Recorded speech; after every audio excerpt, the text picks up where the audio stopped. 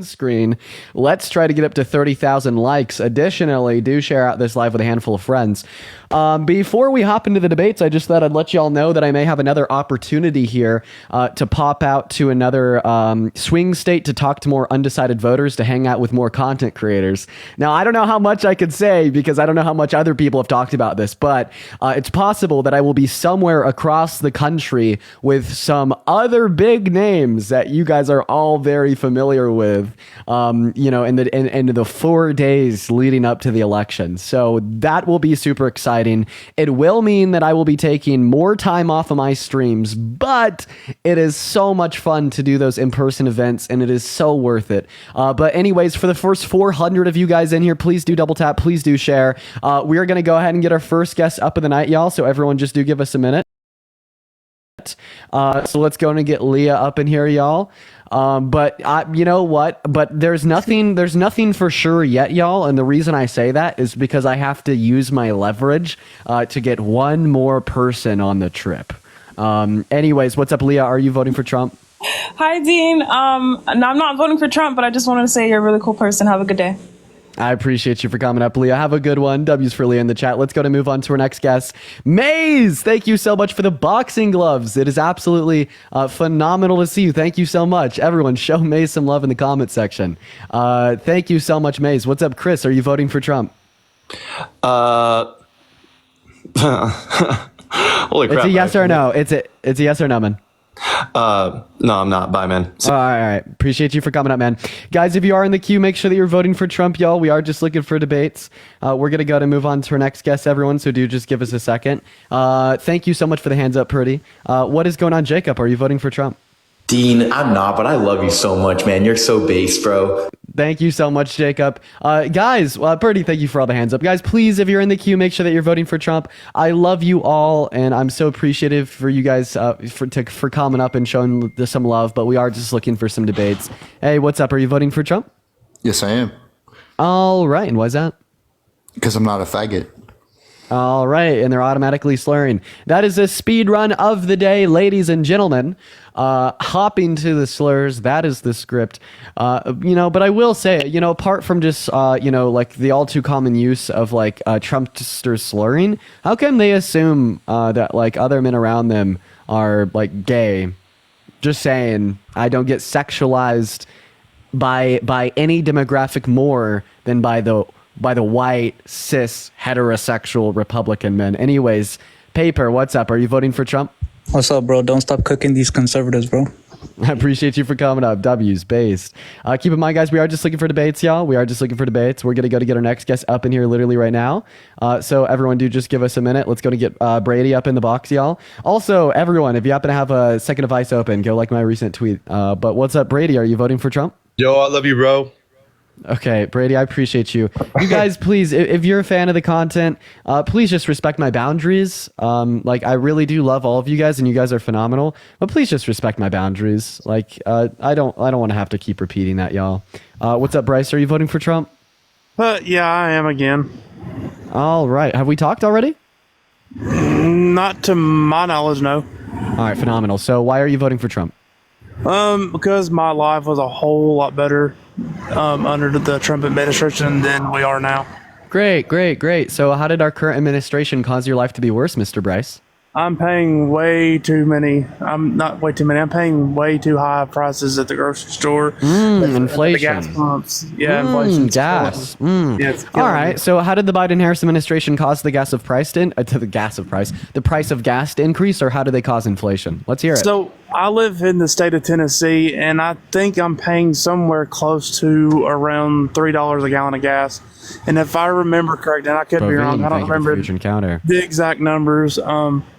I think I was paying somewhere like $1.50 for gas. Yeah, you're paying 30 cents. Absolutely. The Republican platform preys on the ignorant. My question was, how did the Biden-Harris administration increase the price of gasoline? That's what I'm saying. The price of gas under Trump was like $1 or something, and now it's like $3. But that's not what I'm asking. I'm asking how they caused that.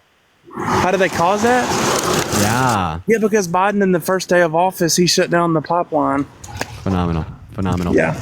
Yeah. Real quick, Purdy, thank you so much for the $100 on Venmo. That is absurd. Thank you so much, Purdy. Everybody, please show some love to Purdy for the $100 donation. That is absolutely so kind of you. You have been coming in here almost on the daily for over a year and showing up and showing out. We all love you here. Purdy is a household name at this point. Please show some love to Purdy. That is literally so kind of you. At least 1,000 W Purdys down below. But anyways, about the Keystone XL pipeline. So right, shutting down the Keystone XL couldn't have driven the price of gasoline up because it wasn't currently producing oil, meaning when it was shut down, we did not see a decline in the oil supply curve, meaning the equilibrium price was kept consistent with the same demand.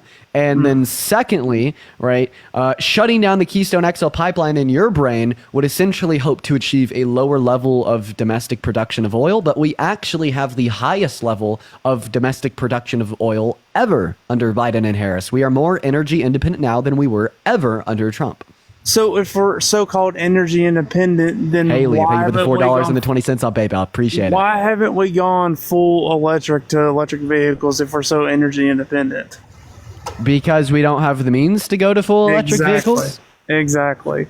What is our country not having the means to go to fully electric vehicles have to do with the fact that we're producing more crude oil now than we were under Trump? I mean, it's all part of the Green New Deal and all that bullshit, whatever. The Green New Deal that never got passed and implemented into law, that one? Yeah, and it never should have been passed because we were energy independent under Trump. And then you shut down the Keystone Pipeline, and then you start getting all this crude oil from other countries. Nikki, thank you for the $25 on Venmo. Yo, thank you so much. Everybody, show some love to Nikki. Let's get some massive W Nickies down below in that chat. Thank you so much for the $25. I really appreciate you for that. I'm going to break it down, Bryce. So okay, sure. One, we were more reliant on like imports of oil from other countries on Trump. 2, we literally import less oil from other countries under Biden and Harris. 3, we are producing more crude oil today here at home in America than we ever were under Trump, right? So when we consider those two aspects that we're less reliant on imports and we're making more oil here, we are more energy independent. But if you deny that, what do you consider energy independence to be? So then why are they always talking about having to tap into the reserves all the time? I mean, is that not a problem? They tapped into the reserves at one point at the beginning of the administration, right, to generate $27 billion in federal revenue. They sold the oil when gas was at when oil was at a high price, and then refilled it when oil was at a lower price. Jessica, thank you for the $5 on Venmo. I appreciate you for the love. So then why can't we be energy independent here and drill here in the States?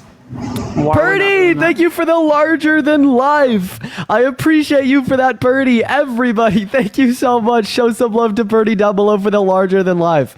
Thank you so fucking much. W Purdy's down below. So Bryce, with all due respect, what fucking part of my words are you not hearing? We are making more oil under Biden and Harris than we ever did under Trump. Well, I guess that's why my parents always said you can't fix stupid. Yeah, you can't fucking fix stupid because you look at it in a mirror every single time you wake up. No, I'm giving you. Yeah, this is just the common like MAGA cope. I'm giving you facts from the Energy Information Administration. The highest level of production that we've seen of U.S. crude oil under Biden and Harris is 13.4 thousand barrels of oil per day, when the highest that we saw under Trump was 12.9. Please, if I'm so stupid and you're so smart, tell me how we were more energy independent under Trump. Because we were drilling for oil and all that here in the States instead of getting we drilled less oil and we got more oil from other countries. What sense does it make to not look out for the better good of our country? Bryce. No, hold on, I'm not done. Shut up. I'm not done. No, you fucking shut up. We drilled less oil and we imported more. I would say that to your face, Bryce. I would. No. Go watch any of my recent videos on my TikTok account. I say that to the face of random people every day. Come on. Yeah, and Charlie Kirk grilled you. Madison, thank you. Oh, Charlie Kirk, the guy that said I gave him the best point he's ever heard, called me intellectually honest and said that he'd have a follow-up conversation with me because he thinks I'm intelligent. That guy? Oh, not that guy. Yeah, I think you're still a little sore, buddy. Okay. Well, sore from what? All of his compliments? He literally said that he loves me. He said that he loves me, but then he had a preface that it was in like a non-romantic way and that he thinks I'm really intelligent and intellectually honest. And on video in the Jubilee episode, he said that I gave him the best point he's ever heard. I Yeah. would have to disagree with that. Wait, no, you can't disagree with the facts, right? He said the first 4 things on the George Jankos podcast, and the last thing in the Jubilee episode that you could watch if you just type in Charlie Kirk on YouTube. You're Yeah, I think- disagreeing with like Yeah, I think objective you're- facts of reality that you could watch yourself. Yeah, I think you're still sore, pal. Sore from what? From Charlie Kirk. Oh, okay. So what point did I make to Charlie Kirk, and how did he refute it that made me so sore? I don't see how Charlie Kirk could give you any credit, man. I mean, you're on here just giving your opinions on all your bullshit. and So then that's when not the people- question that I asked, Bryce. I'm not done. And then when people speak the truth, you get all upset and sore about it. Well, that's not the question that I asked. What point did I make to Charlie Kirk, and how did he refute it to make me sore? I didn't watch it. Why would I waste my time watching that with you? So on then there? how do you know that he made me sore? Because you're a sore loser. Okay, well, I mean, how do you know that I lost the interaction if you didn't watch it?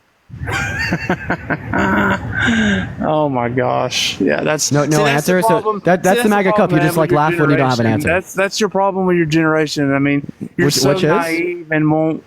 I just don't get it. If you're so naive and so sore and don't want anything to do to better America, then why don't you just pack your bags and move out? I mean, Oh wait, you want me seriously. to you want me to immigrate to another country? Yeah, go for it. Okay, so you're okay with Americans immigrating to Mexico, but you're not okay with Mexicans immigrating to America. Why would I want them here? Oh, but you want me there, but you don't want them here? Why? The reason I don't want them here is because I don't know if you watched it in the news or not. Now I know TikTok already took it down, but up in Bethlehem, Pennsylvania, or somewhere in Pennsylvania, there were literally illegal immigrants, passing up the people in line to go ahead and vote illegally. Is that not a problem? It's not And a if problem you because say it it's doesn't not, happen. man, then that tells me everything I need to know about you. Hey, I have a question. How can an undocumented migrant vote? Explain it to me. They literally did up there in Pennsylvania. I mean, if How? you watched, okay, Like, how does an undocumented migrant vote? they can't. Okay, they can't vote exactly because in order to vote, you got to be what? Registered. And in order to Yeah. register to vote, not only do you have to have a social security number, but you also have have to have an address for your registration. I mean, So it's how can pretty an undocumented obvious. migrant have a home address and a social security number? They don't. So then they're not registered to vote. And just one So then question: explain can to you me- vote if then you're not go registered? Look on here. Hey, no, go look on here and do your research. I talk about research all the time. No. Go do your Answer my research. question. You How don't can want you vote if you're people. not registered? I'm asking You you a very simple can't. question. Okay. You literally okay. can't. So you can't vote if you're not registered. I have a question. Can undocumented migrants register? No, they can't. So then this would tell us that undocumented migrants can't vote, right? Yes. So then, why are they up there voting with their Harris Walls sign or Harris Walls hats and shirts, whatever bullshit it is, and going there and literally cut line and vote in front of everybody else? And we know who they're voting for because. Well, I mean, now that you're contradicting yourself because you can't win a fair election. but you just said that undocumented migrants can't vote. They can't. Yeah, but they're doing it anyways. So how do they do it? Because they let them get away with it, man. I mean, it's ridiculous. We all know. Like y'all how? can't Like fucking- literally You literally can't win a how do fair they do election. it? No, Let's no. just be I'm honest. asking you a very simple, straightforward question. How can an undocumented migrant vote without being registered? They can't, but they're getting away with it. I mean, you're How not do they hearing- get? I mean, no, it's literally impossible to get away with it. You have to be registered in order to vote. You cannot vote in a voting pool without tell being you what, registered. If I can find the thing on the Okay, I think video the on one here, you I'll have in send mind. it to you personally, and then you can post it up, and I'll tag No, you. how in about, it. I just give you a source? So the Heritage Foundation and one of the most alt-right leaning think tanks in existence, the authors of Project 2025, have said that they've been able to confirm and verify 1,200 cases, 1,200 cases of voter fraud since 1997. Did you know that? And No, I that's don't- the most alt-right, far-right leaning think tank that drafted Project 2025. They've Well, here's- only confirmed and proven 1,200 cases of voter fraud in the last, I don't know, 27 years? I'll tell you what, I'll tag you in it, Dean, and then I'll send you another one, buddy. There's another one on here where there's a guy ripping up Trump ballots, so I'll send you that one too, and I'll tag you and make an ass out of you like. Oh, make an wait, ass of like the everybody Trump. else. Wait. Have any Yeah, of I'll these make people an been ass out of you. convicted I in got a you. criminal court? Hey. Like the Trump supporter got fucking like prosecuted and criminally convicted in Pennsylvania for burning Harris ballots? When was that? Like that guy? This was No. yesterday. That wasn't. No, that was not. It was. Yes, he was No, it criminally wasn't 'cause it didn't prosecuted. fit your agenda. Oh, poor Dean. Wait, I mean, you're actively denying like criminal prosecution that you could reference with court documents, literally because it doesn't fit your agenda. This is so fucking Poor little ironic. Dean. Why don't you go hide in your little comfort zone or whatever you want to go, buddy? No, I mean that's literally what you're gonna do as soon as you leave because you can't handle opposition. Yeah, Hey, 'cause my honestly, pussy hey, hurts. I'll vote for Trump. I'll vote for Trump if you could do two things for me. Okay? All right, but Tell me how many continents there are and tell me their names. tell me what? Tell me how many continents there are and tell me their names, and I'll vote for Trump. There's 7 continents. Okay, name them. There's Africa, Asia, Europe, South America, North America, and then the other 2. You see what I mean, Bryce? Like, you just dropped the bag. Sorry, bro. For the 3,000 people in here, we're going to go ahead and restart the stream. I'm pretty sure that we have a little bit of a following glitch. So everybody, just click on my account, right? Count to 10, then refresh, and I'll be live once again. So I will be right back, ladies and gentlemen. Everyone just click my profile, and I'll be right back. Some people in the chat said that I almost thought he had it. Yeah, bro, me too. I was kind of scared there. I wouldn't have actually voted for Trump. Don't trip. But anyways, yeah, guys, I'm going to be right back. See y'all very, very, very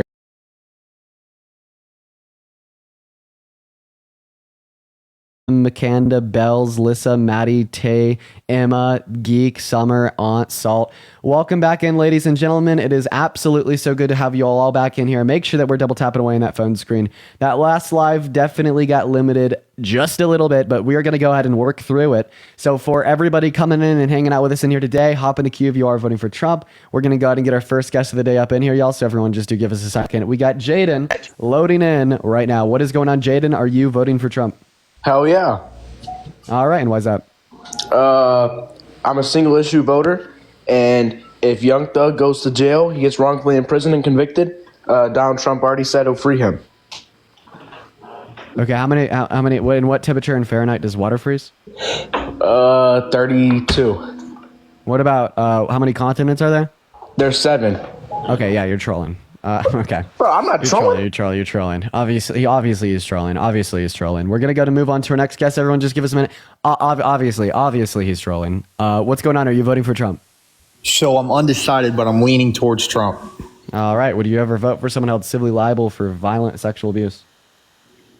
Would I vote for him, or like, what do you mean? Would you ever vote for any political candidate for any office that's been held civilly liable for violently sexually abusing or raping a woman? Probably not. Okay, well, just look up Trump v. E. Jean Carroll. He was held civilly liable for doing those things. That would give you good reason not to vote for Trump. If you're interested in reason to vote for Harris, I'd recommend going to my main account, going to my reposts, and watching my video with Dash.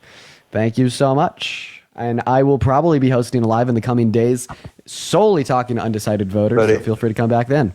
What's going on, Maddie? Are you voting for Trump? Yeah. And why would you do that? Because all the media lies. The big reason: economics, immigration, media lies. policy. Okay, what about media lies makes you want to vote for Trump? Perfect. That they blame the comedian about the Puerto Rico. You know, Donald Trump allocated $60 billion to Puerto Rico. What did Kamala do in North Carolina? Give $750.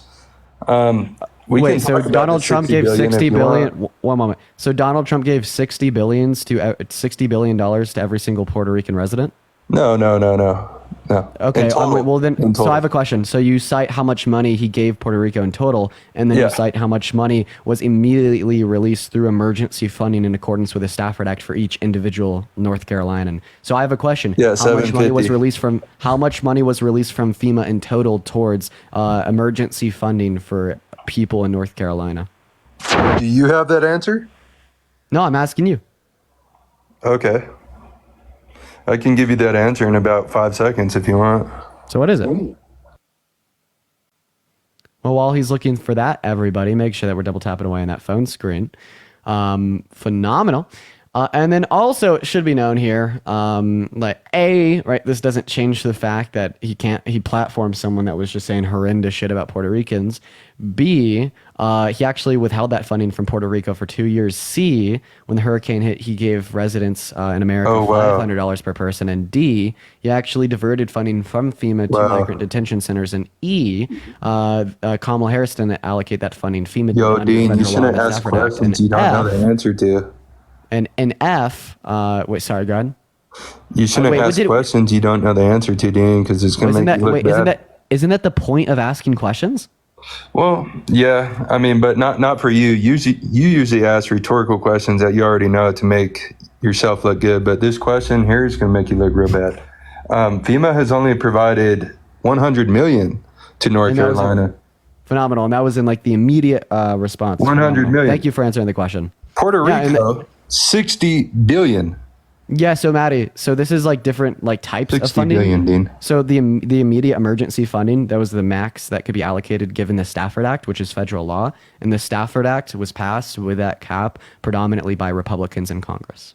Oh, here's another fact. Ready? FEMA for the whole southeast portion of the United States from that hurricane gave $2 billion, and Donald Trump gave 30 times that for a small island in Puerto Rico. Yeah, well, once again, that's because Wow. that's what federal law limited. Well, maybe if FEMA wasn't allocating funds to illegal immigrants, they would have a little bit more money. Can you please give me a direct action from Kamala Harris that reallocated funds from FEMA to undocumented migrants? Well, how Trump when he can we? realloc- She's a hold on vice a moment. president, right? Hey, Matt, do you mind if I finish? Could you give me any direct action of our current administration that reallocated funds from FEMA to undocumented migrants, like when Trump reallocated $144 million from FEMA to detention centers for undocumented migrants? Yeah, Trump allocated 140. You know how much the Democratic Party allocated? About 7 times that. You know who Kareem Jean-Pierre is? Nick, could you name one federal program for undocumented migrants? Yeah, FEMA. FEMA. So there's money going through FEMA to undocumented migrants. Yeah, allocated through FEMA for, yes. Do you not know who Kareem Thank you for the Jean-Pierre is? $5 on Venmo. So what does that funding do? It allocates funds to illegal immigrants to house them. For what? For Where? housing. All Can you across give me- the, can you give me a- all can you give across me a the source? United States. Yeah. Kareem That there's Jean-Pierre would be the first. I'm asking you for a source that there's money coming from our federal government to house undocumented migrants. Okay, absolutely. I'll give you a second source, but my first go-to source is Kareem Jean-Pierre. That's just a name. I want a you know who source. that is. I want like a news publication with the title of an. So what's your exact question, and I'll give it to you in like 10 seconds, 20 seconds. Yeah, a source that indicate that there's federal funding, right, going through FEMA to undocumented migrant, not on the state level, on the federal level.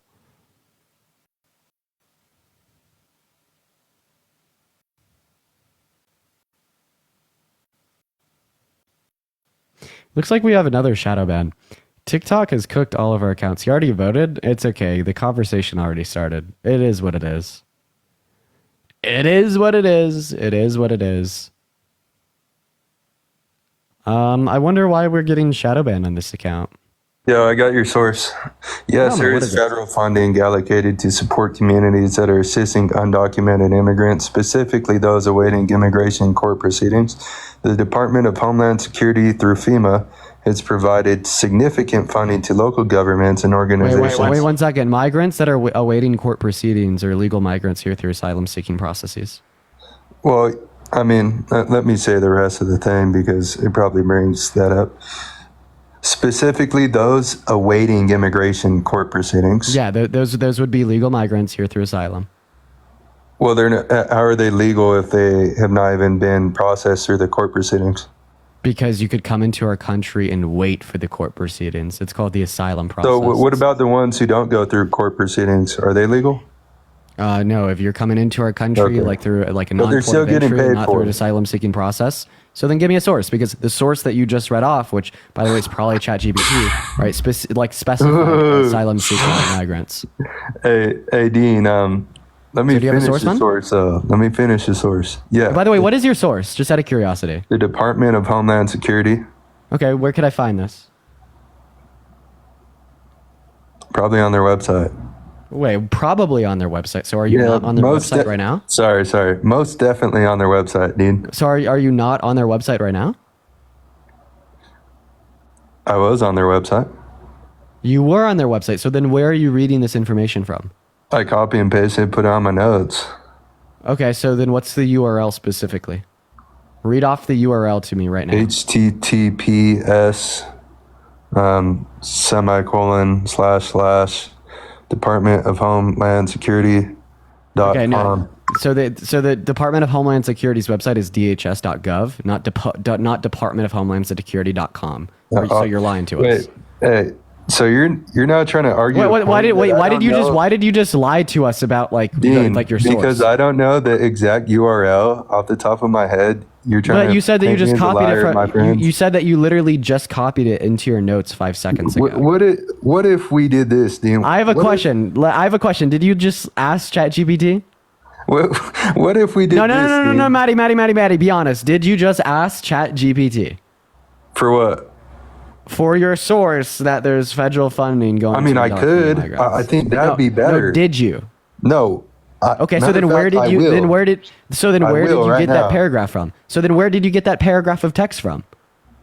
From Department of Homeland Security, Dean. Where else? You're lying because You you didn't said Snapchat that, Department man. of Homeland Security.com. All right, See, Department you're of more Homeland trying to Security is a argue where I got .gov it web from address, than and the it's from actual DHS. point. That's what you guys do. The actual No, point because you're lying to me. No, you're not gonna this is the deflect because you're actual actively point, lying to me. dude. So then tell me Dude. where you got it from. Tell me where Sorry, you got bro. this actual point from. The Department 'Cause you of didn't Homeland get it from- Security No. through FEMA has provided significant No, funding. Come on, let me Maddie. finish. No. Where did you get your source from? You did not get it from DHS's website. Shelter and Services Program. Look it up. Oh no, And Maddie, answer my. Maddie, I'm gonna give you one last chance to answer my question before I kick you. Come on. I'm gonna give you one last chance to answer my question before I kick you. Where did you get your source from? We know you didn't get it from DHS's website. You have one last chance to answer my compete with question. We this, all bro. know. You can't We compete all with this, hear me. brother. We all hear me asking you this question, right? Every single person in here knows You that you're can't lying. compete and with that you this, got- brother.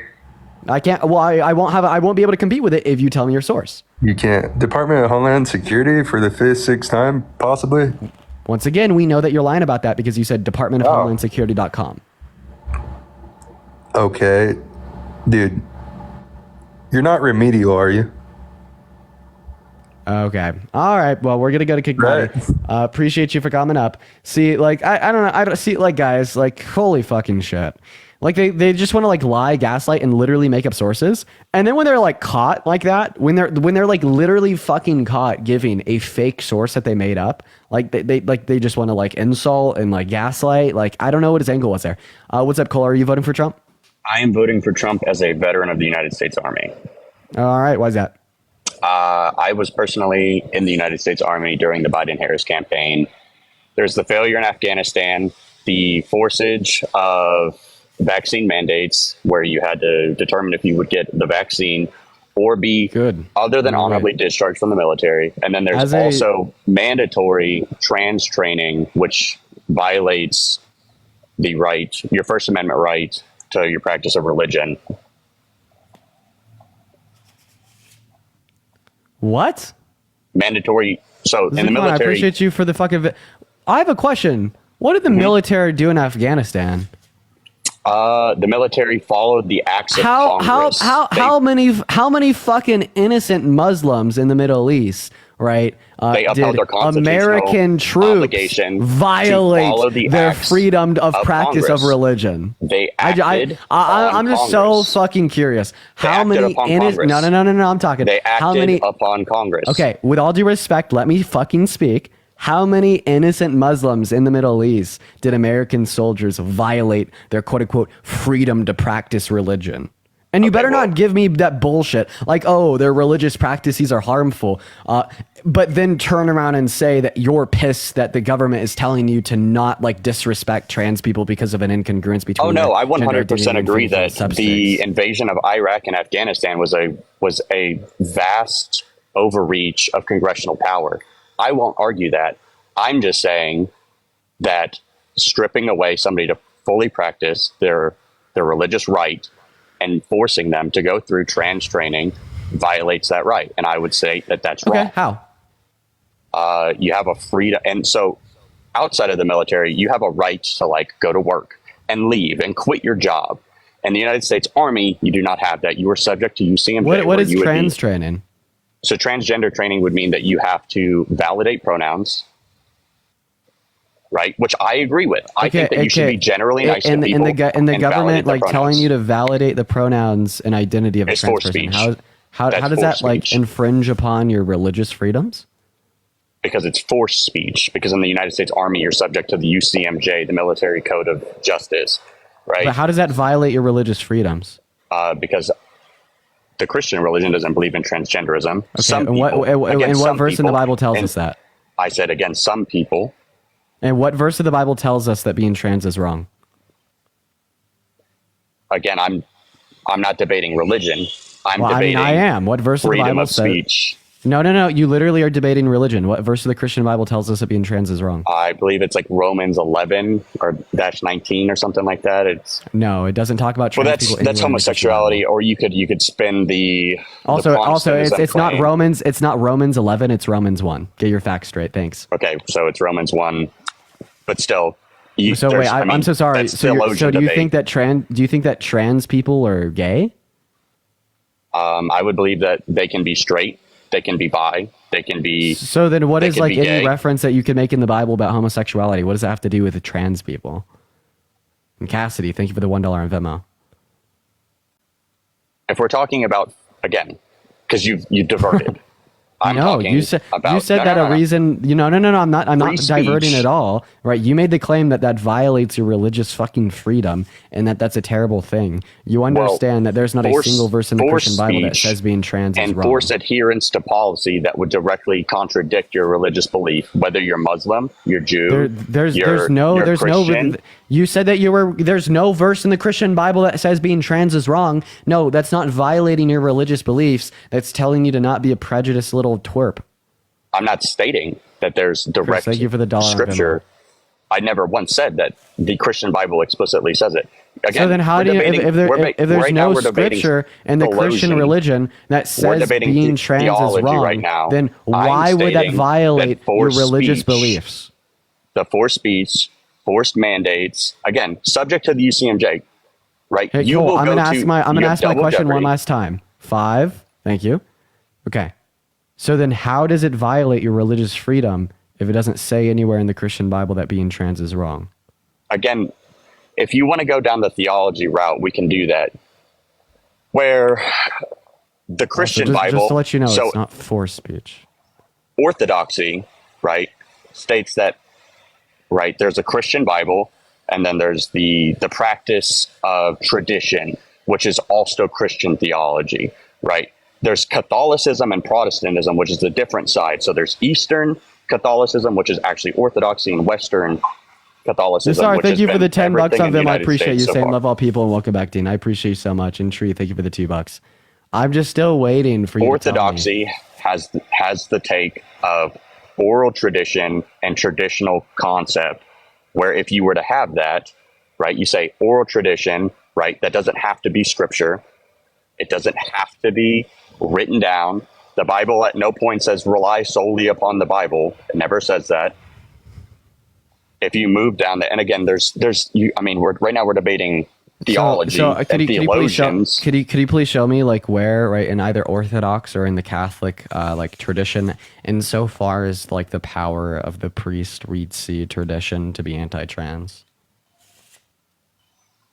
Well, for one, the oral tradition upon Christianity would be that a man sleeping with another man is direct falling within sin, and so the mysticism.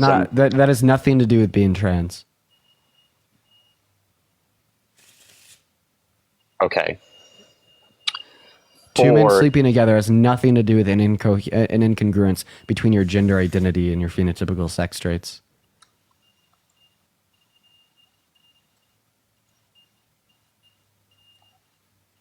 So what is the, I know that I'm off topic because this isn't where I came, I guess, wanting to talk. Because if we're honest, I was debating the direct action of Congress and the commander of chiefs, the president of the United States. You opened up by saying that like respecting trans people violates your religious freedom. It doesn't violate my rights. It didn't violate my rights. It violated those people who I was around, who had those active beliefs. I believe that you should. I think that you should. Are you treat saying that people you with could just kindness and believe? respect. Are you just saying that you could just believe anything that you want and treat us if it's like a religious one, and then like any like impedance upon that is a violation of your First Amendment? Like, okay, well, I actually believe that Kamala Harris is God, and we all have a moral obligation to vote for God. I mean, and by if not we're gonna- voting for God, right, you are, and telling me that Kamala Harris is not God because I shouldn't vote for her, which is implicitly stated, given that you are voting for Trump, you Again, are actively infringing upon my forced First Amendment. speech. So why are you Forced infringing upon speech. my First Amendment? Forced speech, right? It's I know. mandatory. Yeah, you're not forcing allowed. me right now. You're forcing me to hear your argument that Trump is a better candidate than God, bro. Stop being a religious persecutor. You're all the same. I've literally stated that I am not anti-trans. Devin, thank you so much for the $1 on Venmo. Yes, and I just want I'm to let you stating know that like, violation of First government Amendment rights procedures or to have speech, like respect of pronouns is not a forced violation of your First vaccinations. Amendment right. Am I allowed to defend my point? If you, go for it. Try your best. Right. Forced speech through the United States government on military members, like the Department of Defense, to include, you have the Coast Guard, the Army, the Navy, Space Force, right, the Marine Corps. If you are running through those, you had the forced vaccinations. They weren't forced. It was just a requirement of the forces. No, there's a difference, right? So I was Justin, in the military. thank you for the $5 in the on medical Venmo. corps. I appreciate you for the love. Thank There you, was Justin. you had a choice, but the option was either you're going to get this or you will be other than honorable discharge or dishonorably discharged for how long you drag that process out, right? Dishonorable discharge can account to a felony. So disobeying a lawful order is considered, right? So if I was to tell you to do something in the military and you say no, that goes against UCMJ. So you actually do not have the same rights as you would as an American citizen when you're in the military. You lose some of those rights to defend your dishonorable country. discharge, Devin, thank you for the $1 Venmo. The dishonorable discharge, right, is going to be based upon is going to be based upon how long you drew that process out compared to leaving otherwise, right? Then also, I just have a question: do you think that public universities are violating their students' First Amendment right by considering gender identity a protected class? I would state that you can say whatever you choose to say, but I feel like once you force speech on people, right? Please answer my question. I disagree. Hey, Cole, I asked you a very direct question. Answer What's the question? Okay, I'll say it again. So, like public universities that are government owned, ran, and operate, right? Yes. Essentially, like all of them consider gender identity a protected class, right? And if you don't say respect someone's pronouns, like there could actually be like consequences for that. So I just have a question. Do you think that that is a violation of our First Amendment right? I would say if you disagree with it, then yes, I would say that's a violation of the First Amendment right. Fucking Would I hell. Do you state think, that oh my God. because there's Jesus social fucking Christ, repercussions and then there's legal repercussions. Oh my God. Justin, And thank you for the $25 that on would be a Venmo. social Also, one second. repercussion. Thank you It for the should not be $25 a on Venmo. I legal appreciate you for the love. repercussion. Everybody show some love to Justin in the chat. Thank you so much. Massive W's for Justin down below. Devin, thank you for the $1. Justin, thank you for the $5 once again. And Devin, thank you for the $1 again. And then also, ATZL, thank you for the $20. That is ATZEL. Thank you so fucking much for the $20 of PayPal. You were phenomenal. So I just have a question. So when Trump says that he wants to incarcerate and imprison people for burning the American flag, with the Supreme Court ruled in the 70s that that's protected under a First Amendment, is that a constitutional violation? No, because the Supreme Court ruled that it is not a violation, or it ruled that it is. Oh, that it is. Then, so what's the question? Repeat it. Rephrase it. So Donald Trump wants to prosecute people Donald who burn Trump is American actively flags. campaigning on putting people in jail for a year if they burn the American flag. The Supreme Court ruled that burning the American flag is protected under the First Amendment's right to freedom of expression. Okay. Well, Donald So Trump is he campaigning on a constitutional violation, infringing upon our Constitution? I would state that. Well, what circuit of the Supreme Court ruled on that? Was it the United States Supreme Court? Was it SCOTUS, or was it a district or a federal level Supreme Court? Because there's It was either two different SCOTUS or they versions. rescinded it back to a Supreme Court in Texas. So they forget which one. sent it back to the Supreme Court in Texas. Yeah. So it was the state of either Texas. them themselves or rescinded back to a district court in Texas. So is it the Fourth Circuit? I don't know. The Second Circuit? Okay, so that is not the United States Supreme Court ruling on that, correct? Oh my God, Jesus Christ! So when did the United States Supreme Court rule that like requiring you to respect trans people's pronouns is? They never did. Actually, they never did. So then therefore your point's fucking mute, right? That's why forced speech and legal repercussion of forced speech is unconstitutional. Correct? No, it's not unconstitutional because the Supreme Court hasn't ruled it. Well, then it's per se, right? Oh, wait. Actually, no. It was the U.S. Supreme Court. It was it was SCOTUS that ruled 5-4 that burning the American flag is protected under the First Amendment right to freedom of expression. Yeah. Okay. Then if Donald Trump, so is Trump campaigning on violating our Constitution? We have legal repercussions to back that, right? So we have. Can you answer my question? Yes or no? Is he campaigning on a violation of our Constitution? Well, it's not a violation of the Constitution. It's a violation of a Supreme Court ruling that has constitutional repercussions. Hey, Cole, who interprets the Constitution? Who sets the precedent for the... Okay, and did SCOTUS set the precedent that their interpretation of the Constitution would include that imprisoning people for burning the American flag is unconstitutional? In our legal court system... No. Did SCOTUS set... No. Stop talking. No. Did SCOTUS set the... set the precedent that if you burn the American flag and are sent to jail, that is a violation of your First Amendment right? Yes. Okay, so when Donald Trump is campaigning on imprisoning people for that, he's campaigning on a violation of American citizens' constitutionally protected rights, correct? Again, one policy that would have no implications as our court system would then not enact or follow that policy. That's not what I'm asking. Is Donald Trump actively campaigning upon a constitutional violation? Yes. Phenomenal. Right. So I have a question. Can you please show me any direct policies associated with Kamala Harris's campaign that are unconstitutional by nature and have been ruled as such? Ruled as such. Well, if you want to pull, so if we're going to go through the policy of Kamala Harris and the Joe Biden administration, you could rule every single ATF ruling that they've produced that's been Supreme Court ruled on by circuit courts. No, I'm asking you for a policy that Kamala Harris is running on right now that is unconstitutional. Okay, as the Speaker of the House, she appointed Dettelbach as the ATF director, right? She was never she was the Speaker. Yeah, that's what VP. Sorry, sounds stupid. Go ahead. So she was in conjunction with the decision to elect Dettelbach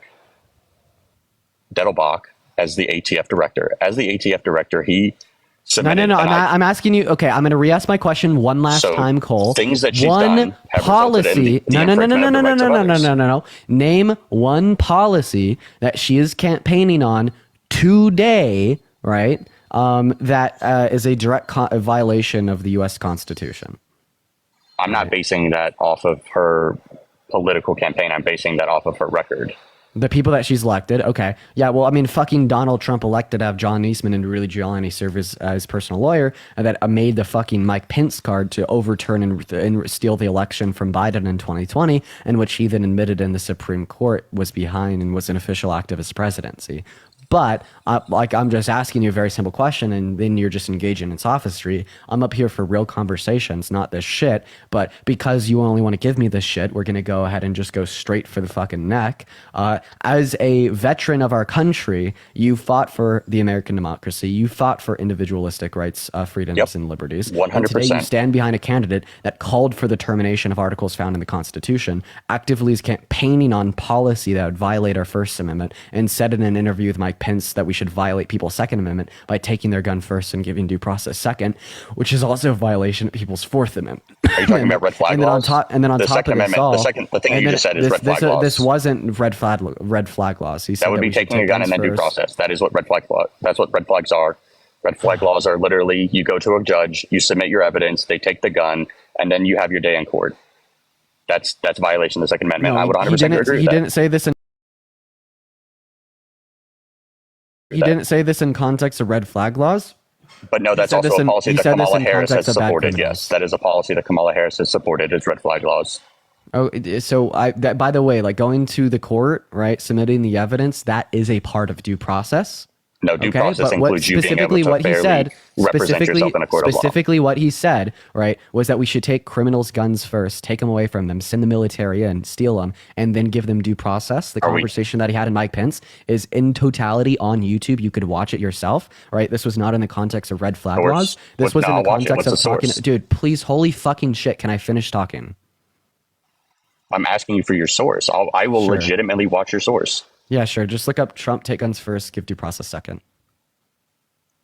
You could find the interview from any source. I'll watch. I will watch it. I'm not morally dishonest. Right, but anyways, I'm gonna go ahead and finish what I was saying. And then on top of that, Trump tried to coup the country and rig the outcome of the 2020 election and steal it from Joe Biden. So just as a question, as someone that was willing to potentially lay your life down for the American, that's not an opinion. It's a fact.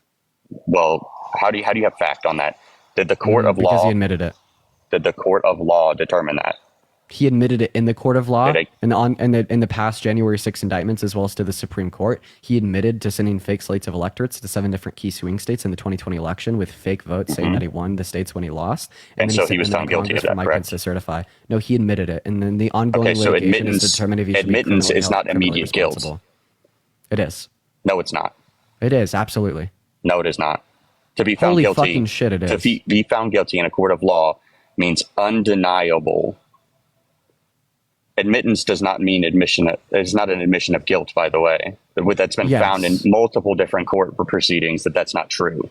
You can state that you've done something, but not state that you're guilty of what that's like. You can say you've done something, but also not have committed the crime that is accused. Well, that's his argument. He's saying that. So he said, "I'm guilty." He said, "I'm guilty. I plead guilty." Now I can explain it to you. So he admitted to the crime, but the ongoing litigation is to determine if presidential immunity should apply. But I just want to make sure, like, you're making. So then he's not guilty. If at this point he's not guilty, so he has not committed the crime. He has possible protection. He would not then be found guilty. So then he did not commit a crime. So my claim is that he tried to steal the election in 2020 from Biden. My evidence was that he admitted that he tried to steal the election in 2020 from Biden. And so he has not been persecuted for that, not been found guilty in a court of law. Yeah, I don't care about that. So then it's an opinion. No, it's not an opinion that he tried to steal the election from Biden due to the fact that he admitted it when the ongoing litigation only exists to determine if he should be immune from criminal proceedings. So if he's immune from criminal proceedings, then he did not steal the election. Oh, wait, I'm so sorry. Also, there was a peaceful handover. One second. Can you attempt to rig an election? 1 second. Can you attempt to rig an election, right, without facing criminal repercussions if it was to be the case that it's considered an official act of his presidency? Well, you can attempt to do things and then never do them. Yeah, and that's what he did. So as someone that fought for so you're saying that he never did it. You just agreed with me that he never did it. He was unsuccessful because Mike Pence stopped him, yeah. Okay, so then he did not rig the election. He tried to and failed. So I have a question. So then he didn't. If Trump tried to grape a little girl and failed, would he be a threat to children? Yes. And should he ever be allowed around children again?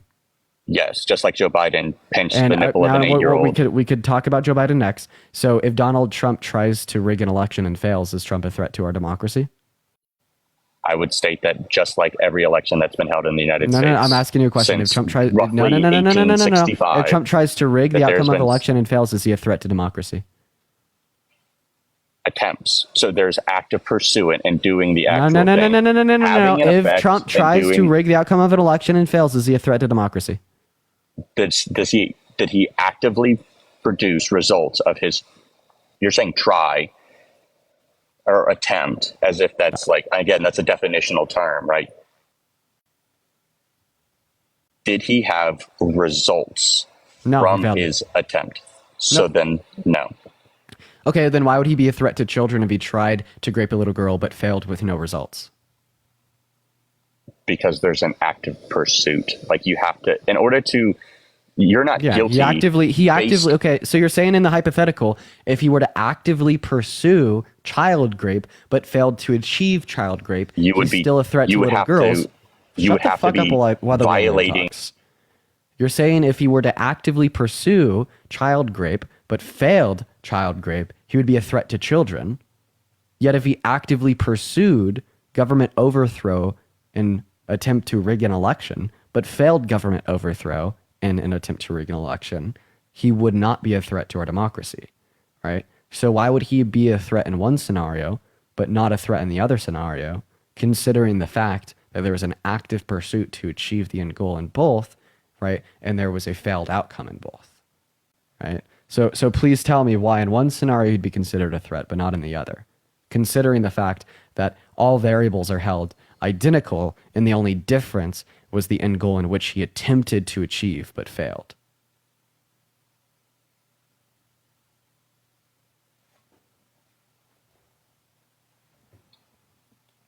So there's attempted, and then there's committed. So what did I just right? say? And then there is plotting. I want you to repeat what I just said for me. I actually have your audio on like a repeat. I can hear myself and I can hear you. So then So I you should be kind able to. So if you want to get rid of that, you could swipe in and out of the app. I can hear you. Swipe in and out of the app. What did you say? Swipe in and out of the app.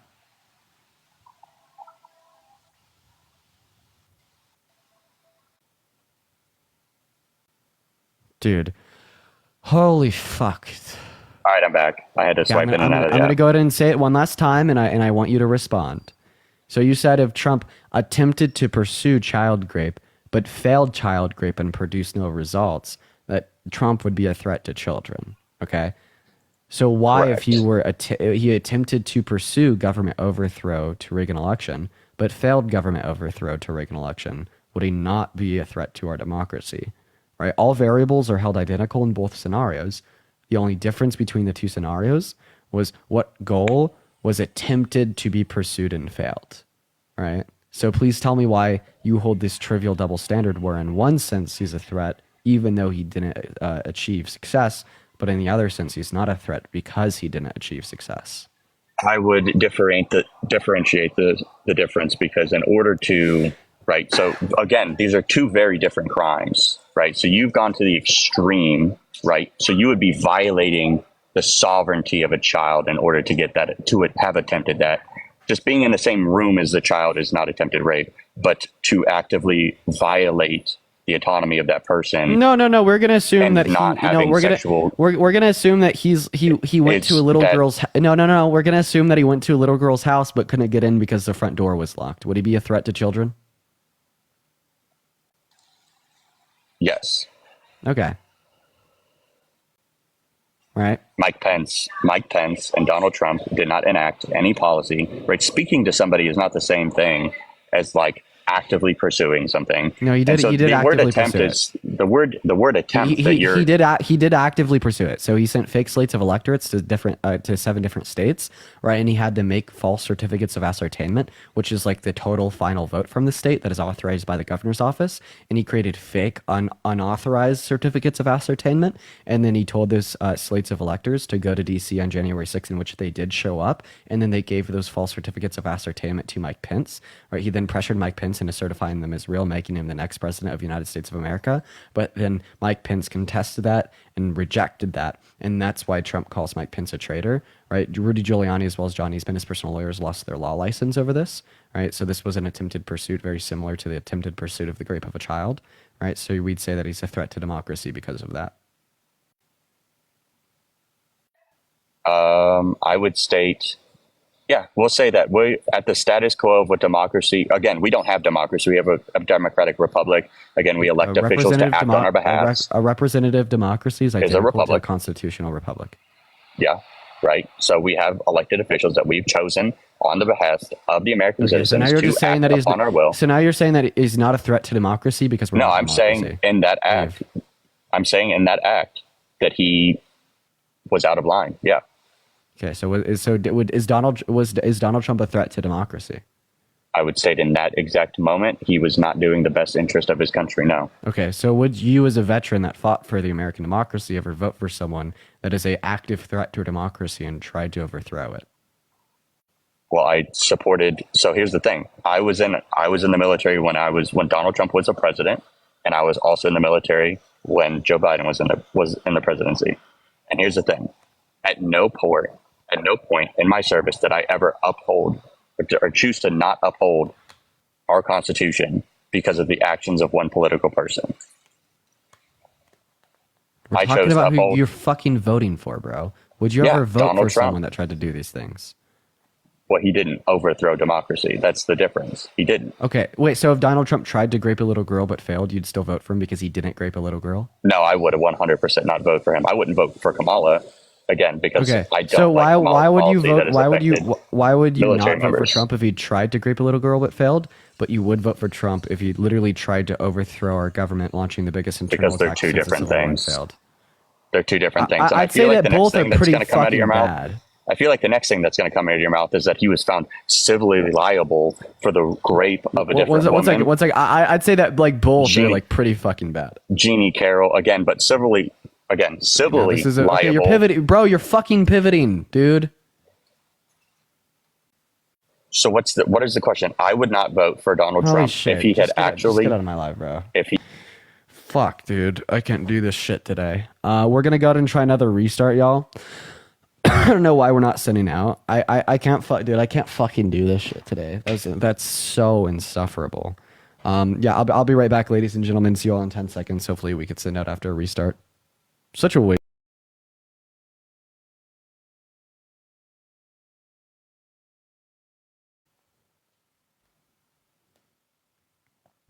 All right, welcome back in, ladies and gentlemen. It's so good to see you all. Welcome back in, guys. What's up, Kiara? What's up, C? What's up, Ghost Girl? What's up, Amelia? Welcome back into the stream here, y'all.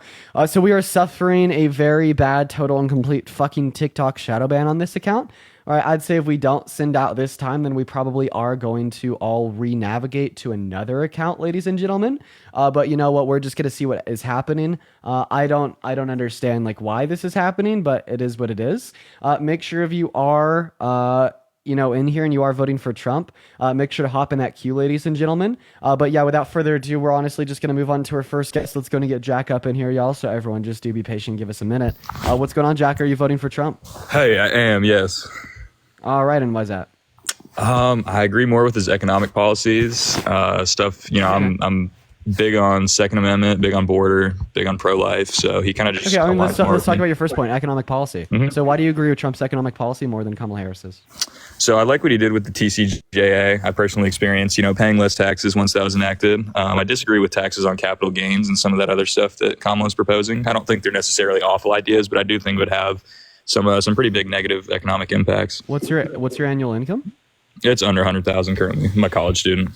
Oh, okay. Well, yeah, you will definitely benefit from Kamala Harris's tax policy moving forward compared to Donald Trump's. So another 10 years of Donald Trump's TCJA is estimated to cost $7 trillion by the CBO. Trump has announced no plan for how he's going to pay for it, meaning that this is just unnecessary government debt. Additionally, it disproportionately serves to people making over $500,000 per year, right? We'd see that it benefits them the most, then benefits people making under $50,000 per year the least, right? And then in tandem to the TCJA, he's also announced a plan for tariffs, which means that he wants to impose taxes on all imports, 10 to 20%, which are inflationary and regressively impact members of the low and the middle class, meaning you the most, right? As well as they destroy American-owned businesses by decreasing exports. Kamala Harris's tax plan, on the other hand, is designed for you and people just like you, with 100 million American workers in that low and the middle class, right? The college students working a part-time job to get by, right? Like the things such as increasing the child tax credit is expected to reduce childhood poverty, right? Increasing like the standard deduction for first-time business owners during the first year in business is expected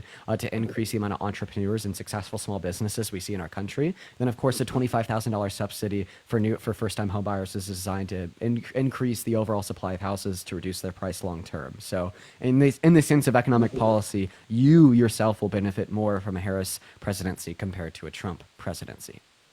Right. So you mentioned lots of deficit spending and adding a lot of debt to our national debt under Trump with the TCJA and other things that he was proposing. So what do you think about? I'm not saying that a child tax credit and the first generation first time home buyer credits are necessarily bad things. I think they're often pretty bipartisan, but I do think those things also add lots to the debt. So what would you say about that? They do if they're not accounted for. So the totality of her tax plan is estimated to cost $2.4 trillion by the CBO, right? But the thing is, it's not going to increase the debt by a penny over the 10-year lifespan of the bill because she's also announced a plan for exactly how she's going to pay for it. 1.3 trillion of that's going to come from a 7% increase in our corporate tax rate. Then 300 to 400 billion of the remainder 1.1 trillion is going to come from granting Medicare a greater renegotiating ability with private pharmaceutical companies to save government spending. And the remainder will come from an introduction of the unrealized capital gains tax on centimillionaires, and an increase in the realized capital gains tax for those same people. So Kamala Harris's tax plan will not increase the debt over a 10-year lifespan of the bill. Trump's will by $7 trillion. Okay, definitely fair to say that things like that'll pay for it. So touching on the capital gains tax, do you agree with that policy? Like not inherently. Like I don't think that we should implement like an unrealized capital gains policy unless there's good reason. But I'd say that they have sufficiently good reason to reallocate that money taken from the unrealized capital gains the unrealized capital gains tax that has been proposed back into the pockets of average Americans through her tax policy. Okay, so I'm by no means an economic expert, but I am an economic student, and I could be totally wrong on this. But just from my own sort of analyzation of this capital gains tax, I think it would be just sort of a disincentive for people to invest in America in general. Do you disagree with that? I do disagree with that because it only applies to centimillionaires, and like people aren't gonna like just stop making money when they hit like $100 million in assets. I mean, like they're gonna continue to run their businesses. They're gonna continue to invest because there's no good alternative to. If there was an alternative, right, where they can reallocate money over 100 million that wouldn't have that tax applied, I would say that it would be a negative like overall disincentive for America and our economy. But considering the fact that there's literally no alternative, like they're just gonna suck it up and deal with it. Yeah. Okay. And again, I'm kind of just throwing out predictions here, but my stance would be that if we were to disincentivize people to invest like that, I think that I agree. It's only people over $100 million, but I think those people would start to transfer their net worth into more tangible assets like, gold, silver, artwork, things like that, where they could avoid paying those taxes. Because I do think it's unreasonable to ask these people, regardless of their net worth, to pay taxes on money that they haven't even seen yet, money that hasn't touched their pockets, especially when investing is such a core backbone of the U.S. economy, and we need people to be investing. I think we both agree on that. I mean, yeah, do you disagree with property tax? And, Majid, thank you so much for the $20 on Venmo. Majid says, please help me decide who to vote for. For Harris, obviously. I really appreciate you for the love, Majid. Everybody, let's get some W Majids down below. I really appreciate that. I don't disagree with property tax just because if you own that property, it's something tangible that you're paying taxes on. Yeah, but you're paying the property tax on the totality of the value of the property when like you may have only like put down like a quarter if not lower of the amount of the value of the property, right, in accordance with what you're paying taxes on. And then if you're going to say, well, you have something tangible that you could sell to generate that much of an income, I mean, then we could just say that they have something tangible insofar as like ownership of a company that they could sell in the stock market. That's fair. You could definitely make that argument. But then what I would say about property taxes is I don't think that property taxes disincentivize anyone from investing or would have any negative impact on the market, because that's something that we've had for a very long time and they've always worked. I mean, this would just give us empirical evidence to believe that although it is possible that this will create disincentivizations and possibly produce like inefficient outcomes, given the fact that property tax is logically synonymous to an unrealized capital gains tax within like the relevant regards, and we don't see those same undesirable inefficiencies created, maybe we won't see them created by the unrealized capital gains tax either. Yeah, maybe we won't. Absolutely. We may see disincentivization to invest, and we also might not. That's something that we really aren't going to know. To me, it seems more like there would be disincentive to invest. If I had a net worth over $100 million, I would probably do all that I can to move away from an area where I'm going to be taxed like that. But no, you could totally be right that won't cause. And then also like the disincentivization that you touched on insofar as like maybe pulling it out and just putting it in gold or like artwork. Well, we wouldn't see the same ROIs like typically associated with some of the earners in like the S&P. Right. So although, right, they wouldn't be having that like capital gains tax if they were to put it in gold, all things considered, they'd still be generating a greater level of like an ROI on their investment if it were to be put in that stock market with 20% being paid out in unrealized capital gains. Okay, agreed. So is that 20%? Is that what it would be? Because I don't know exactly how the taxation works. I only know that they are 20%. Okay, understood. So I understand that we need taxes in this country, but does 20% not seem steep to you? No, I think it does seem steep. It does. Like, I mean, I'm not like necessarily like the biggest fan of it, but I'm like totally fine with the idea of like reinvestment back in the average American, especially right now with the income inequities that we have. And like all things considered, I'd say that is the least desirable attribute of our tax policy. But because of where it's going and because of what the alternative is with Trump and his tariffs, it's still the better option. Okay, that's fair. So I personally sort of disagree with what you're saying about tariffs. I do think that they're necessary. And I'm not saying that just because I like tariffs. I'm saying that because I think it is sort of imperative that we bring manufacturing back to the United States as soon as possible.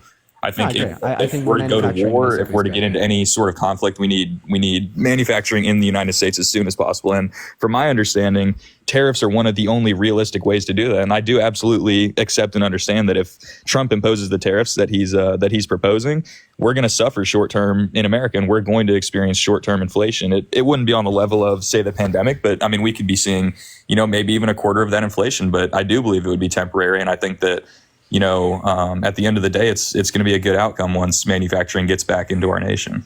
No, I don't disagree with the sentiment of like reindustrializing America's manufacturing sector. I think that's a good thing. I think that that's something we should always be focused on, not only because it uplifts our country and increases our GDP and the quality of life of American citizens, but we also have like humanitarian concerns with like other countries being reliant on like slave and child labor.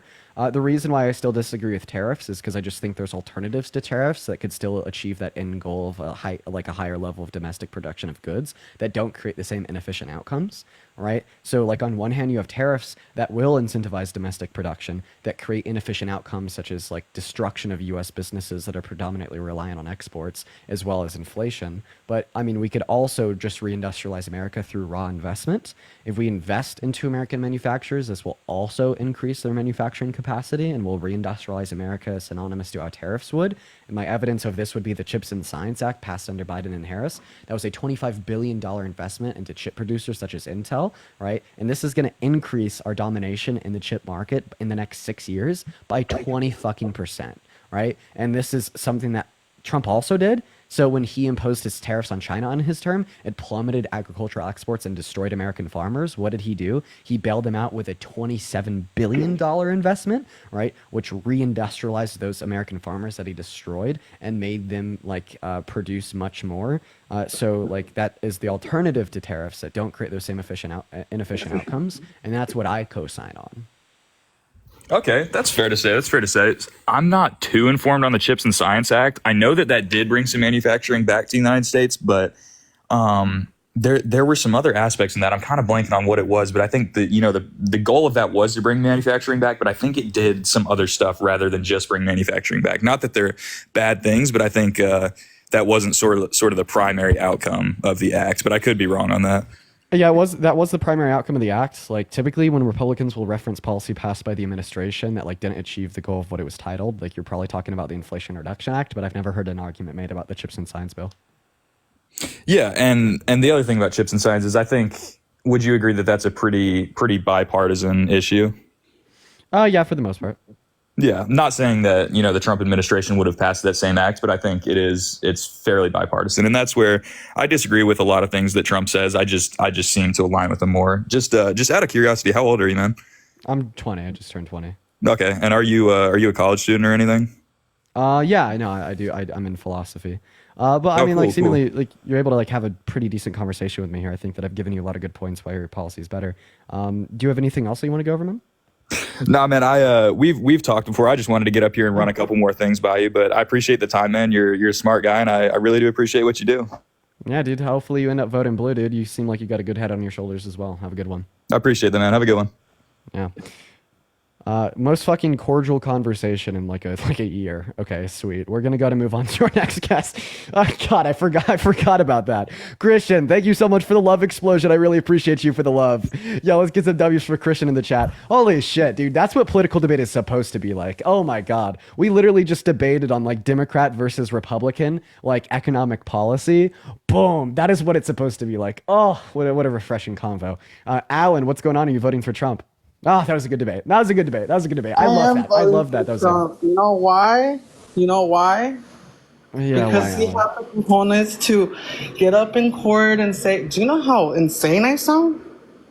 Go Harris 2024. Thank you for having me up. I'm sorry. I appreciate you for coming up, Alan. What's up, Jake? Are you voting for Trump? No, man. I'm not voting for Trump. I don't. Jake, you're phenomenal. I'm so sorry for kicking you. Everyone show some love to Jake in the chat right now. Once again, I am very sorry for kicking you. We are just looking for debates, but I appreciate you, bro. Hello, Harris is a joke. You radical, insane person. All right, why are you voting for Trump? I do that because it definitely gets people's attention. So I'm 44 down here in Florida, and the one thing that we all definitely don't want, whether you're on the left or right, is a world war, and you definitely don't want nuclear war. So what's going on, and I can speak from a semi-intelligent position. I was in the military for 20 years. You have North Korea teaming up with Russia. You have China sitting down with Anthony Blinken saying that we're not speaking from a position of power. And just recently, I believe last week, we had 2 bombers come off the coast that were intercepted, which obviously was a trial and a test. Iran is also teamed up with China, and they're not very happy with us right now. So if it weren't for that, I may actually consider Harris, but I don't see, and China obviously doesn't see, us being in a position of power. So that's why I'm voting for Trump. All right. So what actions do you think that Kamala Harris and Joe Biden engaged in that made us look like we're no longer in a position of power, but Trump would reinstitute? That's a great question. I would love to sit down with China, or at least research China's view on that. Obviously, they're seeing something that we may not see. I know. Sorry, man. You were just cutting out like every other word, and that was annoying. Hey, what's up, Nathan? Are you voting for Trump? Yeah, God bless you, Dean. What are your comments about Kamala Harris's stances on getting rid of free speech on social media platforms? We need to get rid of it all. We need to delete all free speech on all social media platforms. If someone says something that disagrees with the Democrat narrative, they can't say it. I think that we need to change the terms of service on every single platform, right, publicly available on the internet, to completely ban and restrict speech from all Republicans. Do you understand how preposterous that statement was?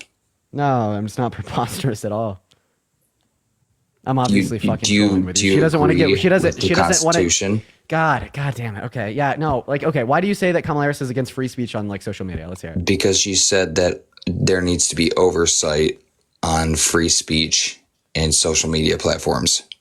I mean, well, there is. One could argue that there needs to be more. I'd say typically, terms of service of social media platforms like Twitter, like X, TikTok, Facebook, etc., right, would typically restrict against hate speech, harmful misinformation, because it's bad. It causes unnecessary deaths, like it did with COVID, with people saying that it was just the common flu and the vaccine caused autism and whatnot.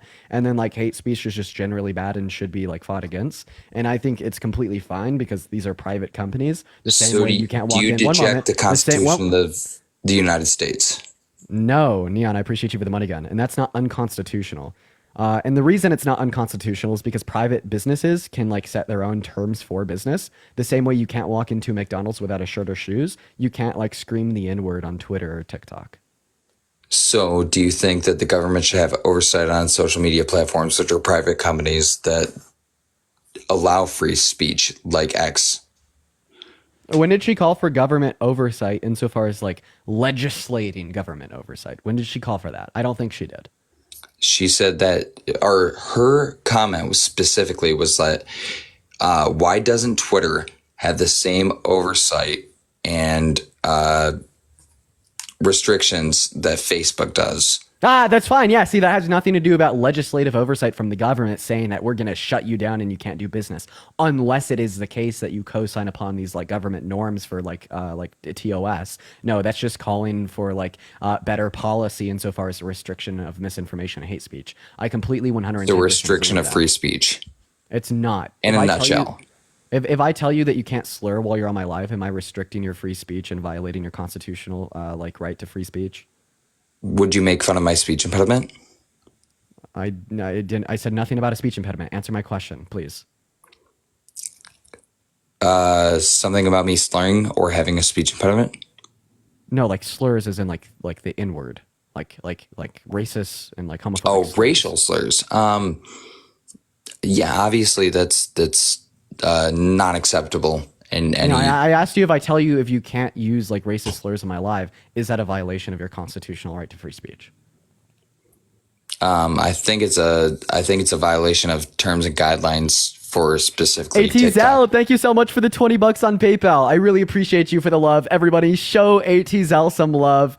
Thank you for the $20. That is so incredibly kind of you. Thank you so much. Well, hey, Dean. Is that a violation love of your to First stay, Amendment? but I'd love to hear more conversations of other people that have other questions to ask you.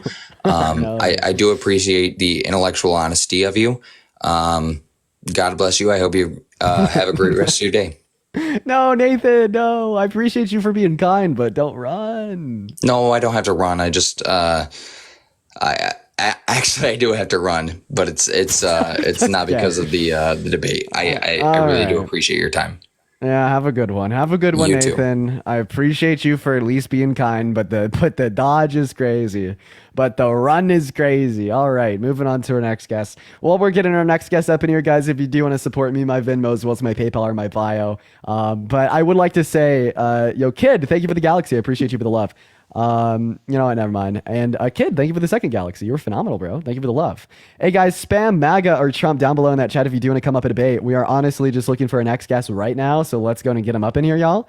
So just give us a minute while we're getting our next guest up in here. I see TJ the realtor down there spamming Trump.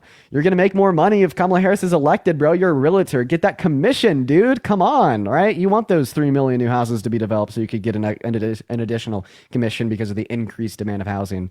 Realtor for Trump. That is like a slug for salt. Hello, Jordan. Are you voting for Trump? No, but I have a question. I was going through your followers, and you're following Trump, but not Kamala. Why? Okay, well, first I follow Trump on all platforms, and I even have Truth Social to follow him because I need to stay up to date with every single thing that he posts or says anywhere on the internet 110% of the time. That will never change. That's what I need. But I don't follow Kamala Harris, probably because I stay up to date with like her, through what Republicans post about her, alongside like her, like press releases from the White House and rallies. But I should probably follow her. You got me there. Okay, period. But okay, you're awesome though, and I watch your debates, and I think you're so smart and good job with everything. That's all I have to say. Thanks, Jordan. Yeah. Have a good one. God damn it. I'm so, yeah, guys, I'm like the chronically online debater. I care so much about what Republicans say online is because that's what I advocate against. I'm not even following Kamala Harris. God damn it. Yeah, you know what? Clown me for that. Clown me for that, chat. It's good. We're good. Clown me for that shit. Oh, that's terrible. But don't worry, I do own a Harris Waltz sweatshirt. I swear to God. Thank you guys for the gifts. What's up, D-Bird? Are you voting for Trump? I am, yes. All right. Why is that? I really wanted to come on here and ask you, first off, are you a citizen of the United States? Yeah, I am. Okay. As a citizen of the United States, what would you say are your top 3 policies that you care about, regardless of who you're voting for as a human? Well, I mean, yeah, I care about economic policies, human rights. You could find a way to label that as a policy. And like, what's a third one? Like, I care about economics, like basic human rights, and like a third one, like immigration, probably. Those are my big 3 right now. Okay, so climate, no, my big 3, immigration's up there. I'd say like climate policy, human rights, economic policy, environmental policy, that'd go into climate. And then like maybe like probably like policies just about like government efficiency and like a reduction of the debt and like a better ran bureaucracy. Like healthcare is up there too. Democracy, that's like number 1 on the ballot. There's a lot. I care about a lot of things, man. So top 3. Top 3. What were your top 3 are so that I can start a debate with you on your top 3? I'd say the biggest one in this election is democracy, basic human rights like abortion, and then economic policy. Okay. So your first one, what has affected you on the first one? What is that like when Trump tried to like coup the country and rig the outcome of the 2020 election and steal it from Biden? No, Heidi, thank you so much for the $30 on Venmo. I appreciate you so much for the love. It is so incredibly kind of you. Everybody spam W Heidi's down below. Thank you for the $30. You were phenomenal. And Majid, thank you once again with the $20, but W's for Heidi. So democracy is very important to you is what you're saying. It is so vitally important. Yes, indeed. So it's so important to you that your nominee wasn't even the primary elect. Is that correct? She was elected at the DNC, but if you're talking about the primary, Did she win a primary? No, she didn't win a. Well, actually, yes, she did. She did win a primary. Yeah. She did not win a primary.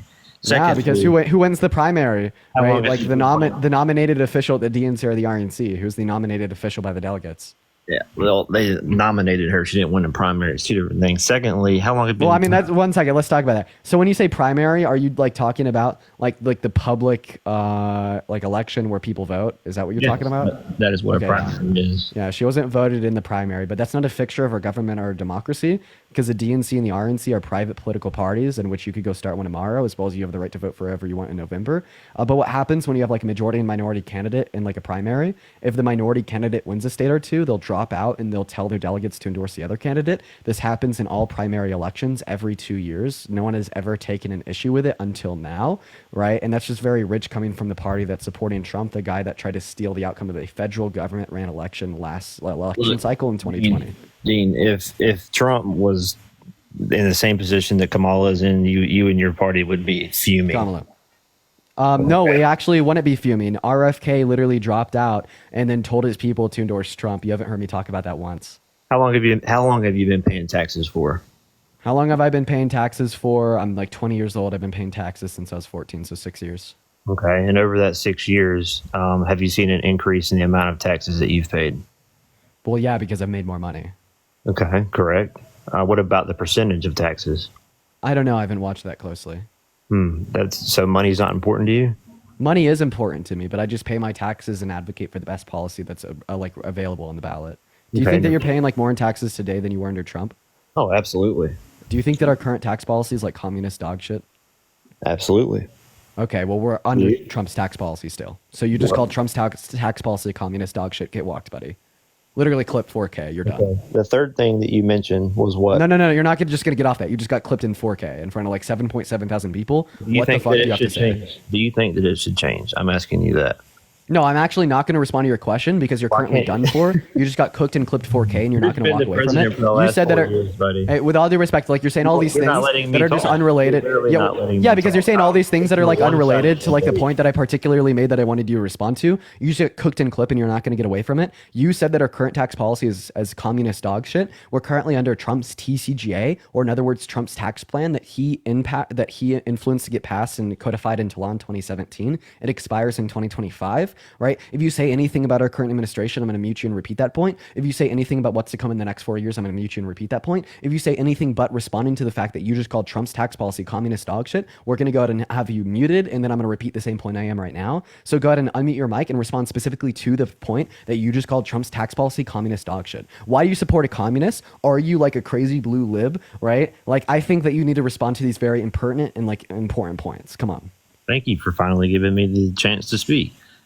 So yes, I would agree that the tax policy is bullshit. As a human and citizen of the United States, I'm tired of paying over taxes. And the fact that we need to change that, I think, is an important issue in our economy. So you're tired of Trump's tax policy? Yeah, 100%. Okay. Would you ever vote for a candidate with communist dog shit policy? I mean, both of them have terrible policies. That's what I'm alluding at. Oh, okay. So Trump has communist dog shit policies. Can you affirm or deny that? Deny. Can you affirm or deny that Kamala, or however you pronounce her name, has dog shit policies? No, I think she has pretty good policies. But how could you deny the fact that Donald Trump has communist dog shit policies when you called his tax policy communist dog shit? Now you're putting words in my mouth. No, I'm not. It was communist dog shit. You sure did. Where did I start with our conversation? I asked, how long have you been paying What you started with in this conversation has nothing to do with when you called his tax policy communist dog shit. You literally called that verbatim. Yeah, right. We even see people in the chat. Like, dude, someone in the chat with like their profile picture of like Trump getting shot at the rally, and his name is literally Trump 2024. Like, that is a fucking cult member. And you want to know what he just said in the chat? Nah, you did say that. Like, even the Trumpers are mad at you because you just called their fucking daddy, right, a communist dog shit policymaker. Like, come on, let's be real here. So do you think it's a dog shit policy as well? Oh, yeah, no, terrible. The TCJ, so bad, it's communist, it's dog shit. That's why we need to vote for Harris, right? Let's rally around the candidate that stands against the red wave. Let's rally around the candidate who doesn't want to see Marxism embedded in every single facet of our society. Let's get it out of the economy, let's get it out of the constitutions, and let's get it out of the government. We as American citizens have a moral obligation to stand against that shit. We've seen how it worked out in the USSR. We've seen how it's worked out in China. We've seen how it's worked out in Cuba. We've seen how it's worked out in Venezuela. We need to get it out of our government. That's why we need to vote for Kamala Harris. And seemingly you'd agree with me here because we both just paraded the fact that Donald Trump has communist dog shit policy. Am I right?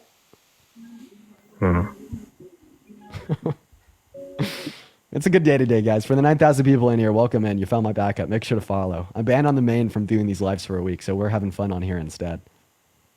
I guess the third thing I'd like to ask you about, which you said was an important policy, was the border. Right? You mentioned. Sure, go for it. We'll do it. Fine, whatever. You mentioned that was important to you, right? It's one of the many things. So I think that we need to rebuild our legal systems of migration. We need to make it easier for people to come here legally, right? And then for the undocumented migrants that are in our country, we need to offer them a pathway to residency or citizenship if they are not violent, and deport those that are violent, so we could further increase the quality of life for these people so they could better provide for themselves and their family, while also making the quality of life for all Americans better by just further bolstering our country's economy and GDP. Like, let's be real here, man. Right. Yeah. And I think I'm not trying to argue with you. I'm just trying to figure out what your stance is on the topic. A lot of people. I just told you. Did you just agree with everything I said about? I'm still speaking. I'll let you. Nah, speak. fine. I'm getting too trigger happy. I'm too excited and happy. Yeah, go for it. So a lot of people say that they're tired of hearing about the border. Well, it's very important when we have these illegal immigrants coming into our nation and killing our own. Right. that shouldn't happen. Yeah. And then when you said that you're a U.S. citizen earlier, right? Yeah, and then when your presidential person, whatever you want to call her, says that we shouldn't change anything, she wouldn't change anything that Joe Biden did over the past 4 years, that should be a threat to our nation. Going in, let me get. 1 second, Justice. I'm just going to finish this out with D-Bert. So are you a U.S. born citizen, sir? I am. Okay, well, you're 2 times more likely to commit violent crimes than undocumented migrants. Should we deport you too? That makes no sense at all. No, but I thought you said that like the undocumented migrants are like literally like D1 Marvel villain because they're killing our people. I mean, you're 2 times more likely to. Like, so what does that make you? Are you like Mr. Evil? Twisting the narrative. I'm not, dude. There's no narrative here. It's just all bullshit and lies. For instance, Donald Trump torpedoed Lankford, a Republican in the Senate. Trump endorsed, one of the 11 Republicans that supported his attempted coup last election. So very radical. He torpedoed his bipartisan border bill because it would have ended the crisis upwards of 2 years ago. He didn't want to see the Democrats win, and he wanted the crisis to continue so he could convince you that they're absolutely terrible. What has Kamala done to strengthen our border? Nothing. I mean, apart from passing the executive order with Joe Biden that has put us at lower crossings today than any point under Trump's term. Right? She tried to influence that bipartisan border bill, and then third of all, her name is pronounced Kamala. If you can't pronounce her name right, just call her Harris. Fake news. She's done nothing to protect our border. Okay, so are you saying that she didn't pass that executive order with Biden? You got blood on her hands, and you know it. Go Trump. So I just want to clarify: are you holding to the claim that she did not pass an executive order with Biden that decreased border crossings by upwards of 60%?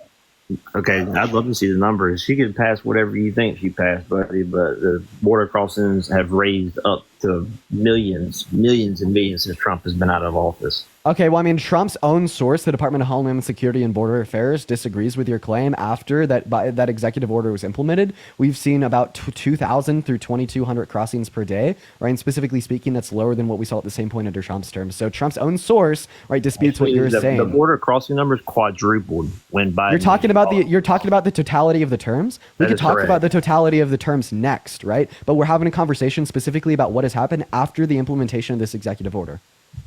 Yeah, so what's happened? The numbers are still high. Nothing to fix our issues at the border. Okay, well, if our numbers are high now, did that mean that numbers were high when Trump left office under his term because they were at the same or higher levels? We're talking 1 to 4. I'm going to go ahead and repeat my question because obviously you're not like hearing me or responding to me. You're saying that the numbers are high now. We currently have a border crisis. It is open, but yet we had higher numbers at the end of Trump's term. So would you say that Trump left office with a border crisis that he never fixed? He tried to fix it.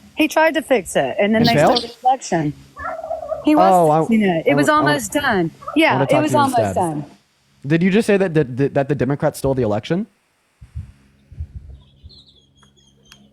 You don't want to talk about that. Okay, what do you want to talk about? Why are you voting for Trump? It's fair. It's fine. Yeah.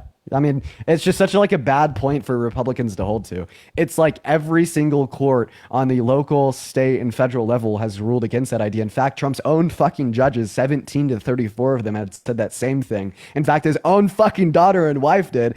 Bill Barr did. His own lawyers did. His own fucking VP did. His own Electoral Integrity Committee did. Everyone's been telling him that he lost.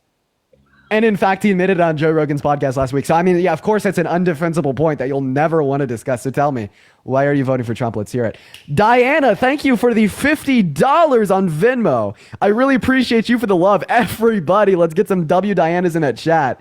That's insane. Thank you for the love. And Anna, thank you for the $10 as well. Everyone, please show some love to Diana and Anna. You guys are phenomenal. Thank you guys so much. Massive W's, but please take it away. I'm ready to hear for you. Hashtag justice for Melissa. Let's hear it.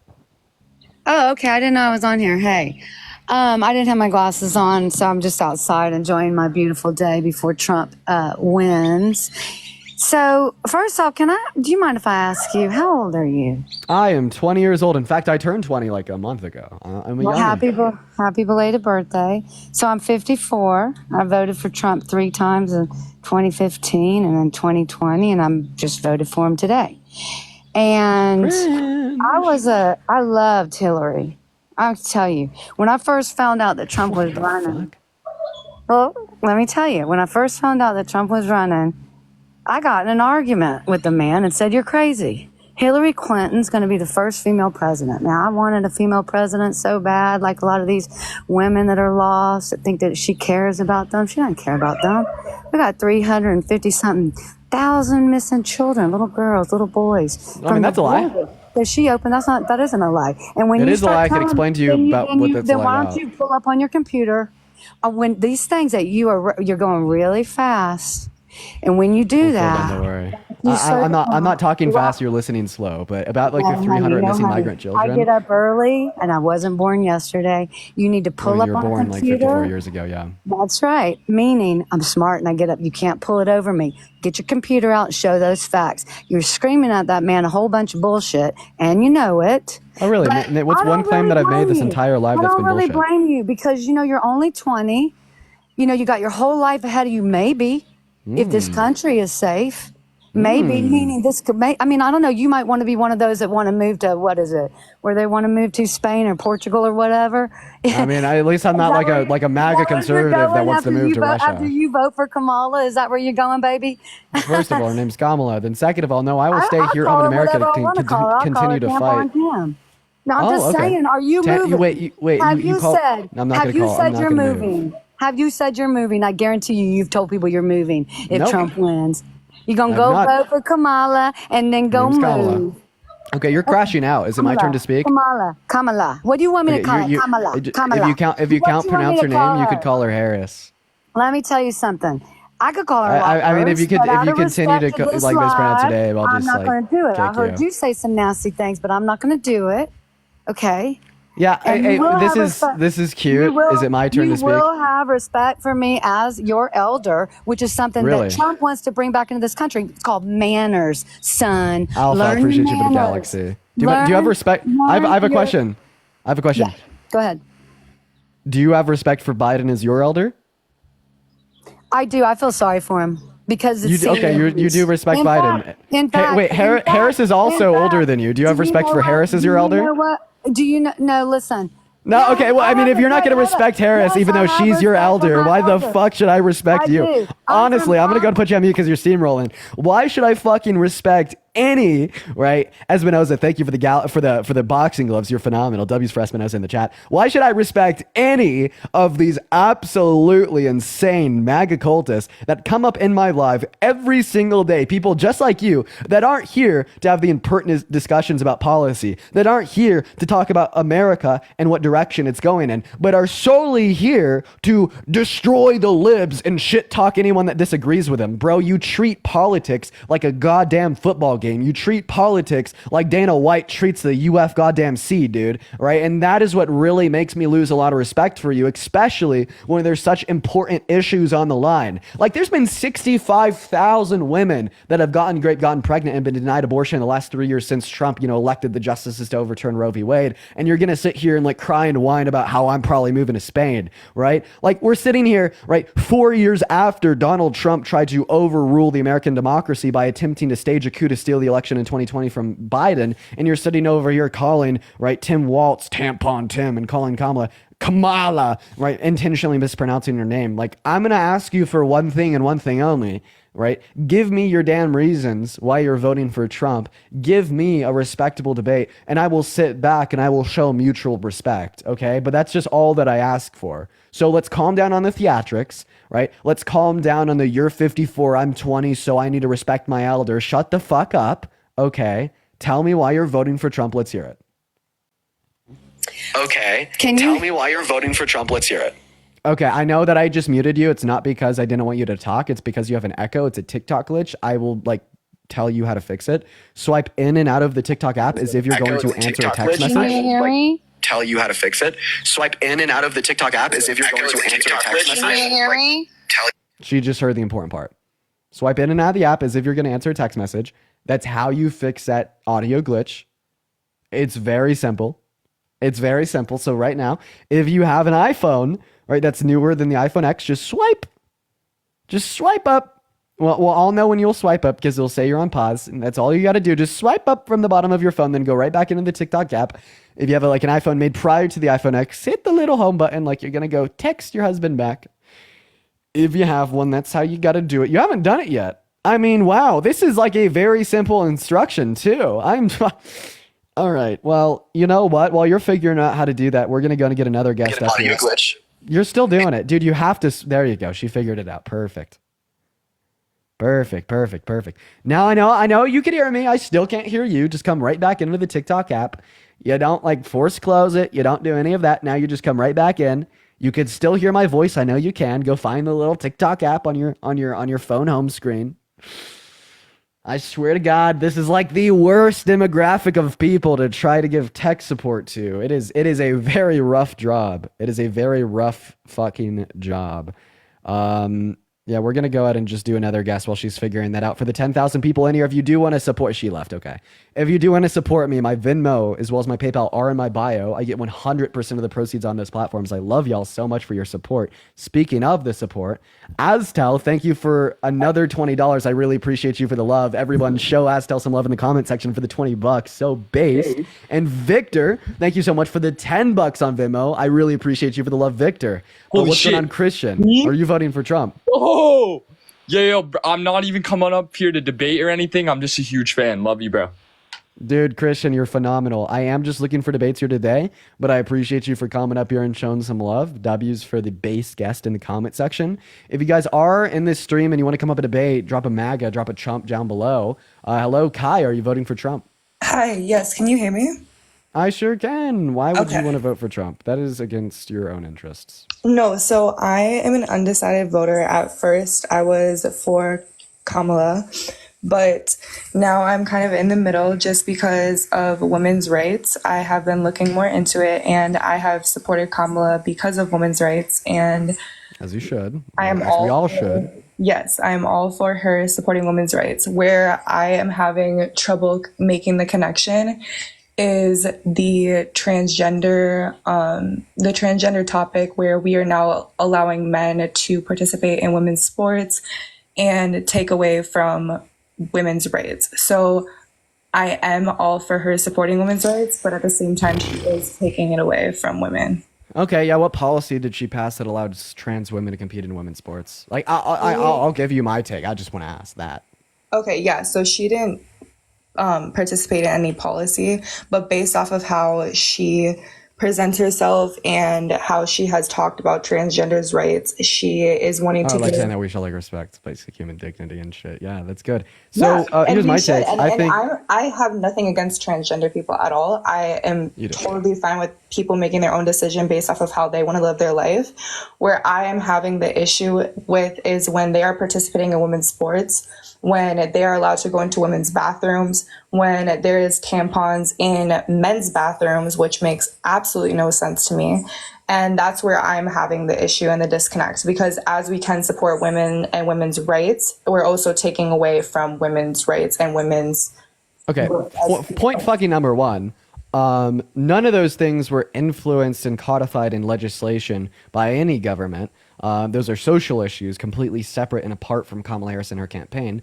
Point number two, I absolutely stand for and respect the trans community. I think that being a TERF is like really like weird and gross and like backwards. And like three, right, if like your concerns are trans women competing in women's sports in the NCAA and the Olympics and other sports sects here at home in America, they have to undergo at least like 3 to 5 years of hormone replacement therapy, which we've done an incessant amount of studies that would demonstrate that would allude to no biological advantage over cis women. And then four, I don't see anyone complaining about Mike Phelps and his 90-foot wingspan, webbed feet and webbed fingers, okay? All right, that's an unfair biological advantage. Then four, about trans women going into the women's restroom. Well, if you want to segregate it on the basis of sex, you'd be saying that trans men, females, should be going in the women's restroom, right? And because trans men are more masculine presenting than trans women, what we end up seeing is more masculine people being allowed in that space, which opens the door as wide as can be for cis men saying they're trans to take advantage of women in the space. So you're actually putting women's safety more on the line.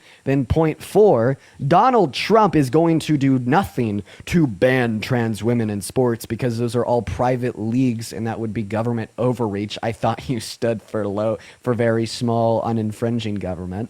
And then point five, the fact that you said you're pro-choice and you care about women's rights, but you're totally okay to turn your back on the 1 out of every 3 American women that don't have access to elective health care because of Trump, and the 65,000 great victims that got pregnant that have been denied services in 12 of our states in the last 3 years because of 0.05% of our population, is just like, boom, like mind-blowingly like stupid. No, and that is why I came on your live, because from the information that I had gotten, that's where I was basing my opinion off of. I never said I was a decided voter on Trump. I never said I was a decided voter on Kamala, but I was supporting Kamala at first mainly because of her views on women's rights and mainly because of how much she is supportive of women.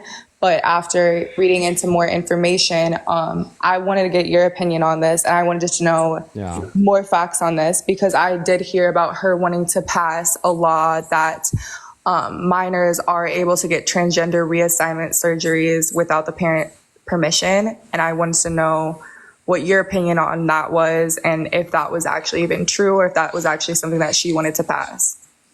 Yeah, so if you go to kamalaharris.com/issues, you will see that nowhere on her platform, nowhere in her policies. I mean, if you just want to have a debate about if I think that's a good or bad thing, we can. That's completely separate from her policies. I honestly think that Kamala Harris doesn't have enough directed policies at marginalized communities such as the trans community or like the LGBTQ plus community or like the black community. I don't think we see enough.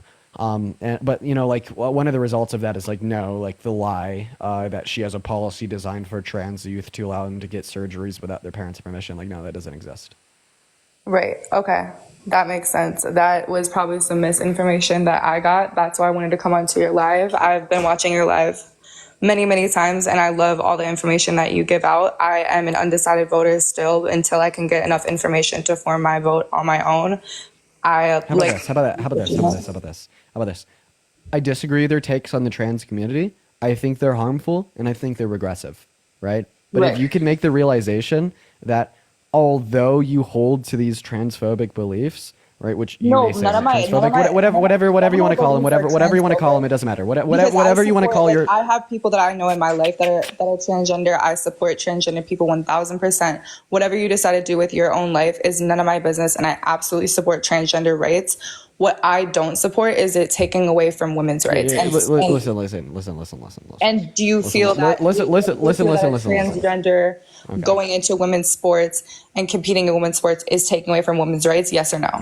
No, I don't. How not? Because that is taking away from a woman being able to get first place, or like, that's not fair. A man is genetically more athletic than a woman. That's very obvious. So it's clearly not fair for a man to participate in a women's sport. That is absolutely not fair. So first of all, trans women are women, not men. Second of all, right? Yes, but they still were born as a man, and if you let me finish, male. The word you're looking for is male. Trans women are males. There you go. That's the word you're looking for. So, your claim here is that trans women possess an unfair biological advantage over cis women because there's certain aspects of like the male anatomy that would give them such an unfair biological advantage. Well, there's a couple things here that give males a biological advantage for like athletic sports over females. A lot of it has to do with bone density, the density of muscle mass, the amount of muscle mass, alongside a couple other things. But once again, what we've seen after about 3 to 5 years of HRT, right, those biological advantages diminish and no longer exist. Anastasia, thank you for the $5 on PayPal. I really appreciate you. W's for Anastasia in the chat. Wait, and that's just the fact. You're saying like in this current day and age, a man is not more genetically athletically more equipped than a woman is. That's what you're saying. Given like 3 to 5 years of like hormone replacement therapy, right, males do not possess an unfair biological advantage over females. But in this current state and in this current age, we have had men that have not gone through 3 to 5 years of hormonal therapy that are participating in women's sports currently. Where? It was a volleyball game that there was a man participating and he did not go through the hormonal therapy. Like under what league? I really don't know, but you can look it up. Please give me. Is it like a high school sport? Just look it up. Just look up man, transgender man. You got me. You got me. They don't require 3 to 5 years of HRT for high school sports. You got me. Okay, so do you not like? I don't understand. They're fucking children. Okay. Okay, so here's my point. As a man participating in a women's sport, that would be taking away from women's rights, and you're saying that it's not. In Olympics, in NCAA, we see these requirements, and I'd say that like these requirements are fair, they're justified, they should exist. Yeah, and I mean, all like sporting leagues, these things exist. How about you just advocate for like the fake sporting leagues that you say exist that probably actually don't, have these requirements to have those requirements. And then also if you don't like being unfair to women in women's sports, which is like this like axiom of the argument that you're making. The only presidential candidate in the race that has done that has been Trump, okay? He personally went on Truth Social and tweeted out a picture of Amin Khalif boxing in the Olympics, shit on her, and said that she shouldn't be able to compete. That was like proactively infringing upon a woman's right to compete in women's sports. Have we seen anything with such direction and intention coming from Kamala Harris? I did not come into this live as a Trump supporter, as a MAGA supporter by any means.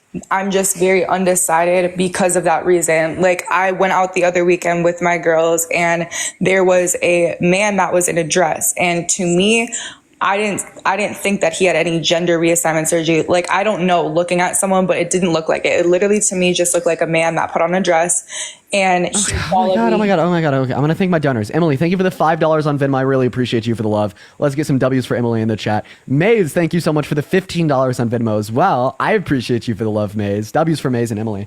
Yeah, suck it up. Men could wear dresses, and it's like that could have been a cis man. I just want to put that out there. That could have been a cis fucking man. Let me finish my story. That could have been a cis man. Just putting that out there. Like, that doesn't automatically invoke anything about trans women. I'm not done talking. I'm not done talking. That man last weekend? That man had followed me into the bathroom to use the woman's restroom as a man. And then they weren't a man, they were a trans woman. No, they were a man, because you could tell by what they were doing in the bathroom that they were a man. It was very inappropriate. It made me feel very uncomfortable. And as a woman, I don't think that I should be able to be in a situation where a man is following me into a bathroom. Diane, I appreciate you for the $10 on Venmo. I appreciate you so much for the love. Massive W's for Diana down below. Thank you for the $10. Everyone show some love to Diana. That's so incredibly kind of you. Do you mind if I ask you a question? I don't care if he has like a dress Santana, on thank you for the $5 and as is well. considering himself as a woman, at the end of the I would day, like to ask you a question. he is still a man, and he did still have a male body. Kai, with all due part, respect, I'm so- trying to ask you a question and you're fucking steamrolling. Go ahead. Why shouldn't trans women be able to use the women's restroom? A trans woman can if they have a female body part. My issue is Okay. where he did not have a female body part to be using a female's restroom. Okay, He had a penis and was using a woman's restroom. That was where my issue was, because my question to you? I don't feel like that should be legal. I don't feel like that should be fair, because regular men aren't allowed to do that. Just because they put a dress on don't mean that they should be able to follow You gave me your answer. Shut up. Thank you. I just wanted your answer. Mm-hmm. It was super fucking simple. Phenomenal. Okay. So you're looking at this trans woman use the restroom, or how did you determine that they had a pee-pee? No, I wasn't looking at the trans woman using the restroom, but they were like, oh my God, I need to pee so bad. And it was clearly a man, and they were pulling down their pants, and they had like their boxers on, and then they were turning away to go to the bathroom, and then they had the door like cracked open, and every girl in the restroom was uncomfortable, and they had to alert the bar staff and tell them what was going on, and the bar staff did nothing about it, and they were like, we can't do anything about that. If they consider themselves as a woman, they consider themselves as a woman. This is a real story that happened to me and my friends, and this is why I was undecided and You said that they started pulling down their pants. It Yes. started off by you telling me that they had a dress on. Yes, pulling down their pants under their dress. Yes.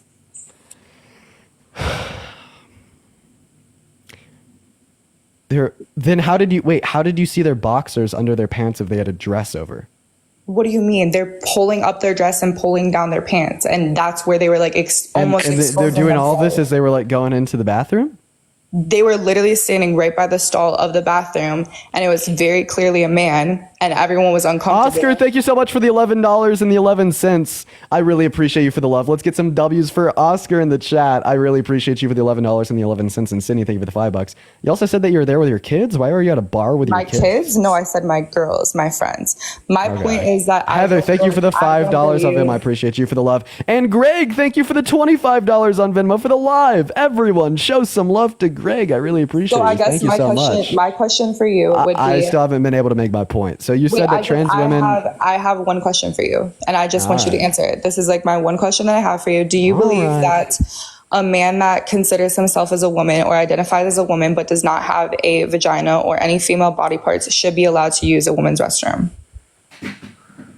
Yeah, I think that trans women that haven't undergone sex reassignment surgery should be able to be allowed to use a women's restroom. And the reason that I'd say that is because I don't. That is disgusting, and that is Okay, so so you're not interested in my Why reasons should- because you don't care about critical thought, right? Is this where you cut me off and then you just whine, cope, and cry and show me your emotions and compare to engaging in a critical I conversation mean, with me? you can absolutely talk, but I just don't think a man with a That's male crazy. body Oh part. no, we all know what you think, but this is a debate. Okay, no, go but this ahead. is but Go no, ahead. but this is a Talk. debate. Talk. Yeah, this is a debate. Yeah, talk. Victor, thank you for the $25 on Venmo. I really appreciate you for the love. Everyone, show Victor some love for the $25 and So you Chad. say- Thank you you say for the how it's- $3 and you the say how it's a 33 cents on debate, Venmo. I you appreciate you constantly guys. cut me off and cut everyone else off, but it's such a debate, right? Okay, continue. I didn't even cut you off when I was thanking my donor, like wine, cope, and You cry. cut But me I'm going to off. go back to what I was saying. So yeah, I don't think that genitalia should determine what restroom you should be able to use because like right, how are we going to like force this? Are we going to have like a genitalia inspector at the door? Like how do you determine what kind of genitalia someone uses? And then like B, right? I'd say that like the genitalia that one does have, right, doesn't increase or decrease like their like risk of being a threat to you or anyone else in the space, right? Like if that trans woman had undergone sex reassignment surgery, she isn't like all of a sudden less of a statistical threat, right? I'd say that the only thing that like the presence of that genitalia in the space would serve, right, is to like make like turfs uncomfortable, right? But then like how do you even know what genitalia they have? And I'd say that like the single aspect of uncomfortability is not sufficient to determine exclusion from a space, right? And the reason why I'd say that uncomfortability alone is not sufficient to determine exclusion from a space is because that's essentially what was done with like Jim Crow law era segregation with black people. I would say that a standard we can justifiably use, right, when determining like segregated spaces such as restrooms is a conjunction between comfortability and safety, right? And we'd see that excluding trans women from the women's restroom would not sufficiently satisfy the criteria of comfortability and safety, because we'd see that trans women going into the women's restroom do not put cis women at any greater safety risk. In fact, segregating the restrooms on the basis of sex put cis women at a greater level of safety risk, because trans men are more masculine than trans women.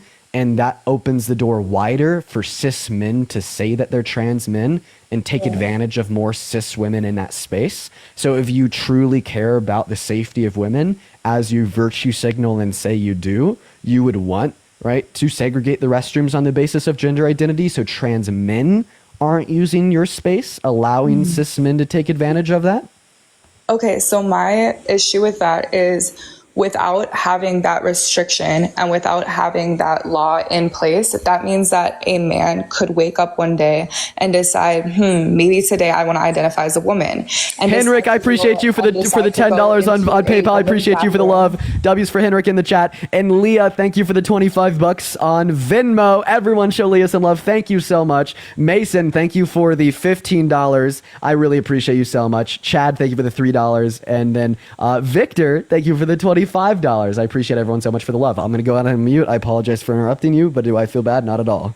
Okay, so like I was saying, a man can wake up one day and decide that he wants to identify as a woman and then go into a woman's restroom. If that was the case, if that's what you really believe in, that's what could be America's reality, which is very scary for women, considering that when we're in a space, in a bathroom, something that's very private and something that's for women, if a man decides to just wake up one day and put a dress on and decide that he wants to identify as a woman because he has a penis and wants to identify as a woman, it's fine. He can come into the bathroom. I guess my question for you is... Can I respond to that before you ask me a question? Because that was just like total BS. Just let me finish, please. If you had a daughter, would you be comfortable with her going out in public knowing the risk of having men literally be able to go out, follow her in the bathroom, or to go be in the same restroom as her?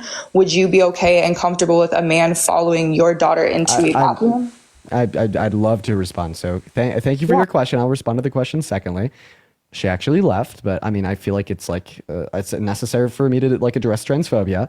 So first of all, about your first claim of like men like waking up and deciding to be women, right? Like my legislative stance on like social issues or policy to restrict or not to restrict trans women from entering into women's restrooms does not change the scientific fact that an incongruence between gender identity and phenotypical sex traits is like not born out of a conscious decision, but rather born out of like your neuro and anatomy, right? You don't choose to be trans. You can't change your gender identity, right? It is born out of like in accordance or a lack of an accordance with gender norms associated with sexes or even neurobiology, right? And then like secondarily from that, I would be comfortable with my daughter going into the women's restroom with a trans woman 110%. The only reason why you're uncomfortable is the same reason why white people were uncomfortable with black people going in their businesses in the 1960s. And that is just pure and blatant prejudice, right? We see no sufficient reason, right, to segregate trans women from the women's restroom.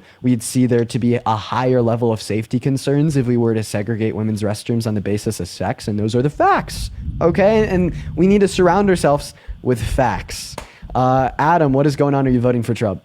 Yes, you sound like a pro-Republican talking about abortion, like a male Republican talking about abortion. And I hear these echoes of women in the rafters saying, yo, stay out of our bodies, dude, you creep.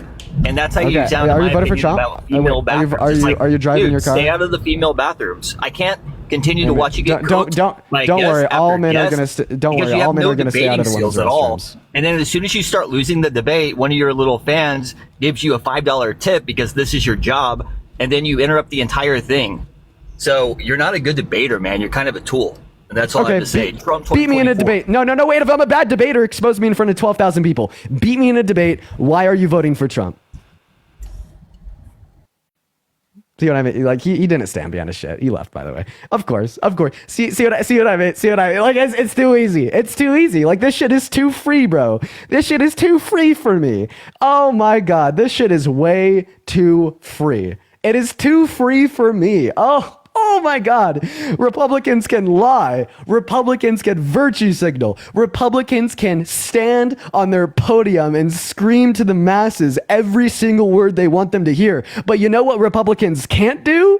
Fucking debate, okay? Because when it comes down to it, they lack the knowledge. They lack the intelligence. And that is required to be engaging in these discussions. So with all due respect, Adam, I would have actually sat here and answered to every single point that you would have brought up, and I would have given you your fair and willing time to prove that I'm a terrible debater, to prove that what I stand behind is BS, to prove to stand what I behind is wrong. But guess what? You couldn't, and that's why you ran. But you know what? The Republican platform's threshold for what they deem as a qualified leader of the party to be on that front line talking and engaging with liberals like me is so damn low because of Trump that we are currently seeing like tens, if not hundreds of Republicans in the comment section spamming W Adam right after this guy ran away with his tail in between his legs. And I think that's hilarious. Achilles, thank you so much for the boxing gloves. I really appreciate you for the love. We're going to go and get our next guys up in here. But while I do, I'd love to shout out some donations. Christian, thank you so much for the $100 donation. You're insane. Thank you so much for the love. Everyone, please show some love to Christian for the $100. That is insane. Thank you. Davia, thank you for the $20. Joseph with a $1. Courtney with a $7. And Henrik with a $10. But please keep those W Christians coming. Victor, thank you for the $5. Zach with a $5. Megan with a $3. Sydney with a $3. Leah with a $25. Thank you all so much for the love today. What's up, Zach? Are you voting for Trump? Yes, I am. And why is that? One, closing our borders. Two, put God back in schools. Three, stop teaching our fucking kids they can decide to be a fucking woman or a guy, because at the end of the day, if you're grown with a fucking dick, you're a man. Yeah. The last guest got like a flag for hate speech and harassment for like doing all the transphobe shit, and that will get my life taken down if I have another one. Let's just do like a quick like qualification test to see if you should be on this live right now. What's one policy Trump influenced to get passed during his first term that you liked? You know, he made gas prices cheaper. No, I asked you for a policy. Policy? He actually built the wall. That's a policy. So that literally wasn't a fucking policy.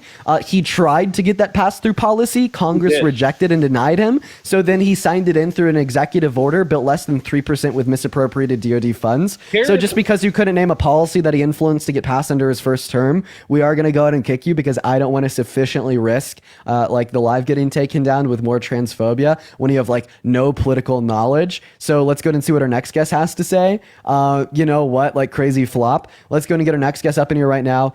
Katia, thank you so much for the $1 on Venmo. I really appreciate you for the love. What's up, Josh? Are you voting for Trump? No, hell no.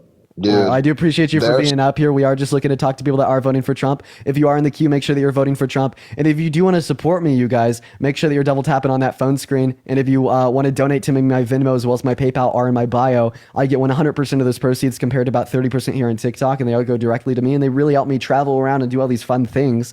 I'm probably going to go boots on the ground in another swing state here next weekend. And I just appreciate you all so much.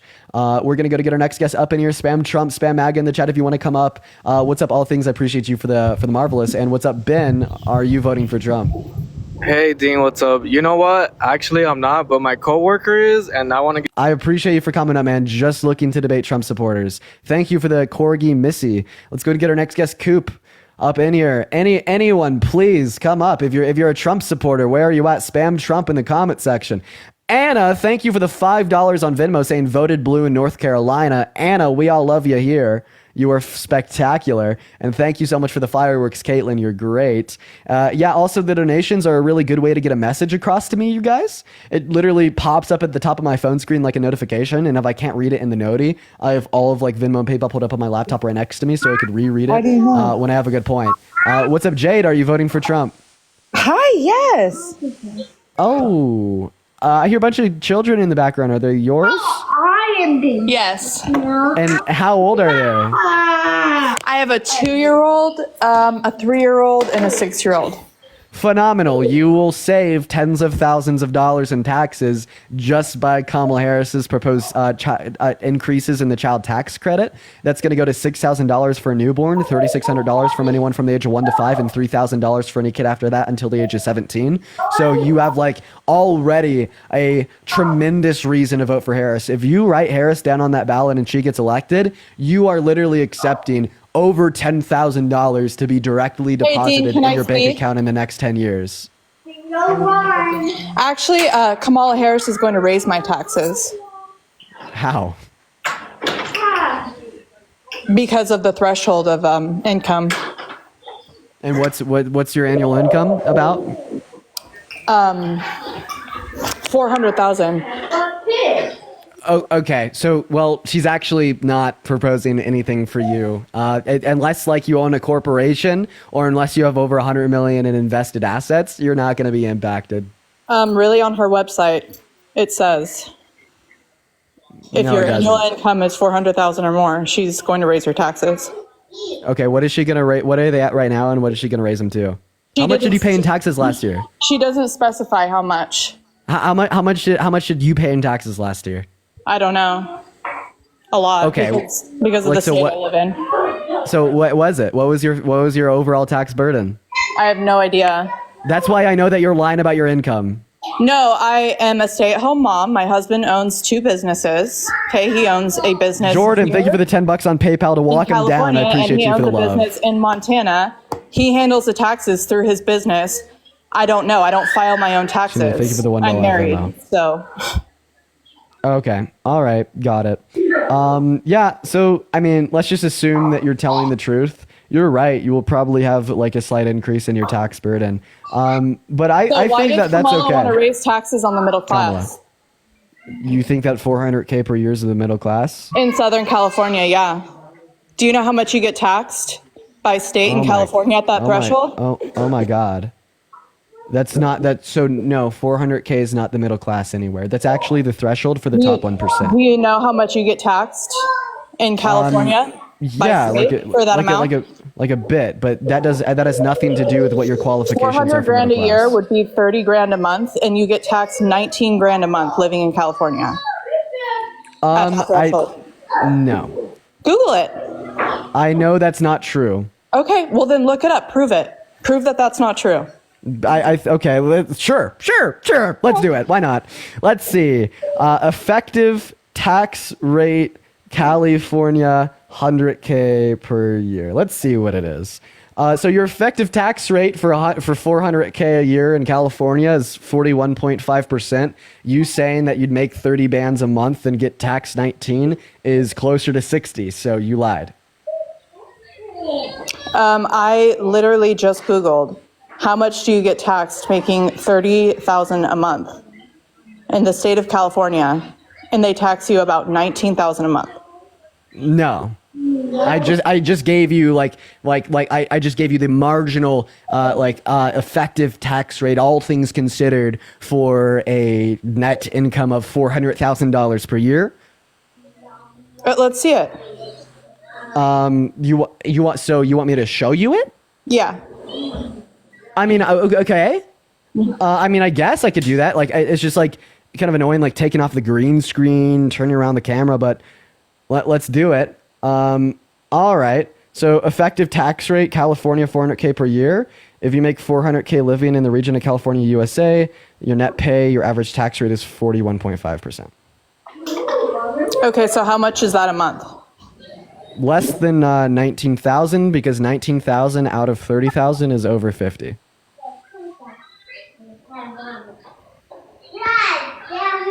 Okay, well, I'm Boom. gonna pull up. Like, I mean, this like what? Like about like 12K? Julie, I think for the $5 on Venmo. And you're also just like not middle class. No, you cannot say that like people in like the top 3% are middle class. Okay, now Google. How much does it cost to live comfortably in California yearly with 3 kids? You know what? Okay, why not? Let's do it. We're having let's fun. do it. And then you're gonna deduct all the tax money that they take out and look at that annual income. Let's do it. Let's see. 2 adults, 1 working with 3 children. is going to be about $113,000 per year. No, it's over 200,000. I looked it up. You're being really disingenuous. No, that's coming from MIT. You're being really disingenuous. This is coming from like MI fucking T. Okay, typical MIT expenses for a living wage. MIT is saying to live comfortably in Southern California, And that's like pre-tax, just to let you know. with one income and 3 kids is 100,000 in Southern California. 113K for And like does that typical sound right living to you? expenses. Does that sound right to you? Yeah. I mean, how do you define comfortability? Like, do you define like your biannual trip to like Puerto Rico or Mexico is like like a necessary thing for comfortability? Means like being able to buy a home. Oh, You think that's possible at that income? Wait, you think that comfortability is like predicated on like having an ability to buy a home? I don't have the ability to buy a home. A middle class person should be able to buy a home. I think that a middle class person should be able to buy a home, but I just want to state. Okay, so yeah, one second, Jade. I don't have the ability to buy a home, but yet I think I'm living comfortable. Would you say that I'm not living comfortable? I don't know. I'm sure you are. You don't live on your own, right? Courtney, thank you for the $1 on PayPal. Yeah, I do.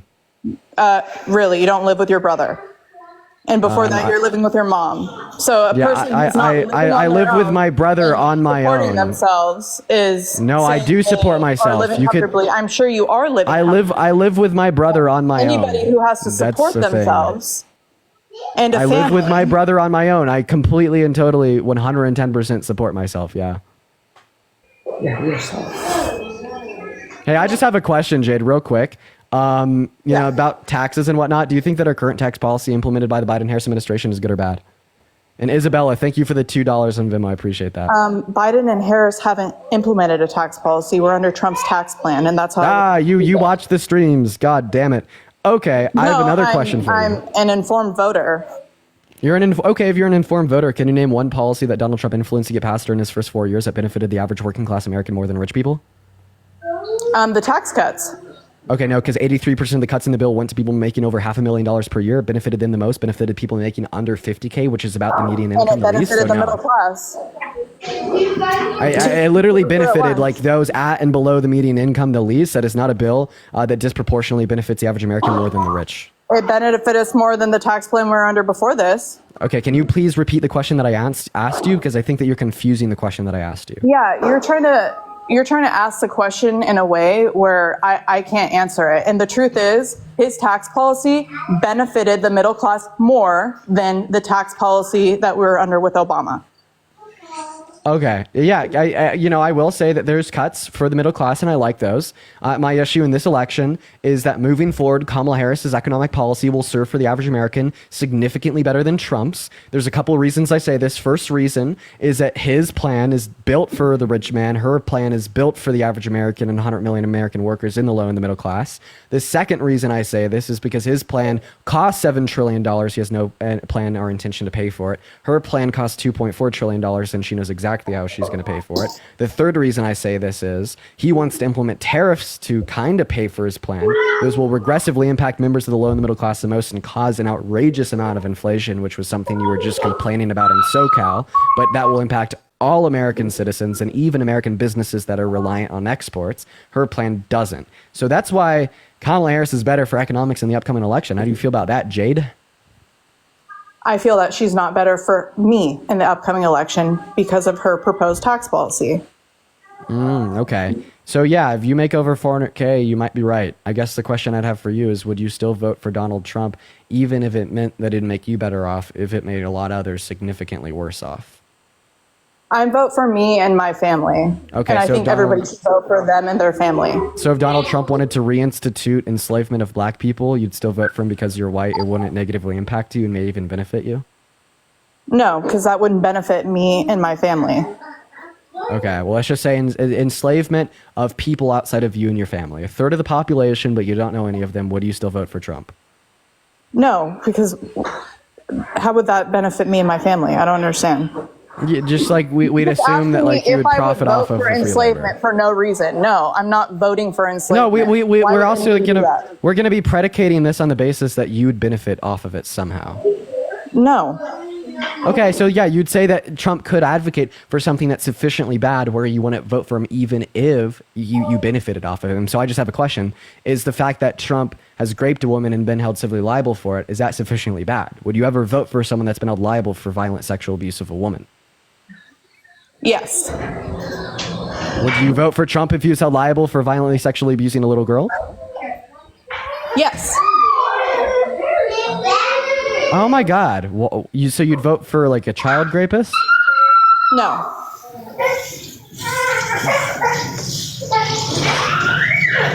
Okay, conflicting answers. Fetus is screaming in the background. We're just gonna move on to our next guest. I don't feel like dealing with that today.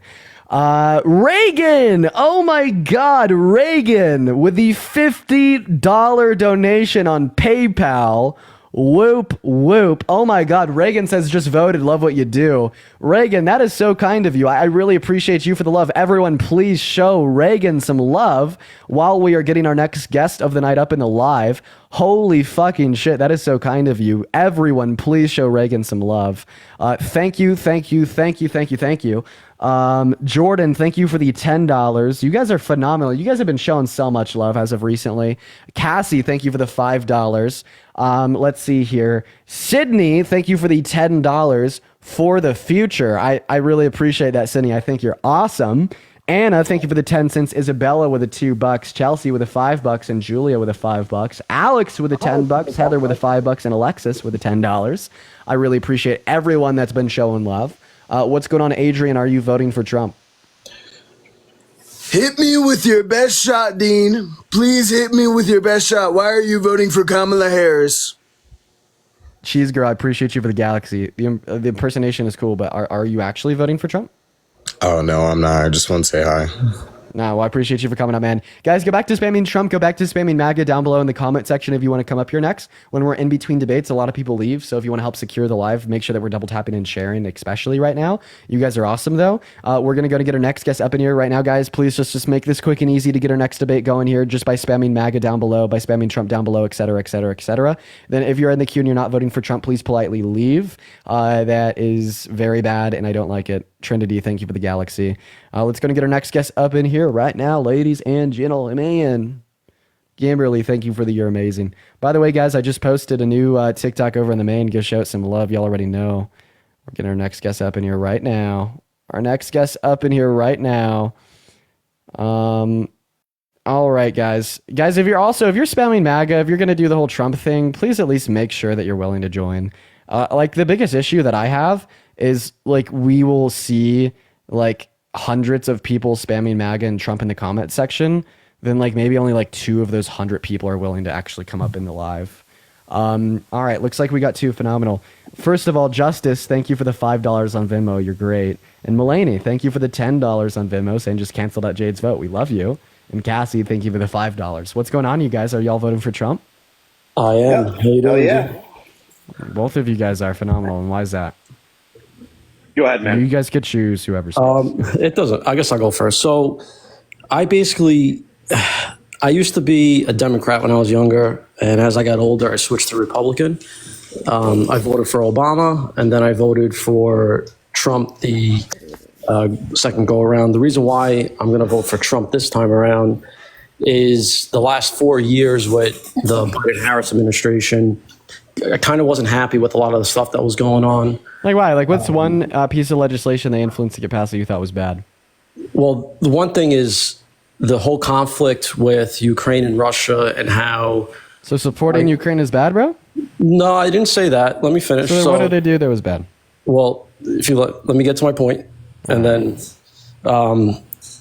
so the last 4 years, if you look at the world, how it's kind of like on the brink of being in World War III between Ukraine and Russia. That's a little bit insane, but okay. Well, it's not insane because when Trump was in office, if you look, there wasn't any really global conflicts. When you look thank you so much for the $10 on PayPal. I appreciate it. But the main thing, to answer your question, the main thing that I'm not fond of between what they did with Ukraine is all the money that they're pouring into them, and then they don't have enough money to help out our own people in our country. All right, Shakira, thank you for the $5 on Venmo. Is it possible that you could go into a different room from that dog, Susan? Yeah. Thank you. Anyways, yeah, so about like funding to Ukraine. So do you know why we're funding them? Well, I know your answer is going to be different than my answer, but my answer We're funding them because of the Budapest Memorandum. In the 90s, we signed a denuclearization agreement with Ukraine stating that if they give up their nukes, we'll defend them if they're invaded. And we're only honoring that contractual agreement with the aid that we've sent them since. I also think it's funny that you're going to complain about the aid to Ukraine that is being attacked by a foreign aggressor and then like be complicit with the aid that we're sending to Israel when they are attacking and they are the foreign aggressor that's committing the war crimes. But apart from that, I don't think that, you know, the $160 billion that we've sent to Ukraine is that consequential, and I think it's a good thing. We need to stand against Russian expansion. That's why NATO's existed for so long. And then additionally, on top of that, you said that we need to be putting these resources into American citizens. So Trump's policy dumps resources into mega corporations and the ultra wealthy. Meanwhile, Kamala Harris's policy dumps money into American citizens, that low and the middle class. So if you really stand for wanting our center, our focus to be on that average American, you should stand with Harris. And you could prove this to yourself by answering one question. Can you name one policy Trump passed in his first 4 years that focused that average American and benefited them the most? If you can't answer this question, you're proving my point. So I will answer that question, but to backtrack to what you were saying about Ukraine and Russia, if Trump was in office, Putin would have never invaded Ukraine. That's speculatory hearsay. It's really not, because they had an understanding with each other. They didn't. People were Putin afraid thinks of that him. Trump is easy to manipulate. So Trump met the leader of North Korea. What other Wait, president? stop. Again, then he did meet like Kim Jong-un. Photo, Okay. cool. But like, I wanted you to say on at least one topic. You said that Putin was fearful and respected him. The original No, topic Putin was, thought hold that on. he's easy to manipulate.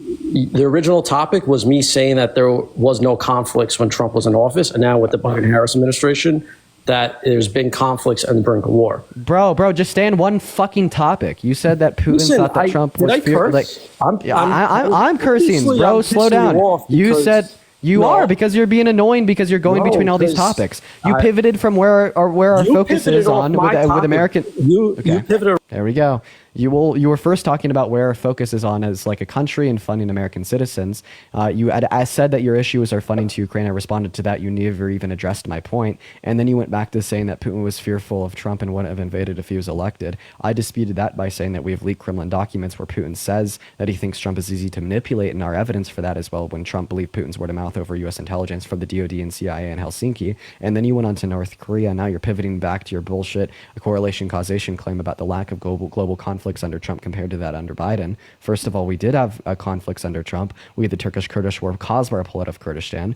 We had the Yemen genocide. We had a proxy war with Russia and Syria with boots on the ground fighting. But I just wanted to go back to my one question that you never answered. You said that you wanted more of a focus on American citizens, right? I said, well, that is obviously going to be proponed given Kamala Harris's policy, and explained to you how in depth and even compared it to Trump's policy. And I said that you could prove this point to yourself if you could name one policy under Trump's first 4 years that focused that average American and benefited them the most. And if you can't answer that question, you're proving yourself wrong. So now please take some time to try to answer that question.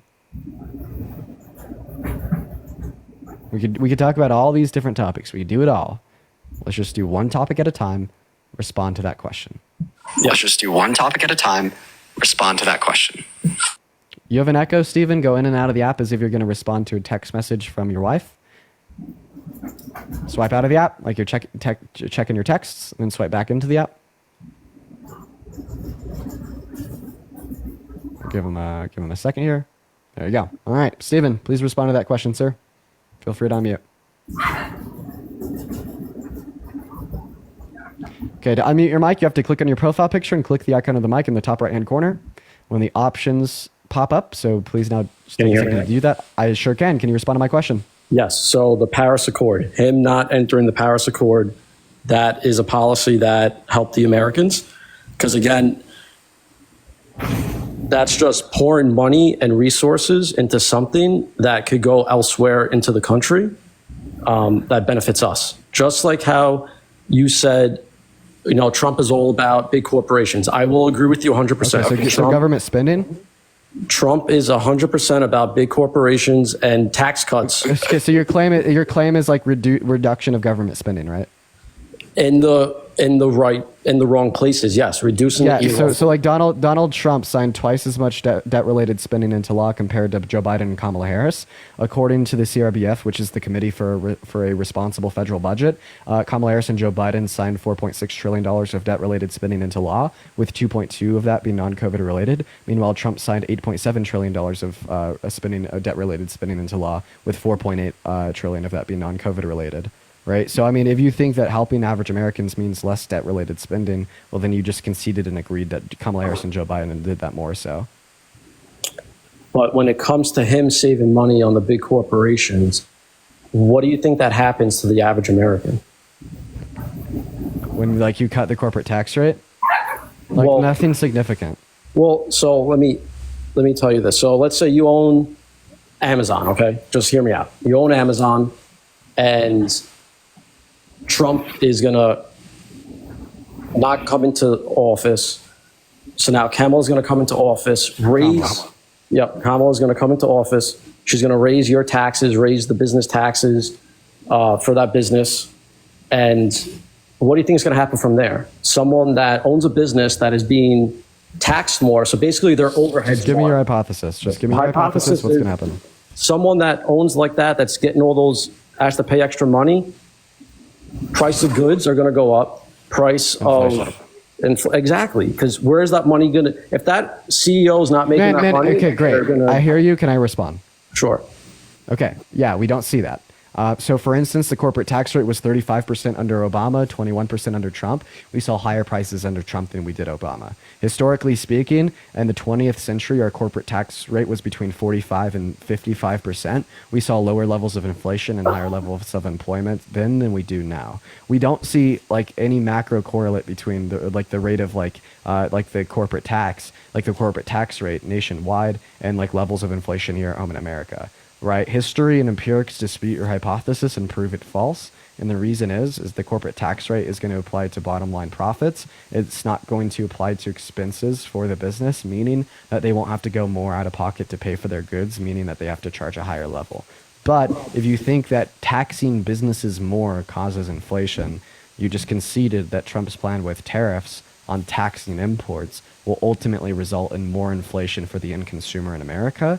Right? So, I mean, in all reality, you just attributed to how Donald Trump's policy is inflationary. I do not agree with the tariffs. That I will be 100% on. I don't think tariffs is a good idea. But again, the stuff that I agree with more outweighs me voting for Trump versus Kamala. Now, I mean, I'm still waiting for you to tell me what you agree with, because your last point utterly failed. Well, you said things were more expensive when Trump was in office. I don't believe that. What? You just said, look at the CPI. Look at the CPI under Trump compared to Obama. I'm not here to talk about your subjective emotional truth. It's not subjective. I work in the finance industry. I look at numbers every day, and things are more expensive now and has been. I said it compared to between Obama and Trump. I'm talking about, why are we talking about Obama? I'm talking about because there was a 35% corporate tax rate under Obama and a 21% corporate tax rate under Trump. If you'd say increases in the corporate tax rate lead to inflation, we'd expect higher prices under Obama than Trump. Are we talking about Obama? Is Obama becoming president or Kamala? Because I think the reason why it's relevant is it disputes your hypothesis that increasing the corporate tax rate leads to inflation. You basically I said that things are more expensive now in the last 4 years than they were when Trump was in office. God, you actually didn't even bring up a point of inflation. You brought up a point of how increasing the corporate tax rate. Dude, you brought it up yourself. You said that Kamala Harris's proposed increases in the corporate tax rate will lead to inflation. Is that something you said? Yes, 100%. Okay. The way I disputed and disproved that is that historically speaking, higher corporate tax rates have not led to higher levels of inflation, and cutting the corporate tax rates has not led to lower levels of inflation, right? And the prime example of this was when Trump cut the corporate tax rate from 35 to 21, we didn't see lower prices. Where's the proof on that? Because I do not I don't Consumer agree. Price Index from the Federal Bureau of Labor, from the Federal Reserve, from Fred. I have to look it up. But bro, are you saying that, dude? You're saying that like there's lower prices under Trump than Obama? Is that really what you're saying? I honestly can't remember the price of goods when Obama was in office. Hunter, thank you for the $5 on Vim. I appreciate you for the love, Hunter.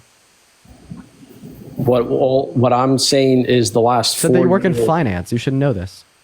Yes, I work in finance, but I'm not going back 13 years, 12 years, however long ago it was, to see the comparison. Because again, Obama's not in office, or Obama's not going to be. Yeah, Steven, I'm just going to kick you for that silly comment. If you don't understand the conceptual point of of how that empirical fact disputes your hypothesis that increasing the corporate tax rate causes inflation, we're just going to kick you and move on to Susan. Hello, Susan. Are you voting for Trump? No, I'm not. Hey, Based, you're great. Thank you for coming up. You were awesome. We're going to move on to our next guest. Nasa, everyone, do just give us a minute here, y'all. Do be patient, guys, while we're getting our next guest up in here. If you do want to support me, my Venmo as well as my PayPal are in the bio. Hello, Nasa. I can't believe, you just said that I got cooked by Steven? Yeah, you got cooked. You know good and well that Obama was in a economic recovery stage, so interest levels was low. Everything was low because everybody was trying to recover from the recession. So you know that. You're very smart. You know that's why those numbers were lower under Obama, and I voted for Obama. But wait, lower interest rates actually are associated with higher levels of inflation. Well, I'm just saying, you know that Obama's economy was a recovery economy, and everybody was doing what they could do to recover the economy. And Obama did a great job, and his plans leaked into Trump's first 4 years. That's why Trump's economy was looking good. I'm voting for Trump. In recovery economies, we typically see higher levels of inflation. Think about the recovery economy. NASA. Think about the recovery. No. In recovery economies, we typically see higher levels of inflation. Think about Biden and Harris's recovery economy, right, from decreases in GDP growth caused by the pandemic. So you're saying that there was lower levels of inflation under Obama's term because of lower interest rates, and we were in a recovery economy. Point one, lower interest rates cause higher levels of inflation. The opposite of what you said, right? Because the Feds increased the interest rates after the pandemic hit to reduce consumer spending, to reduce inflation. Point two, you said that there was lower levels of inflation because we were in a recovery economy, right? No, typically in a recovery economy, we see higher levels of inflation. Reference Biden and Harris's recovery economy from the pandemic. Go ahead and finish your points. But the two reasons that you just brought up there, why there's lower levels of inflation under Obama, tangent about what I said. No, the economy was recovering, right? So that means he was placing laws in place so it can recover. Not he was in a recession and then the recession was happening. I'm not talking about that. I'm talking about once they start putting laws in place to recover the economy, a lot of things were happening to make stuff lower. It was lower. It just was low. That's why it was lower. Why would it be high? Why wasn't it higher, right? You know why. Obama had good laws. This ain't anti-Obama. This is pro-Obama. I'm telling you why. You know why that is. And then, then you agree that rates higher start going up towards the end of Obama inflation. presidency. Everything started to normalize back to when we get into the beginning of Trump. Trump first 2 years looked great because of Obama plans coming in. So Trump looked great in his first 2 years because of the plans that Obama put in place. So that is a true thing. You know that. Wait, NASA. Do you think that I'm a Trump supporter? No, you are a Obama liberal. I am an independent who I'm trying to tell you if you actually ask me who I was. Wait, because what you just said was true. No, listen to me. Just listen, Dean. God damn it, Dean, you smart motherfucker. You smart. So just listen. I'm an African American voting Trump this time. I didn't last time. I didn't neither time, and I voted Obama. I voted Hillary, and I voted Biden. So I'm trying to tell you, I was just saying that you knew what you was doing to that last guy. That's why I said you got cooked. But that's not my point. That wasn't my point. You asked me about the cook statement, so I told you why. That's the only reason why in my head. Now, if I'm wrong and you smarter than me, okay, but that's why. That's the answer to why I thought you got cooked. Okay, but now why I'm telling you why I'm voting Trump, ain't got nothing to do with bathrooms, all this silly stuff that other Trump voters say that make us look stupid and dumb for feeling how we feeling. But we at a point in our country where we just need something fundamentally different. as much as crap as all this stuff that you said, Trump gonna do this, he ain't gonna do none of that crap he talking about. No income taxes for everybody. He can't do that. We got a Congress problem. And I think Trump is the only person who, Democrats are nice, so they will vote for things.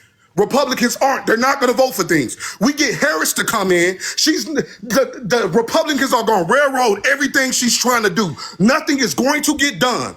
When Trump in, Democrats are nice. Liberals are nice. They will vote for things that make sense if they try to pass them. We know that. We know that. We in a society where the Republicans are assholes, the liberals too nice, and we don't need nice right now. We need Trump to come in and throw a wrench into everything. We need somebody to come in that their side Ara, is just thank you for the stick to $10 their on guns. Venmo. Thank you for the $10, Ara. We need a side that's going to stick to their guns and play it all the way out. You see online, look how concerted they are. I know the Republicans lying. They'll post a lie out of nowhere tomorrow. Hey, I got information from the Kamala campaign that they're doing it in concert. It's so effective. And the Democrats don't do nothing effective. They're not effective. We need an effective leader from the liberals. Kamala is not effective. She's okay.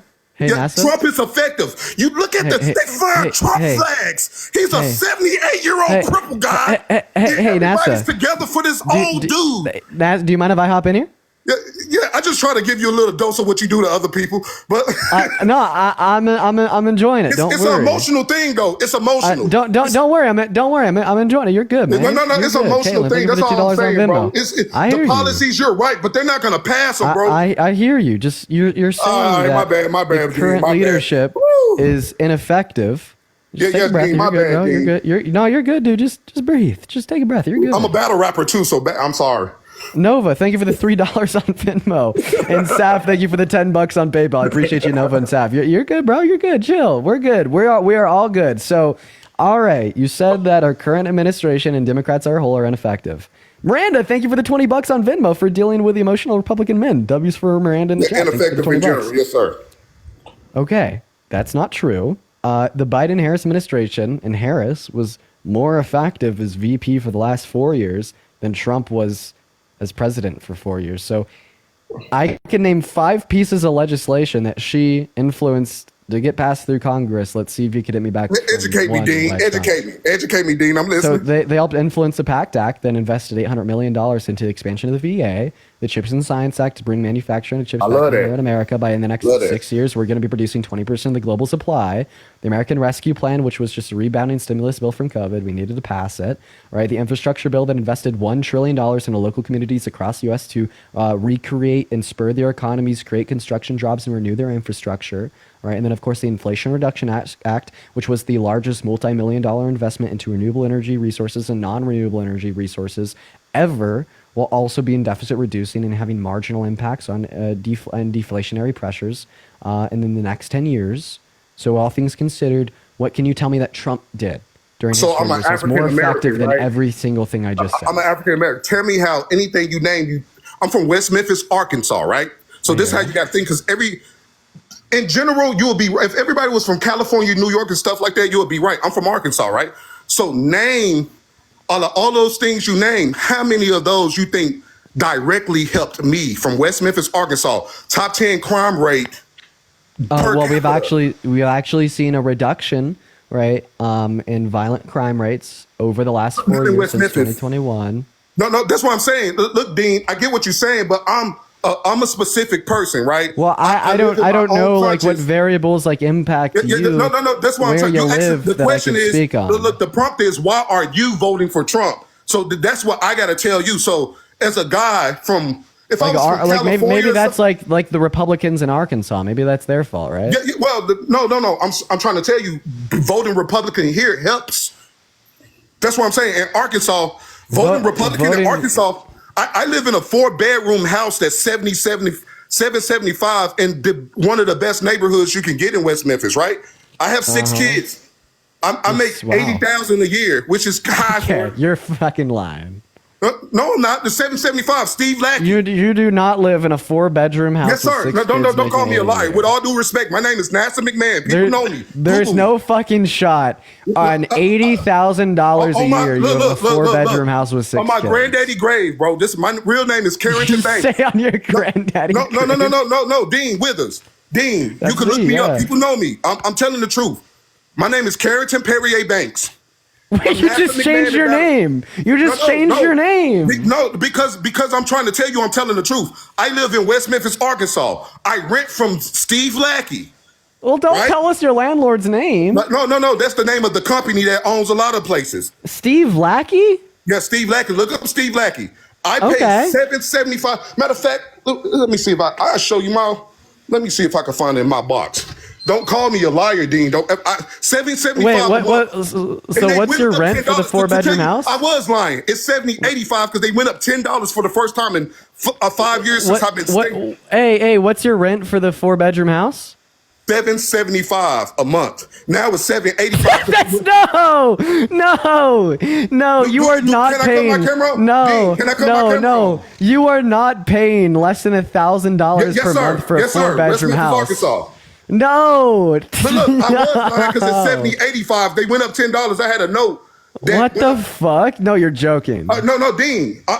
If I followed you on Twitter, follow me on Twitter, right? I will tag you for 4 bedrooms. Yes, really? sir. Yes, sir. It's cheap in West Memphis, bro. All you right. can look that up. You can look it up. You can look up the rental. Okay. Yeah. Okay. I was even looking at a house, right? To buy a house. It increased, right? From it's like in what we call the white folks neighborhood, the Richland. It increased from like $120,000 to pay for it and whole to $250,000, and it's a 5-bedroom in a nice neighborhood. It's cheap here. It's just cheap. Wait, okay. So now you're saying it's a 5-bedroom? No, you need to listen, Dean. Stop. Goodbye. Sorry, man. You changed your story too many times and I was lost in the combo. Chloe, you said in the chat that you're voting for Trump. Are you really? Okay, so I did one of those like TikTok trends yesterday about like reasons why I wanted to vote for Trump, whatever. And I got a lot of hate on it. But my stance is yes, I'm voting for Trump.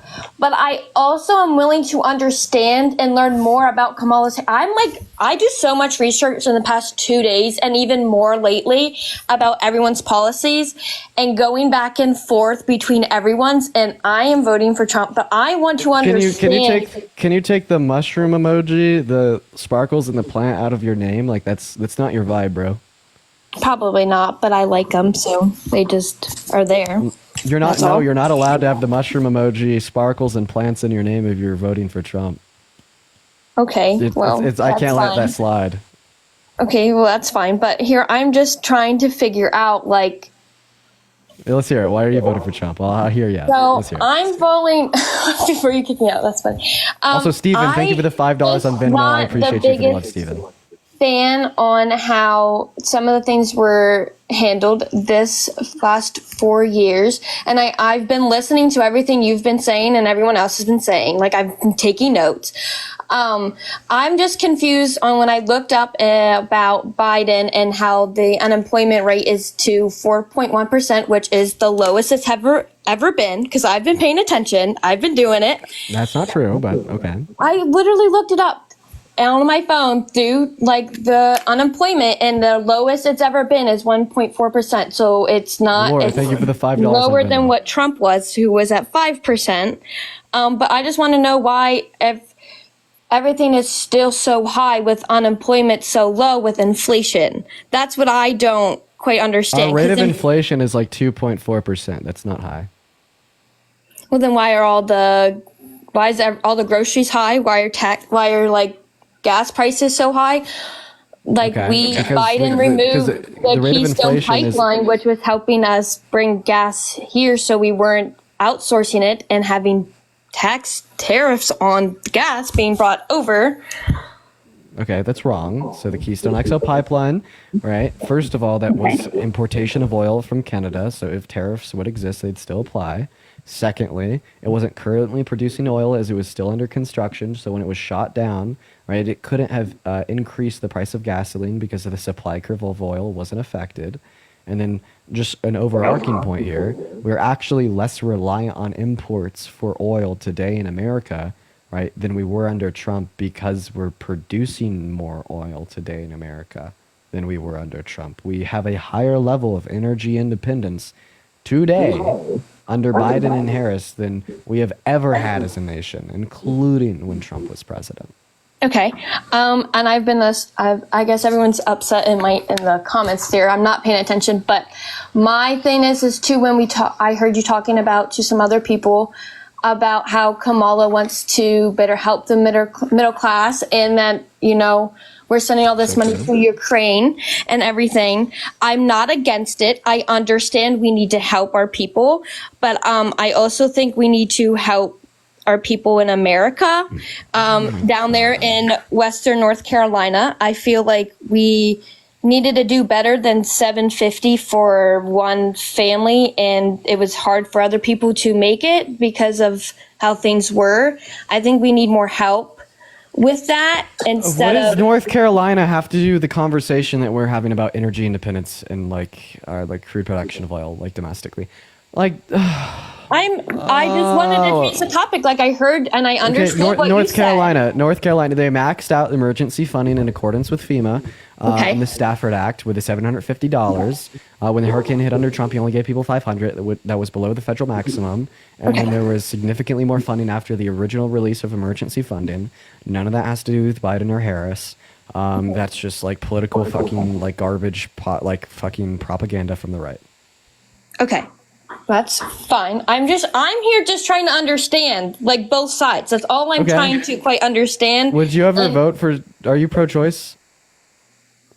Under certain circumstances. I do not think it is completely right, but I do understand if a woman is in need, I think they need to do it. I do not think that doctors and nurses should be prosecuted for aborting a child if it is needed, but I also do not think that we should just vote for a president who is completely pro-choice when we also need to be voting for state and local officials who are also in charge, since Trump overturned Roe versus Wade. This is a long-winded shit answer. Which one is it? Should there be like federal protections for elective access to abortion for women and girls, or should there not be federal protections? I think there should be, but what I'm saying is I understand it. If you think that there should be federal protections for every single American woman or girl's federally protected right to access abortion, to choose abortion, then you should vote for Kamala Harris, because after Roe v. Wade was overturned, 1 out of 3 women in America today no longer have elective access, and 65,000 women that have gotten raped and got pregnant as a result have been denied access to health care in the last 3 years, right? What is a bigger issue than ensuring that women that get raped and get pregnant have said access, and making positive that every single woman and girl has that access in general? I am fine with abortion. That's why it was a harder conversation for me to have this, because nobody really understands my point of view. My point of view is because you basically have to prove to me. Can I just talk real quick? Because you're saying that you're fine with it and you think that's a good thing. Well, now you have to prove to me that there's like something that Trump's going to do that is more relevant or more important than reinstituting the codification of those protections federally. So what is that thing that's more important than ensuring all 170 million American women and girls their access to health care that they deserve?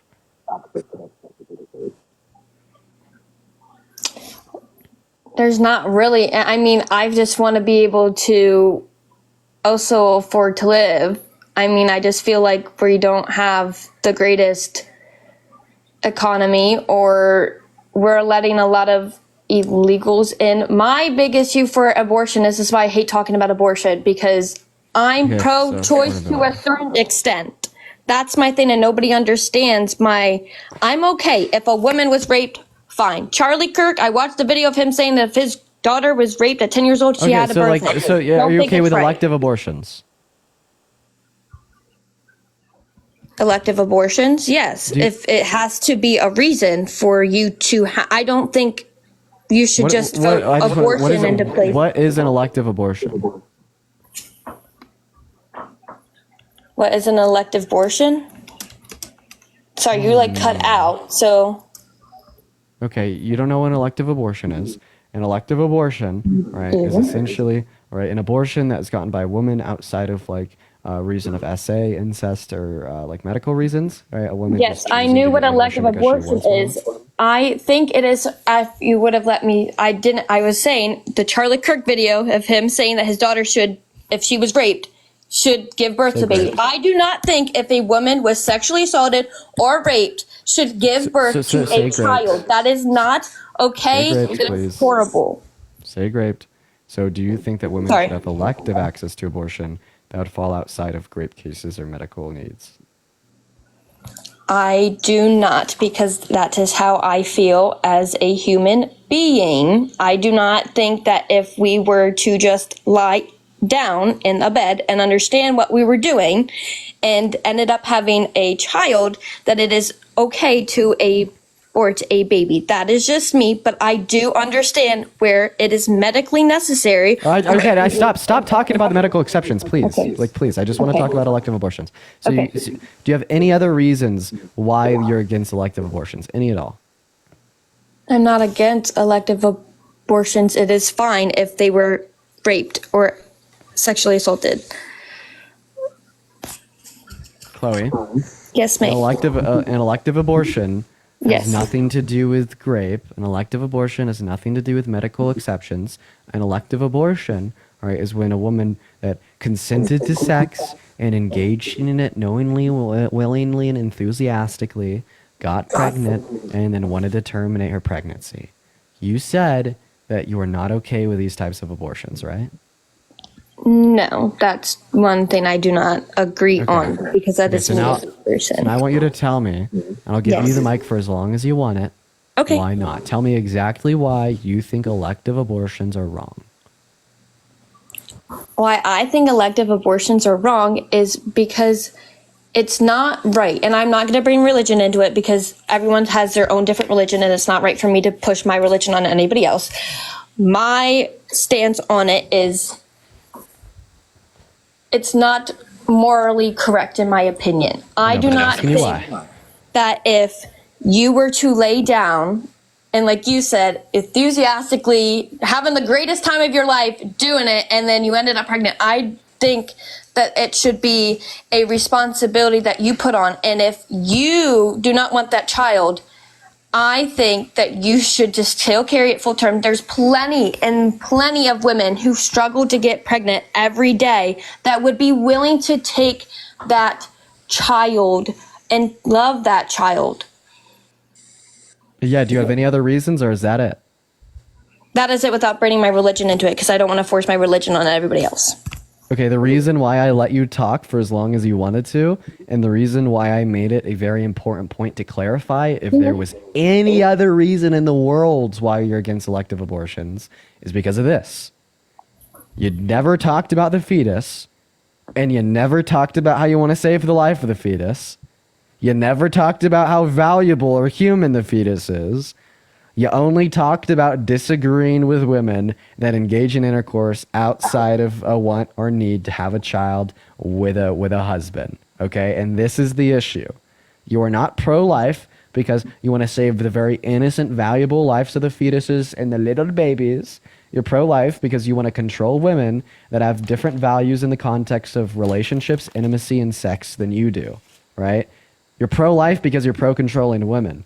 And my point here is that I'm pro-choice because I care about life. I know, right, not only that, like, forcing anybody to provide their bodily resources to someone else without their consent for 9 months because the white men in the state legislature says so is inherently wrong, but it also produces very bad real-world outcomes. In areas with pro-life legislation, we see higher levels of unemployment, lower levels of education and income, and lower overall qualities of lives. Okay. We see unwanted kids being forced into unready households. We see a shift in the family dynamic away from financially well-off adults that desire to start a family and consent to having kids into forcing 18, 19, 20-year-old boys and girls into being parents because people like you exist that want to play God in other women's lives.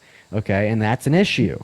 So maybe, right, what you need to step back and realize is that if you're going to stand for the Republican Party and hold true to your values of small government and call everyone who disagrees with you a communist because we like social safety nets, maybe, right, you shouldn't want to legislate on people's fucking genitalia and what they could do with them and stand off of this moral soapbox of wanting to push traditionalism on everyone insofar as you going to the extent of wanting to punish women and children if they disagree with your idea that you should only engage in intercourse with a lifelong partner for the purpose of procreation.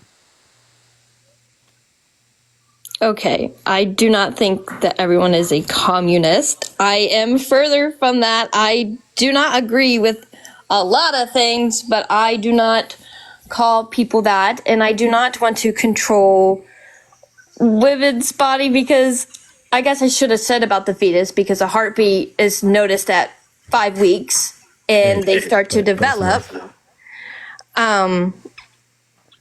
And they have organs and everything. The heartbeat is noticed. You sold the bag, bro. No, you sold the bag, bro. You weren't expecting that response, so you sold the bag. I mean, you just said what you really feel. You just said what like every pro-lifer really feels.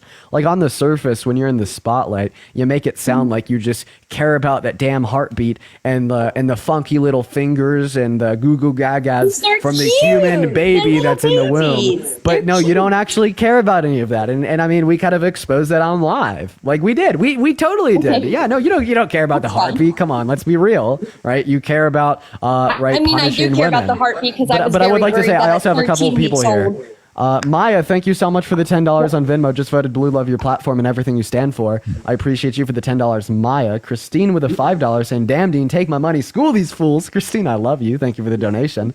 Laura with a $5 saying, vote. Appreciate it. Laura with another $10 saying we could see the finish line, keep pushing through that final sprint. Hell yeah. And Lily, thank you for the $5. If anyone else would like to donate and get a little message read off here on live, my Venmo, my PayPal are in my bio. And Kelsey, of course, thank you so much for the $5 on PayPal. I mean, I do care about the heartbeat because I was worried at 13 weeks pregnant that my daughter was no longer there. Due to my OBGYN not being able to find a heartbeat. So I was quite worried about my child that I was carrying in my womb didn't have a heartbeat. Okay, I mean, I worry about like my car outside. I don't want my car to like break, but that doesn't mean that my car has intrinsic moral value that would justify my government legislating on it. I guess the comparison here would be, you're telling me that you saw a value in the fetus inside of your uterus, and that's 110% completely, totally valid and fine, right? Yep. I think that mothers should see values in their kids, even when they're in the womb, if they intend to keep them. That's whatever. Yes. You're good. But I guess the point here would be, is that at the end of the day, a clump of cells is not sufficient to force 170 million American women and girls to no longer have access to health care. What I care about is sentience and the ability to deploy consciousness, and that doesn't occur until about 20 through 24 gestational weeks. And at that point, we'd say that the fetus is morally valuable. But before then, I would disagree. I don't think that the existence or inexistence of human life on its own is sufficient to qualify moral value. Brain-dead patients are humanly alive, but we don't say they're valuable. I don't think the existence of a heartbeat is sufficient to qualify moral value. Cows are alive and have a heartbeat. You eat them for lunch. And I don't think that the very specific order of our chromosomes that would constitute us to be a Homo sapiens sapien make us morally valuable either.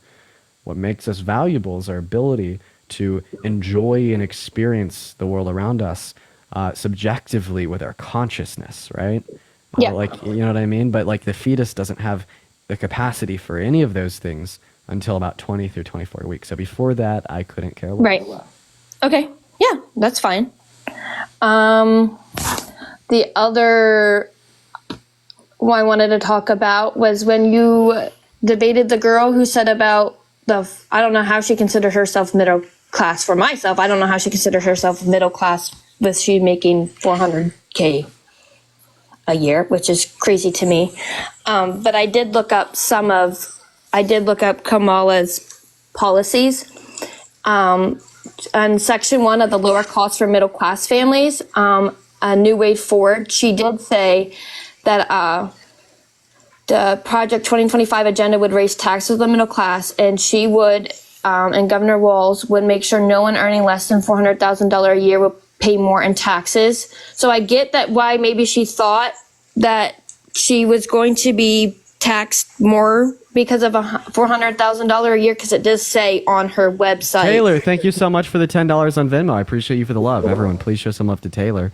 Is there any other points that you wanted to go over insofar as why you're voting for Trump? And also, please either pronounce Kamala Harris's name right by saying Kamala, not Kamala, or just call her Harris. So I wasn't too sure how to pronounce it, so I do apologize for pronouncing her name right. So I will say Harris for now. The border is another thing that I do not like, and I understand that Trump did not build the wall. He did take our tax money. Wait, you're Christian. Yes. Christians should hate the border. Did Trump? Did Jesus ever deny anyone from sitting at the dinner table with him, or was like the whole prophetic message? No, I'm still talking, please. No, go ahead. I'm still talking. Was a whole prophetic message of the gospel preaching about the acceptance of all, regardless of country of origin, culture, beliefs, or religion. Right, he didn't deny anyone from that. He allowed everyone. But my thing is I think if Jesus would allow everyone, why wouldn't you? I do allow everyone. I just don't think we should just let it open. I think we should make it easier for people to become legal citizens. I'm not denying nobody, but I think that we shouldn't just let every single person come in here and just not curious. have. You said that you think we should make it the legal migration processes into our country easier. I could preach for 5 minutes about Kamala Harris's plan to do that. But just out of curiosity, what is Donald Trump's plan to make legal migration into our country easier? Let me find it because I'm on his policies. I literally am looking all this stuff up. Because while you're finding it, I'm gonna thank a couple donors. Take a second to do that. Of course, no problem. Taylor with the $10 says, "I'm going through a miscarriage right now. She needs to understand that if she or I had complications with us losing the baby, if Trump was president, we would have been in trouble, which is scary." You're right. I think a woman's died of that in Ohio. I almost died. Cassie, thank you so much for the $5 on Venmo. As a mom who had a cryptic pregnancy and pro-choice, women deserve to make that decision on their own always. Absolutely, Cassie. I really appreciate you, Taylor and Cassie. You guys are phenomenal. Looks like we have 2 more here on PayPal while she's looking for that. Another Cassie, thank you for the $5 on PayPal. And then Brian, thank you for the $2. And Isabel, thank you for the $2 as well. You guys are phenomenal. If anyone else would like to support me, my Venmo as well as my PayPal are in my bio. I use all the proceeds to kind of help fund my travels, getting boots on the ground and talking to voters, especially right now. I'll be doing that next weekend. But Amina, thank you so much for the $5 on Venmo saying, "Take it easy on Chloe. I think there's hope to change your mind." Appreciate the positive message. So what is it, Chloe? Have you been able to discover Trump's plans to make legal migration into our country easier? Or have you came to the realization that he actually doesn't have that plan whatsoever, and he just capitalizes on the prejudice of Republicans by screaming and shouting that he wants to do a mass deportation? And won't let me click on the link, but he just has it on there: seal the border and stop the migrant invasion. I don't agree with the carry out the largest deportation. I feel like if people are already here, might as well just leave them here. Why deport? What's his plan for making the legal processes easier? If you can't answer the question, I'm going to kick you and move on. With all due respect, you've been great, but I think it's time to get some more conversations rolling. Oh, no, and you're Maureen, fine. Thank you for the $10 on Venmo saying pro-choice king. I appreciate that. It won't let me click the link, so you're more than welcome to kick me out and move on to somebody else. I do appreciate the conversation, though. All right, have a good rest of your day. We're going to move on to our next guest here. For the 8.7 thousand people, right, tuning in, guys, make sure that we're double tapping away on that phone screen. Let's try to get up to 2 million likes.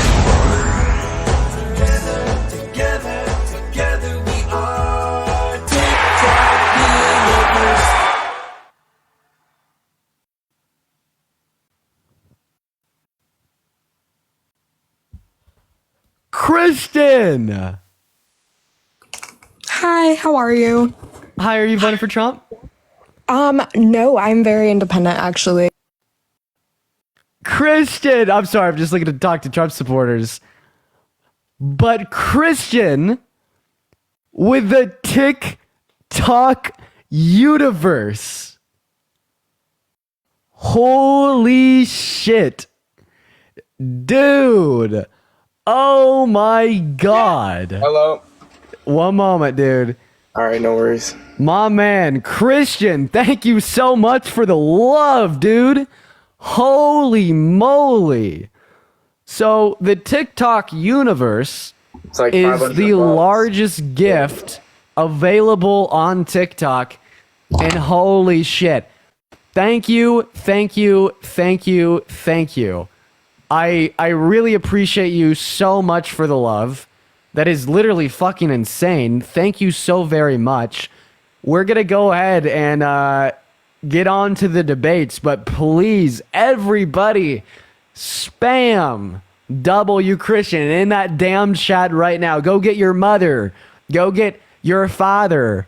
Go get your sister, your brother, your grandpa, your grandma, good old Mima. Get them all in this chat to show some damn love to Christian. Dear God, dude. Thank you so much. Christian, by the way, has been supporting Taylor. Thank you for the travel. An unprecedented amount as of recently. And I'm so grateful for it, man. You've been more than phenomenal. I'm so undeserving. Thank you, thank you, thank you. Hunter, you're obviously voting for Trump. You've been letting me know in the comment section for a while now. Jackie and Dom and Dom, thank you for the galaxy. So why are you voting for Trump? Let's hear it. Well, the reason I'm voting for Trump is because, he aligns more to my social and economic values. Oh, he aligns with your economic values? Oh, this one will be fun. How so? Well, he definitely follows my economic Wait, status. I just want to clarify. How old are you? 18. All right. So yeah. Let's do it. Tell me how Donald Trump's economic policy, as it stands today, right, aligns with your economic values. And I want to hear it. I want to hear it. I want you to tell me, all right, exactly what it is. Explain it to me like I'm a 5-year-old, and you are a PhD economist, sir. Hold on, you're lagging. Okay, there we go. For me, well, he aligns because he gives me, more tax cuts, more free market, things like that. More free market. Wow. Okay. Anything else?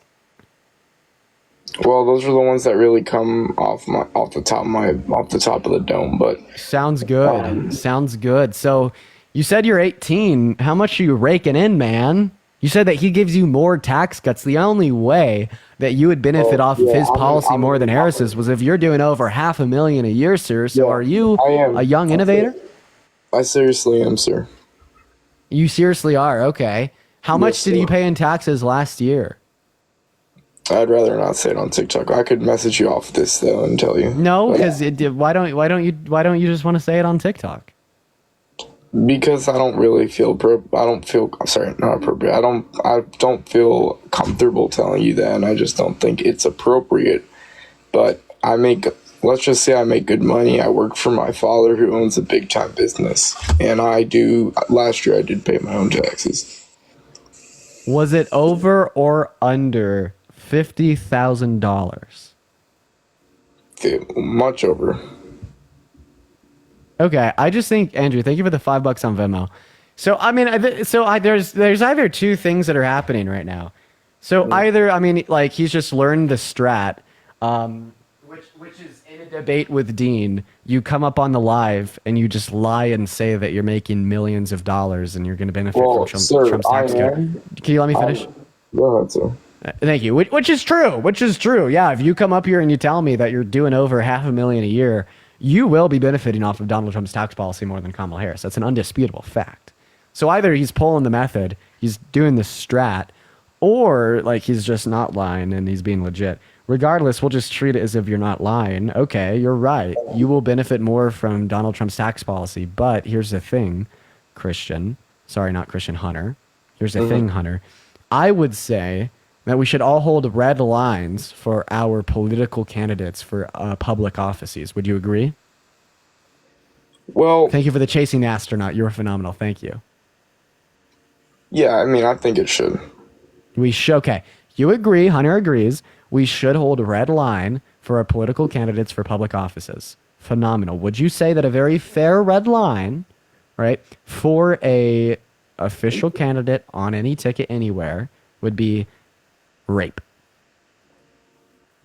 What do you mean? Explain. I'm sorry. Would you say that a fair red line for a politician on any ticket for any public office would be rape, insofar as you would never vote for a presidential candidate or a candidate for any office if they're rapists?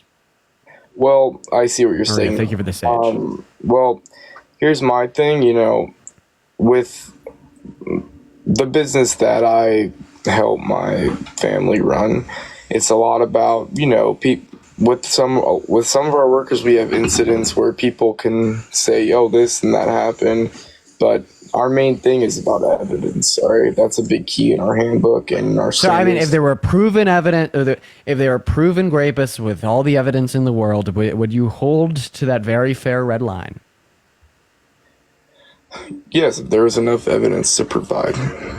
All right. Okay. So yes, this should mean that you're not voting for Trump, because Trump wasn't just accused of rape baselessly without evidence, but Donald Trump was proven to be a rapist in a court of law due to a preponderance of evidence.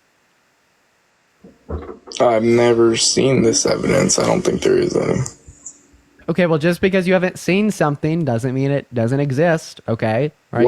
You can't see my brain, but we all know that exists, right? Okay, you did too. Where's your source for the evidence, though? If you could show me.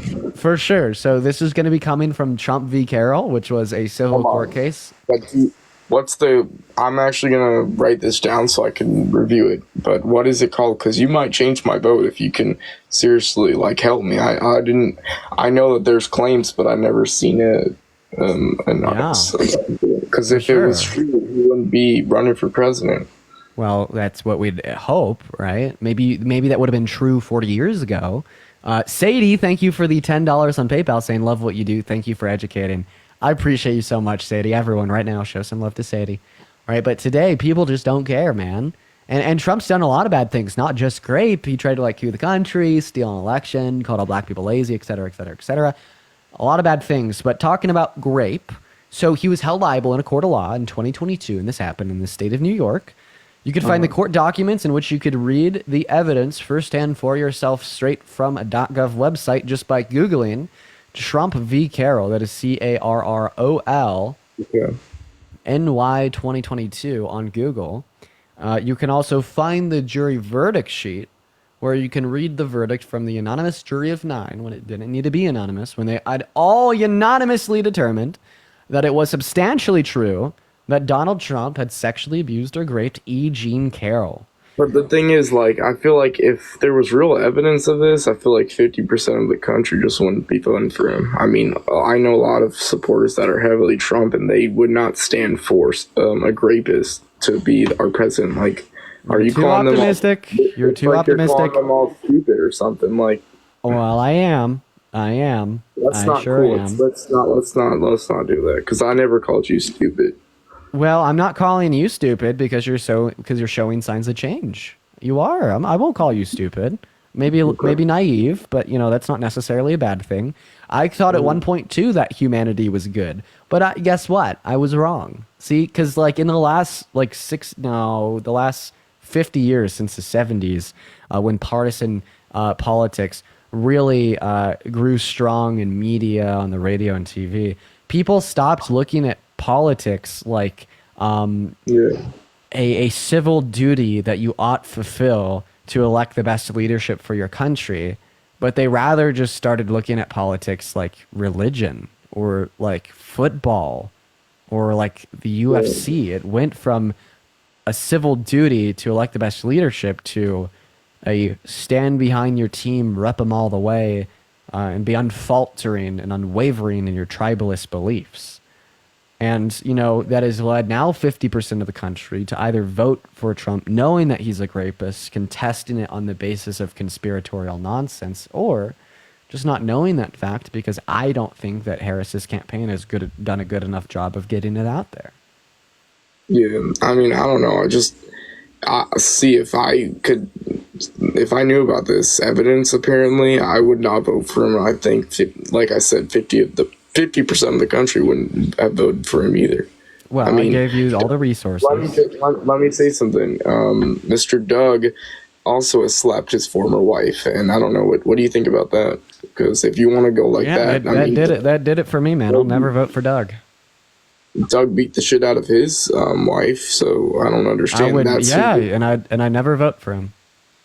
Okay, well, you're voting for his wife. I sure he's am. Gonna run he's gonna run the country with his wife. Okay, no, he won't. No. First gentleman. He's gonna be there. I know. They don't run the country. He's gonna be there with Kamala, and he's gonna know, and I'm sure he's gonna have decisions in what's gonna be made because she's incompetent. And okay, I mean, so no. Like, could you please show me where in the Constitution the partner of the president has any authority over a country? The what? Well, first, show me where in the Constitution the partner of the president has any authority over the country. Then second, Dude, go ahead and explain to me exactly why you think Kamala Harris is incompetent. Cassidy, thank you so much for the $5 on Venmo, saying that it's your birthday. Chat, everyone, say happy birthday, Cassie, down below right now. And if you want to support me, my Venmo and my PayPal are in my bio. You could get a message across to me just like Cassie just did. But please show love to Cassie. So 2 questions. Where in the Constitution does it delegate authority to the partner, wife, or husband of the president? Let me go. So first one, I was not serious when I said that he's going to run the country, but I mean, who knows? But obviously it says that you can't. That's not a thing. That wouldn't actually be allowed to happen. 2, I think she's incompetent because, I mean, listen, she had one job, right? One job. She was in charge of the border, and she completed the talking point. Sorry? Repeat the talking point. Do it. Do it, Hunter. Do it. Say it. Say the talking point. Wait, I'll do it for you. She had one job. Kamala Harris. Sorry, I got to do the Trump thing. Kamala Harris had one job, and her one job was to protect the border, but she failed her one job. On the first day of office, her and crooked Joe Biden rescinded my orders, my policy that kept you American citizens safe. And what happened? She was appointed border czar. That's right, ladies and gentlemen, border czar. And she did nothing with it. She allowed the invasion to continue. All of the MS-13 rapists, pedophiles have been running rampant in our country because she failed her one job as border czar. That's right. Vote for me. We will launch a massive deportation, and we will get them all out and send them back home. But the issue with that is, first of all, undocumented migrants are 2 times less likely to commit violent crimes than natural-born U.S. citizens. Second of all, she influenced bipartisan border legislation through the House and the Senate. Trump actually torpedoed it, so she didn't look good. Then third of all, after that failed, they implemented an executive order that has put us at lower levels of crossing today than at the end of Trump's term. You're not even, let me speak, please. Please, thank you. So, all right, bro, I was cooking. So listen, when I go back to the border, I have sources that show that the Biden administration grapples with American addiction as overdose. I'm talking about overdosing. Don't say the names of any drugs. Don't say the names of any drugs. Okay. But don't even say that. Just say okay. And I'll understand what you mean. We need to people going away has been at an all-time high with the F thing. So that we're gonna protect the live. We're gonna protect the live. We're just gonna get that out of there. Conversations about the use of DRUGS, bro. They fucking tank the live. TikTok hates that shit. They actually hate that shit. But yo, Send, thank you for the $10 on Venmo, saying it's also my birthday. Yo, everybody, let's get some happy birthday sends down below. That is SEN. Show her some love. Dan, thank you for the $5. Tsar is a Russian word. It's literally Russian propaganda. Cassidy, thank you for the $5 once again. I already thanked you for that earlier. Thank you. Let's go and get our next guest up in here. Everyone say happy birthday soon in that chat while we're getting our next guest up in the live. Let's go and get Chugga70. What a guy. Muna, thank you for the $5. And Bethany, thank you for the $1. And Sadie, thank you for the 10. Yo, Chug70, I'm so happy you loaded in the live. Hello. Chug70, we need to have a chat, all right? Okay. Hello. Well, that's not what I expected in the slightest, not at all. Wow. Okay. Why are you voting for Trump? I need to make sure. I need to make sure you follow my nigga. All right. We apologize for his use of slurs, chat. We're going to move on to our next guest here, y'all. Everyone just do give us a minute. We apologize for his use of slurs. That was weird. We're going to move on to our next guest here, y'all. Everybody just do give us a minute to get our next guest up in the box. Everybody do be patient, y'all, while we're getting our next guest up here. Everybody. All right. We got air loading up in, y'all. For the 9.7 thousand people hanging out with us in here today, make sure that we're double tapping away on that phone screen. Make sure to share out this live with a handful of friends. There's like 2 people down there that said he sounded like Parker. He did not sound like Parker. Brian, thank you for the boxing gloves. We're going to get our next guest, Tamika, up in the box, y'all, so everyone just be patient. Verena says, Dean. What's up, Verena? Dude, by the way, I like check your page daily, dude. You're always posting that good shit. I love you, too. I love you as well, Verena. Yo, Hannah, thank you so much for the boo. All right, we're loading in our next guest, guys. Right now, everyone just do be patient.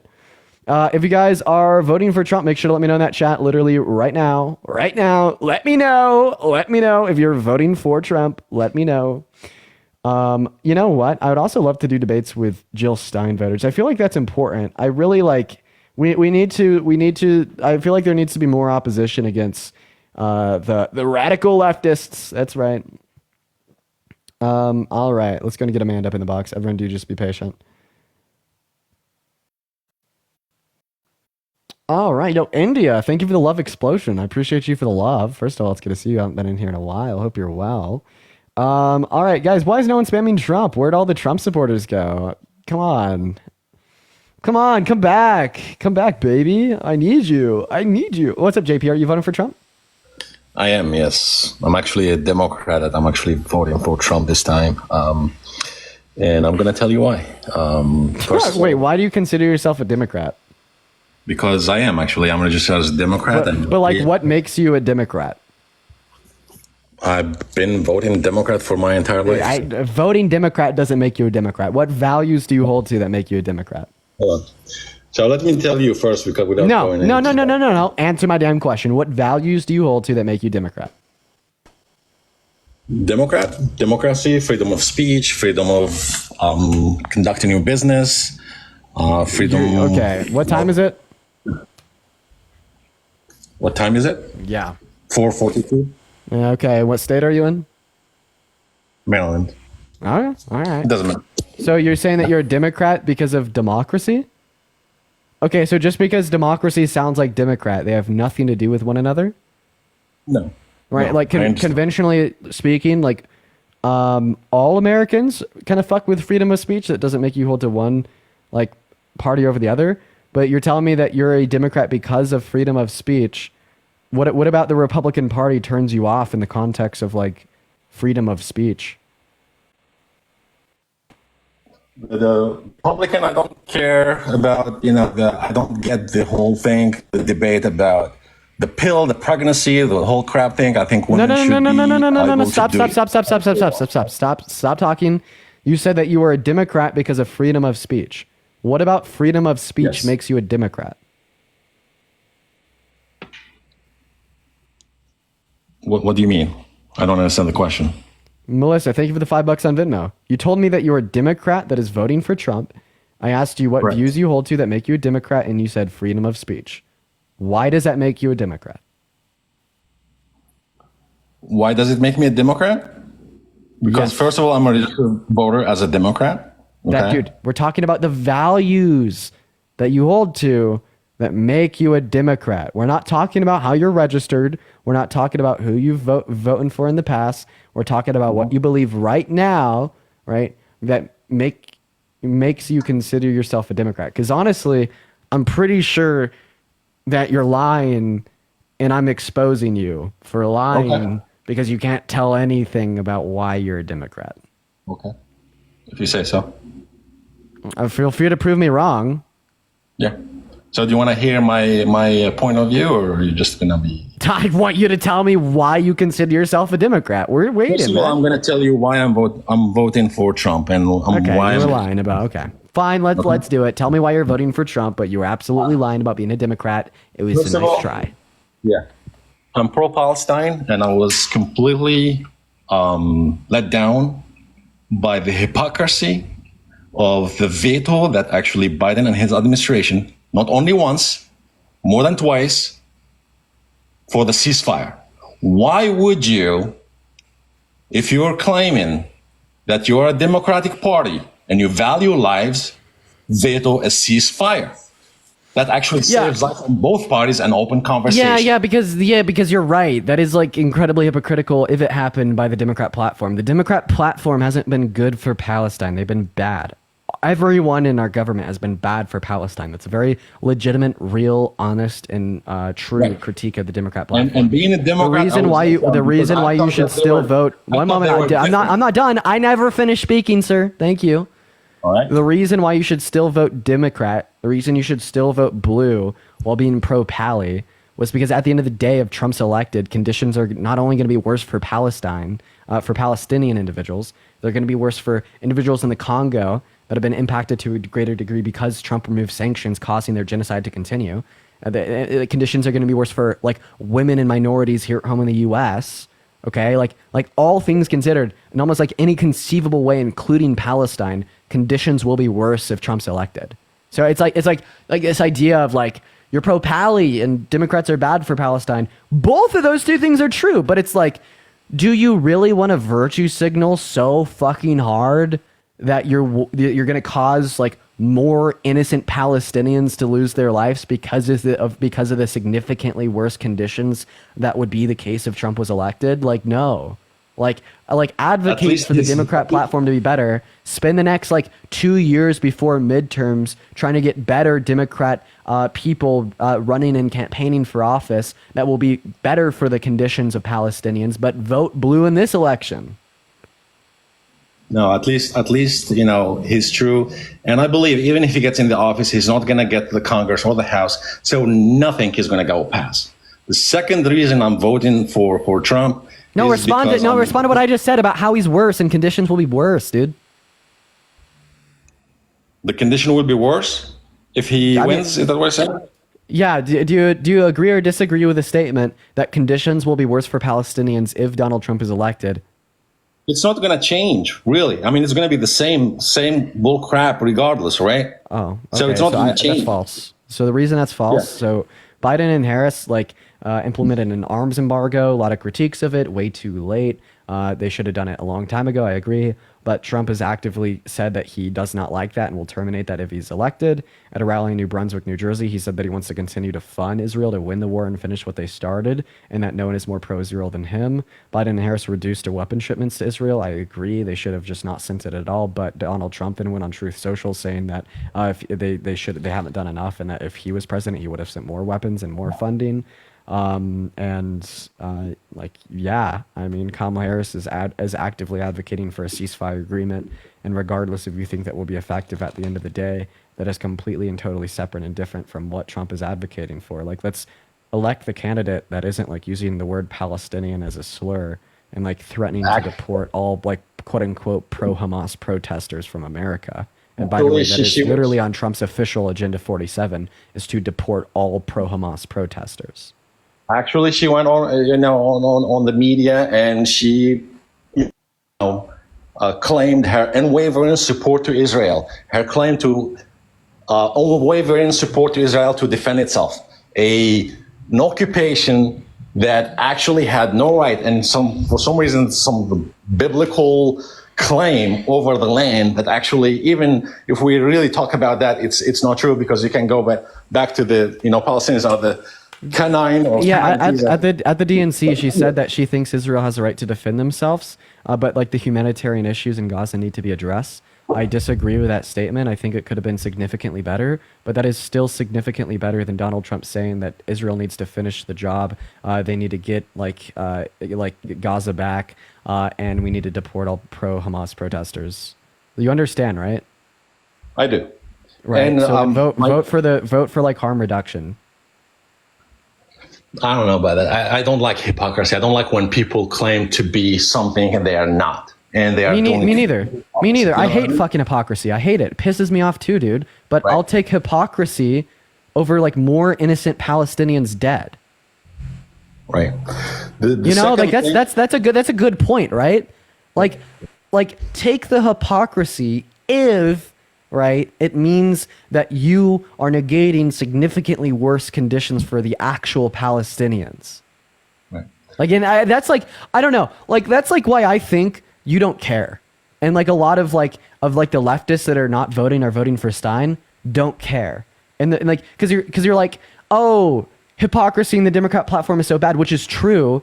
But then you're like, no, I'd rather stand and protest that hypocrisy by not voting for Harris and turn a blind eye to the significantly worse conditions that will be true for the Palestinians if Trump is elected. Well, the other reason also is like Harris was shoved down our throats. They completely put her in without any primary whatsoever. They actually threatened Biden with the 25th Amendment, and somehow we have Harris as the candidate. Why don't we have a better candidate? Why didn't they put like Michelle Obama or somebody who's actually... Why did they see how quickly you pivot off of Palestine? We didn't have the say. We didn't have the say. Thank you so much for the galaxy. So that's how I know that you're not worth my time and that you're a despicable human being, because genocide is a talking point to you, and when you lose the debate, you pivot like it's nothing. Okay. You pivot like it's nothing. It's nothing more than a talking point to you. Just personal attacks. Is that really the value that the innocent Palestinians that are losing their lives deserve? Is a fucking talking point? What? Oh my God! What are you doing about it? What is she doing about it? I don't have any power to do anything Thank about you it. for the $1 on PayPal. Yeah. What are you doing about it? Just talking? You think that these forums actually are going to actually do anything about it? You think that she's going to do anything about it? What am I doing about it? I'm fucking voting for the best potential outcome that could practically occur, while also sitting back and condemning the hypocrisy and the downfalls and the pitfalls in Kamala Harris as well as the Democrat platform relating to this issue. That's what I'm doing about it. What are you doing about it? Right? You're sitting here using it as a damn talking point to sway more votes away from Kamala Harris, to prey on the moral virtues of those that don't know the intricacies, can't see the harm reduction or the harm that would be caused by abstaining from voting or voting for Trump. And then as soon as I point those things out, you want to pivot to the primaries and how she's never won one. Like God, how do you live with yourself? How do you live with, like, you are the one that came up here and you were like, the innocent Palestinians in the genocide, and then I was like X, Y, and Z, here's some very reasonable, common sense, sensible reason why you should still vote for Harris. And then you're like, let's go ahead and talk about how she's never won a primary. Like, really? Come on. Oh my God. I don't think that you heard the same statement that she put out there supporting Israel and the genocide she's committing, and they are committing, and the support all the $1 billion that we're providing and the weapons we're providing, our taxpayer money that is actually contributing. Every single word you just said was true. It's horrendous, dude. Okay. Right? Genocide, right? War crime. Let me 1 second. Genocide, war crimes, right? And a better version of reality, you're right. That shit's a red line. Okay. Right. But when it's genocide and war crimes running against worse genocide and more war crimes, it's not a red line. Okay. Right? Because it goes from a reasonable, sensible red line to harm reduction. Okay. You know what I mean? So like imagine this. If Kamala Harris, this is all in a vacuum. If Kamala Harris was running for president and she said, vote for me and I'll destroy and kill 100 innocent people, but then Donald Trump was like, no, vote for me because I'll destroy and kill 1,000 innocent people. Who are you voting for? I completely understand but you didn't. No. Answer my question. Who are you voting for in that hypothetical scenario? Of course, for her. You got it. So that's not a hypothetical scenario. That's a real scenario of what is going to happen in November. Before you accuse me of being hypocritical and not caring about the Palestinian, you didn't hear my statement that I believe that even if Trump goes into the office, he's not going to be able to do jack shit. He's not going to have the House. He's not going to have the Congress. He's not going to be able to do jack shit. Whereas if she goes in, she's going to be able to... Huh? Lie. Find me a single fucking interview from a congressman or woman, apart from Bernie or AOC, talking about humanitarian issues in Gaza and standing against Israel. Please, no, bro. You go up to any of those shitheads, and they'll be like, "We have to support Israel. It's in the Bible. That is the land of God's chosen people." That's what they all say. Okay, Right. no. So when I'm you glad- say that like this pro-Israel maniac isn't going to be able to do shit in Congress, like you sound so unrealistic and absurd. Okay, I'm glad that you brought IOC. Why didn't they actually present him as a candidate? Why did they shut? Not a him. You don't even know who AOC is. AOC's a her. I'm sorry? AOC's a her. You're okay, whatever. Okay, do you have anything else to add on here? Because you don't actually want to talk about the meat on the bone. Instead of addressing any of the points that I made about harm reduction, the hypothetical scenario that I brought up specifically about where we should vote for one candidate over another for harm reduction, or any of the facts about how Congress will come together on pro-Israeli issues, you instead decide to misgender AOC and ask why the Democrat platform didn't run her. I'm done. Do you have anything else to ask? How about the taxes? Jesus fucking Christ. Okay. Appreciate you. We're going to go and move on to the next guest. For the 8.6 thousand people hanging out with us in here today, make sure that we're double tapping away on that phone screen. Alex, thank you so much for the $20. I really appreciate you for the love. Let's get some W's in the chat for Alex. That is so incredibly kind of you. Thank you for the $20.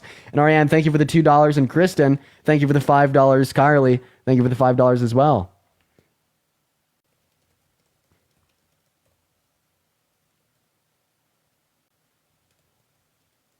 All right, we're going to go to get our next guest up in here, guys. Make sure that you're spamming Trump in the chat if you do want to come up and debate. Then also, if you do want to support me, my Venmo as well as my PayPal are in my bio. You guys are phenomenal. I'm thinking about like hosting a second account live one of these days where I just talk to like leftists voting for or not voting or voting for Jill Stein. And I mean, like, hopefully we could have some like honest, good, virtuous conversations. It is really hard for me because I do get like frustrated with those convos, but I think that they're necessary and they haven't been given enough attention in like the mainstream media or anything. You know what I mean? Like, no one's really talking about how big of an issue it is that so many people are abstaining from voting for Harris for this reason. G, what's going on? Are you voting for Trump? Dean, you gotta vote for me. You're a rich, handsome white man just like me. You gotta vote for me, buddy.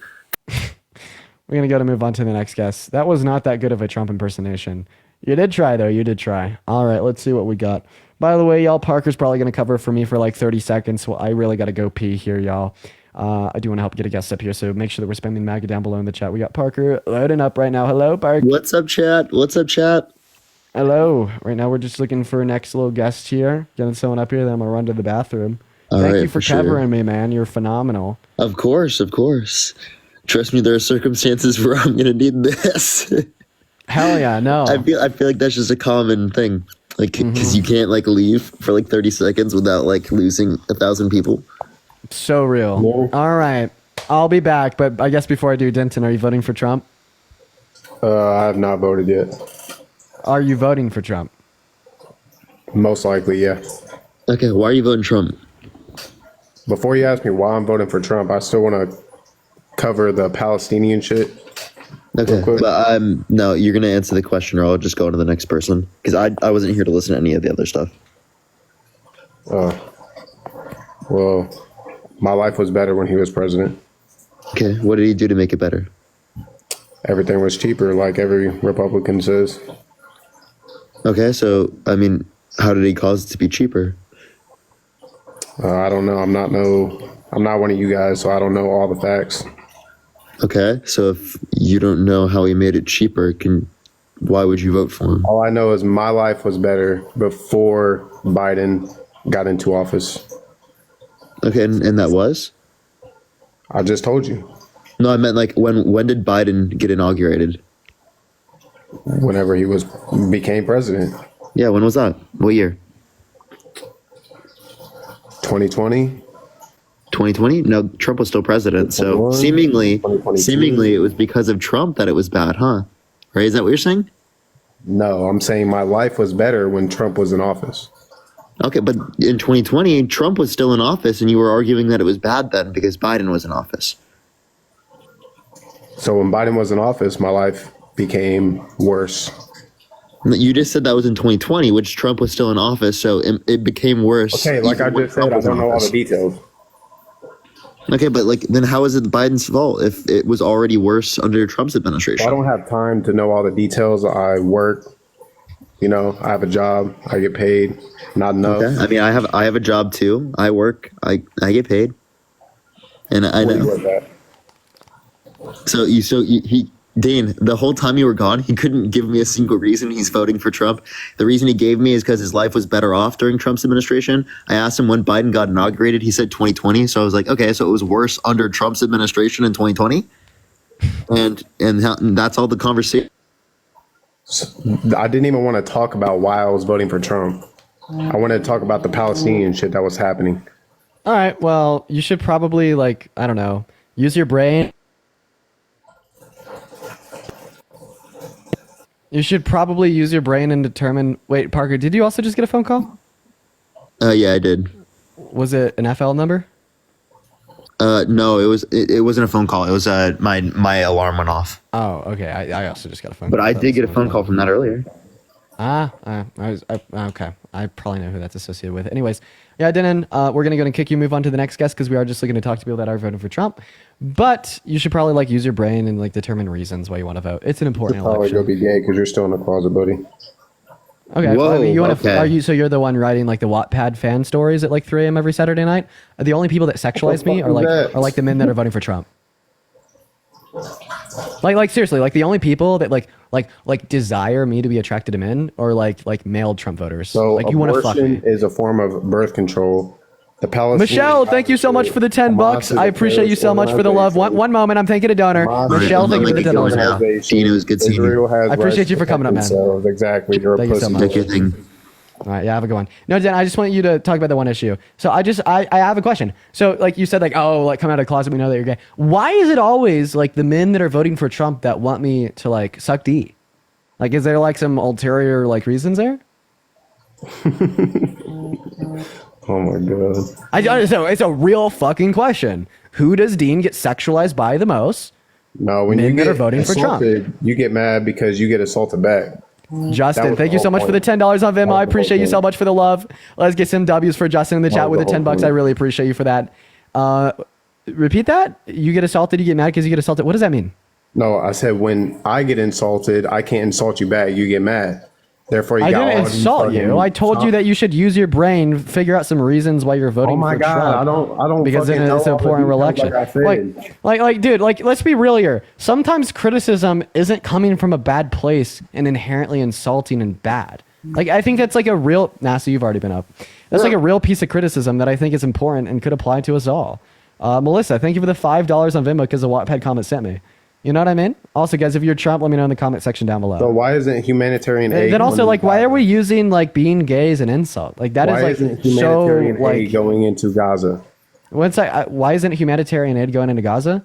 Yes. Yeah, because our leadership is shit. But I hope there's humanitarian aid. I think there may So be you're some. arguing that they need more humanitarian aid, but they Yeah, can't. no even shit. I am into arguing their that we need Gaza. more humanitarian aid, but this isn't going to pivot off the fucking issue, right? Stay on track, right? You said that you insulted me because I insulted you. Why do you think being gay is an insult?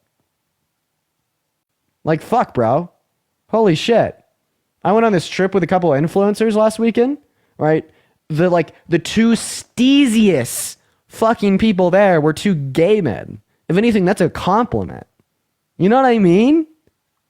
But okay, anyways. What's going on, Rachel? Are you voting for Trump?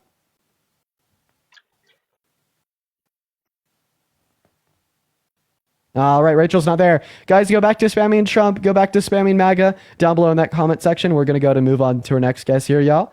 Everybody just give us one moment, y'all. Everyone just do be patient while we're getting our next guest up in here. What's going on? Are you voting for Trump? Yes, I am. How are you? I'm doing all right. So why are you voting for Trump? Yeah, so I believe abortion is murder up until 8 weeks. So it's not murder after 8 weeks? Sorry? Darius, thank you for the $5. No, on Venmo. I meant the opposite. Sorry. Oh, okay. All right. All right.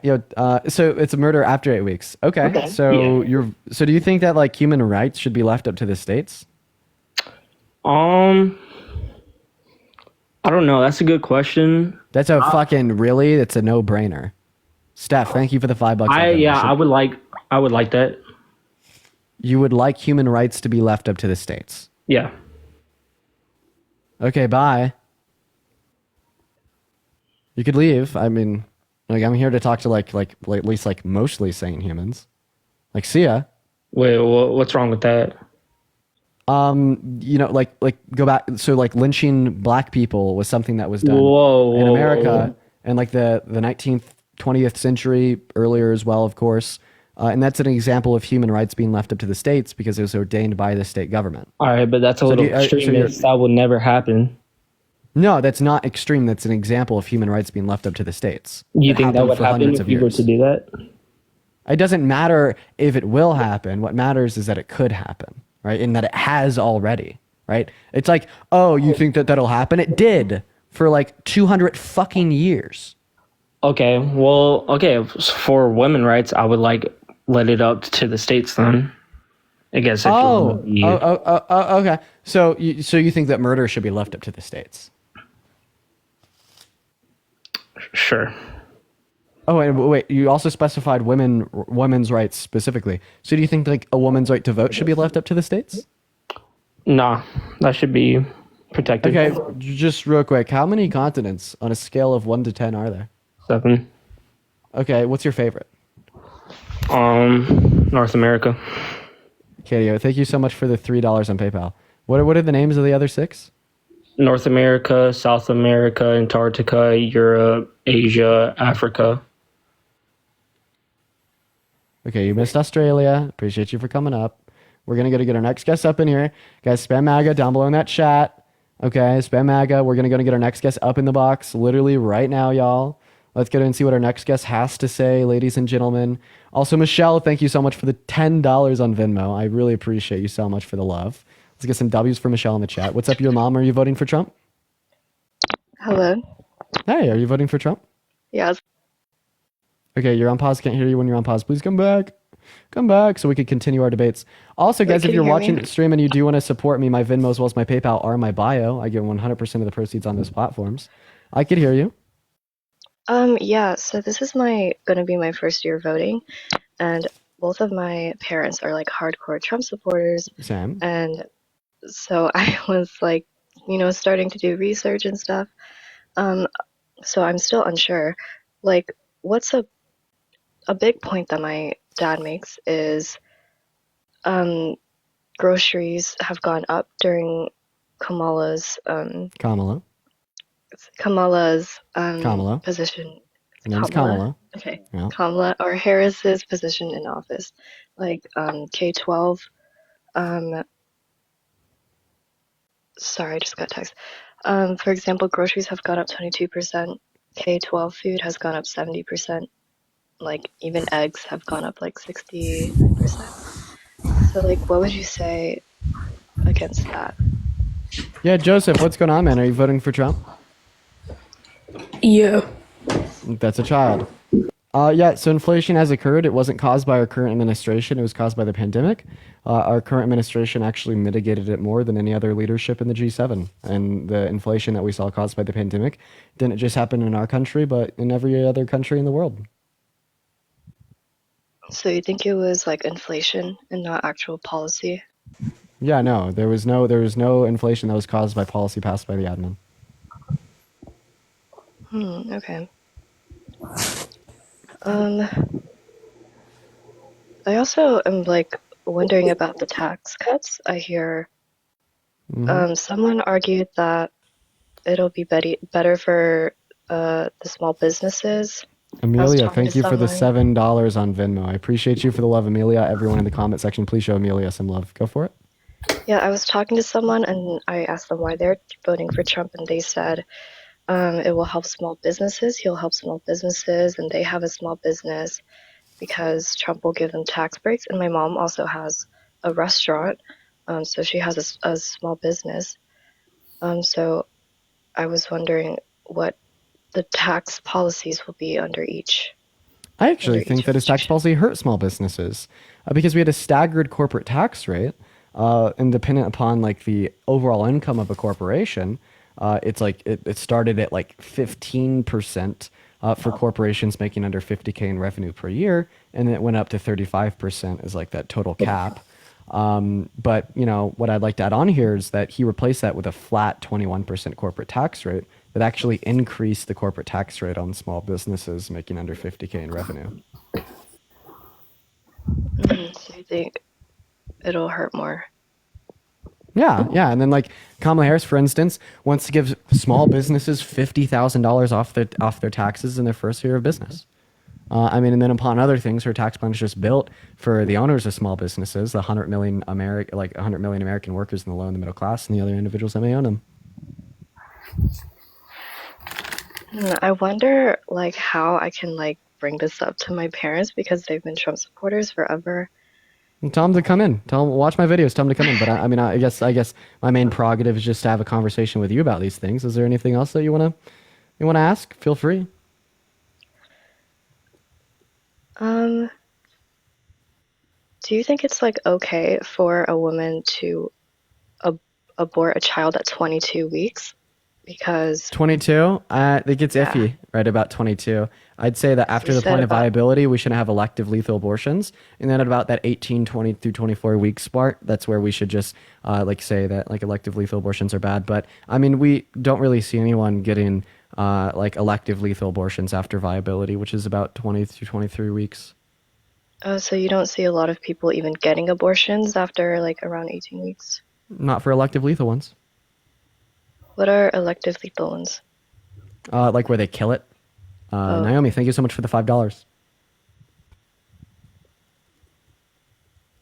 What about the people who are like aborting them at like really close to around that 23 mark?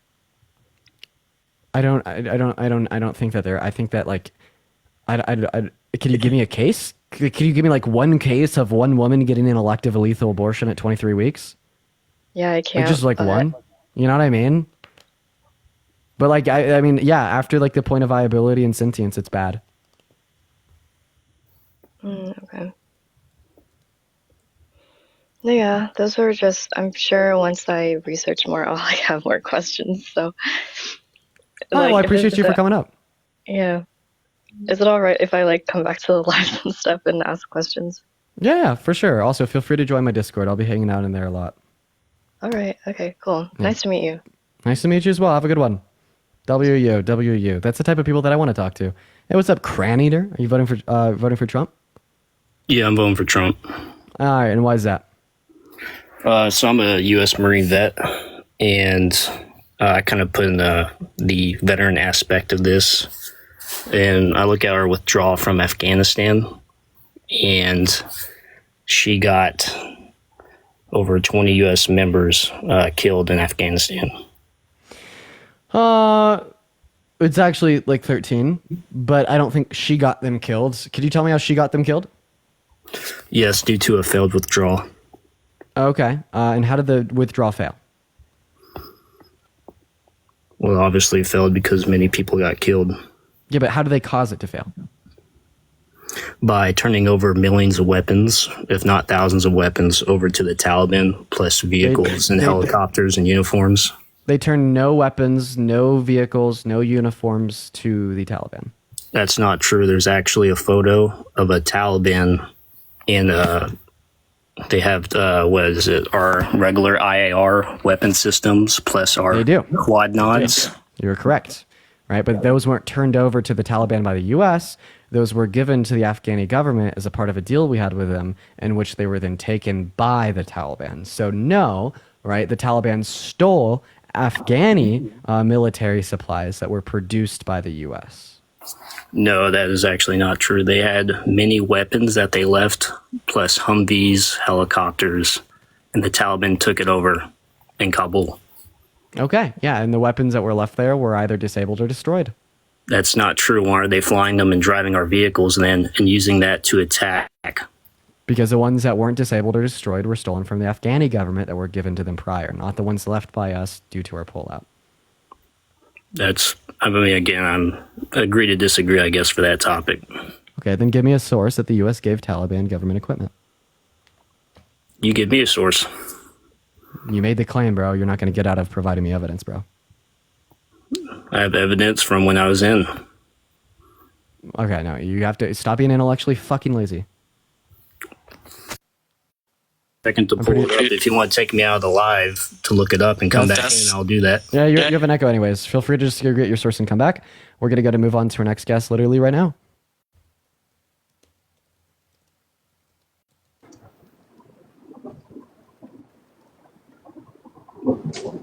Hey, what's going on? Are you voting for Trump? Your parents are voting for one thing doesn't mean you have to. That's all I got to say. First time. So true. Are you voting for Trump? Parents? No, I'm not. But Hey, I just Base. figured I'd have to say that. Well, both of my parents are voting for Trump, and you're absolutely right. It's a good message. That's a good message to get out there. That is absolutely true. Yeah, both of my parents are voting for Trump.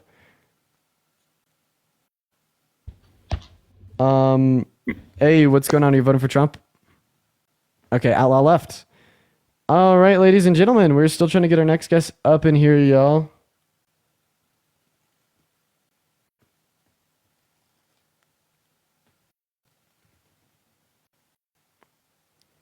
For the 9.3 thousand people in here, I'm sorry, I need to be more interactive with the chat. I'm like doing two things at once. I'm figuring out a potential second trip for boots on the ground, talking to voters in a swing state. And like, I'm like over here texting while I'm also doing the debates, but I'll put my attention back on you.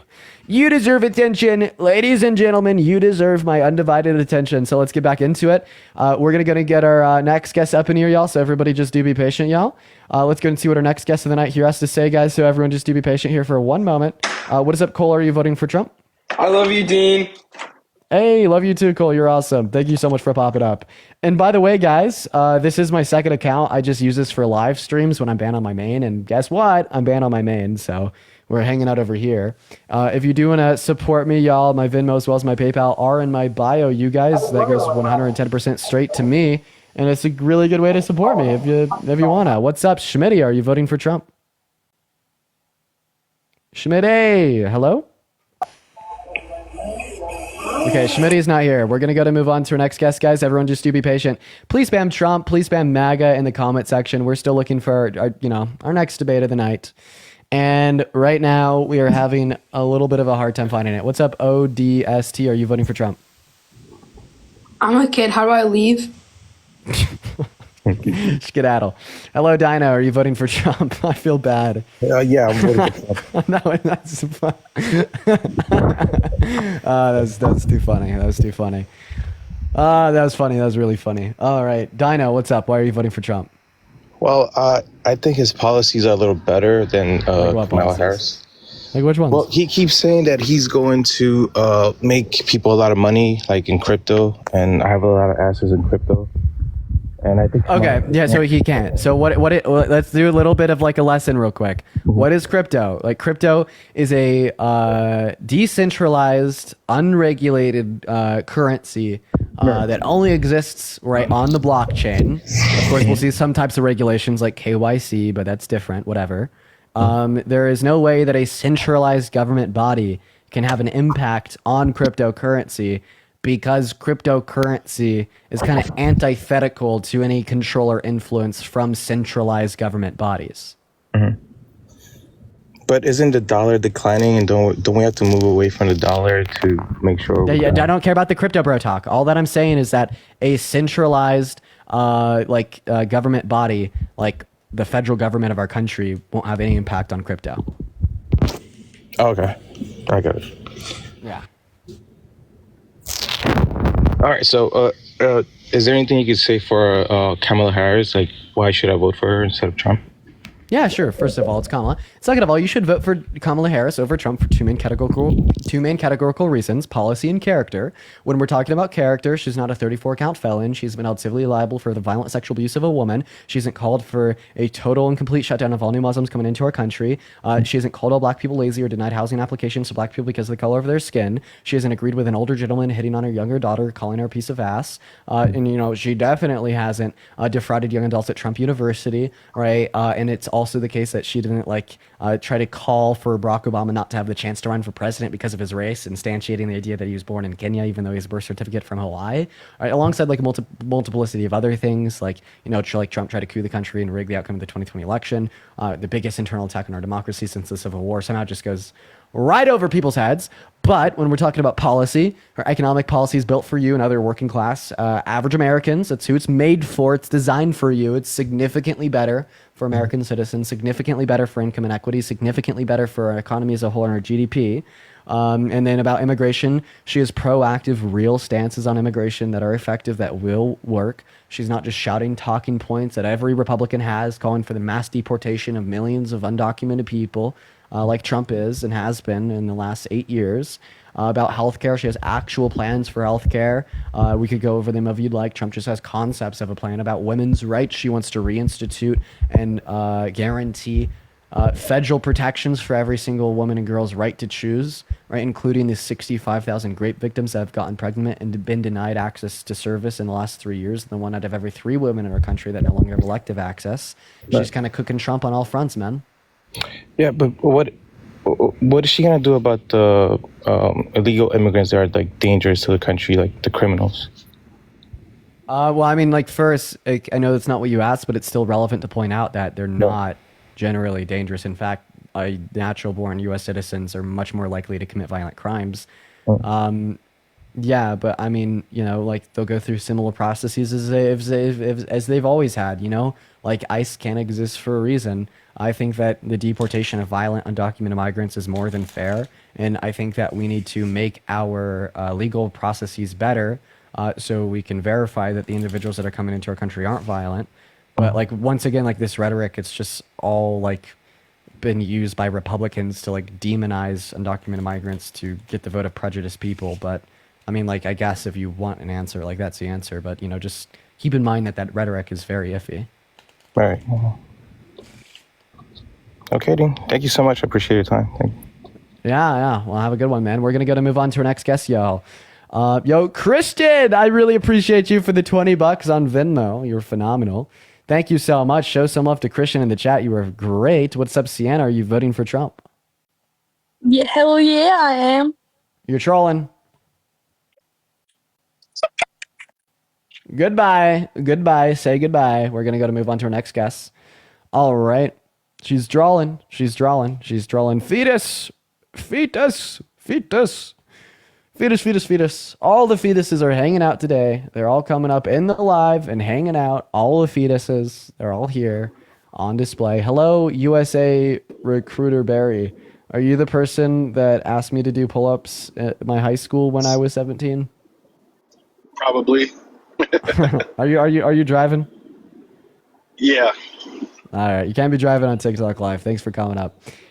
Continue to spam MAG. I apologize, Mr. Recruiter Barry. That's just terms of service right there. We're going to move on to our next guest right now. Everybody just give us a minute. Continue to spam MAGA. Continue to spam Trump if you want to come up. Let's go and see what our next guest has to say. It looks like we got a couple good invites on the way. What's up, Mason? Are you voting for Trump? Yeah. Oh, now why in the hell would you ever want to do such a thing? I'm appalled. Well, no, I mean, it's pretty much set in stone that I'm going to vote for him. I was just going to ask you a question about abortion. Yeah, ask me a question about abortion, but like, I understand that you're going to vote for Trump and there's nothing I could say to sway that, but I'd still like to demonstrate to the over 9,000 people watching that a lot of the people that have this set in stone, unwavering vote, like really don't have much of a reason, and they just engage in like tribalism, mob mentality, and fucking treat politics like. No, this is I actually have it's a legit question. Okay. So, we're never going to come to a consensus on either side for abortion. Would this be like a fair middle ground? So, abortions are allowed if there's rape, if the mother's going to die, if the baby's going to be born with defects that would cause it to have a poor life. And then up to till there's a heartbeat, you can have an abortion, but anything after that's illegal. I feel like that's fair. And no, the fair middle ground is just like letting people make that choice for themselves. But don't you think let's just imagine like one moment. Let's like imagine like two hypothetical women, Nancy and Tabitha. Okay, Nancy is a vehement Christian and an evangelicus, pro-life, for life. Tabitha is a atheist liberal based as hell. All right, let's get that out of the way. Nancy and Tabitha have both gotten pregnant. Okay? Nancy doesn't really want a kid, but she believes in her values and she holds them strongly. She believes that abortion is murder. Tabitha, well, she sees nothing wrong with abortion. So what's the middle ground here? Nancy stays at home, maintains said pregnancy, births the kid and raises it to be a good individual. Tabitha goes to the Planned Parenthood. All right, that's the middle ground. If you have these values that just scream pro-life, abortion bad, well, okay. You made that decision for yourself. That's fair. But on the other hand, if you don't have those same values, if you don't think it's wrong, go to that Planned Parenthood. It's kind of the whole reason of the pro-choice movement is the middle, like the pro-choice middle ground. You know what I mean? No, it's just frustrating to hear about it all the time, I guess. I think it's wrong, but I still think that there should be some exceptions, and if people there's got to be some wiggle room. Otherwise, we're not going to get anywhere on the topic. Vanessa, thank you so much for the $2 on Venmo. Dude, what if you heard someone saying the same shit during slavery? Like they were like, oh my God, the country's so divided, the Union and the Confederacy, right? We're all so divided on if black people deserve human rights. So thereby we have to meet a middle ground of giving black people some human rights, but not others. It's either 100% or nothing. Okay? It's definitely not. And that's the facts. This is not the same as slavery, though. I'm just saying, of course, access to abortion is not literally the same as slavery, but the analogy here is ensuring basic protections for human rights, and that is an all or nothing issue, and there exists no such a thing as middle ground. And we understand that the Republicans are beginning to lose on the issue of abortion and are now appealing for middle ground, but it won't work. It's all or nothing. I don't know. I mean, if you consciously put yourself in the position and get pregnant, you shouldn't be able to just cop out. Give me all your reasons why abortion's wrong. I'm going to sit back. I'm going to give you the mic. I want to let you cook. Give me every single goddamn reason in your brain why you think that women should not be able to get abortions. Take it away. Because if you, let's hypothetically say, if you accidentally get pregnant, you still had to engage in, to get pregnant. Yeah. It's like if you hit somebody if you hit somebody when you're driving, it might be an accident, but it doesn't mean that you don't have to face any consequences. That's the only thing. I hear you. I understand what you're saying. I understand she should be able to make that decision, but that's why I'm saying if she got raped or something, then it makes sense because she didn't want to have the kid in the first place. But if the woman, and I know I'm a guy, so I guess I can't really 100% speak for women, but if you put yourself in that situation, you can't just, I'm just going to have this abortion without there being anything. That's the only reason I think that it's wrong.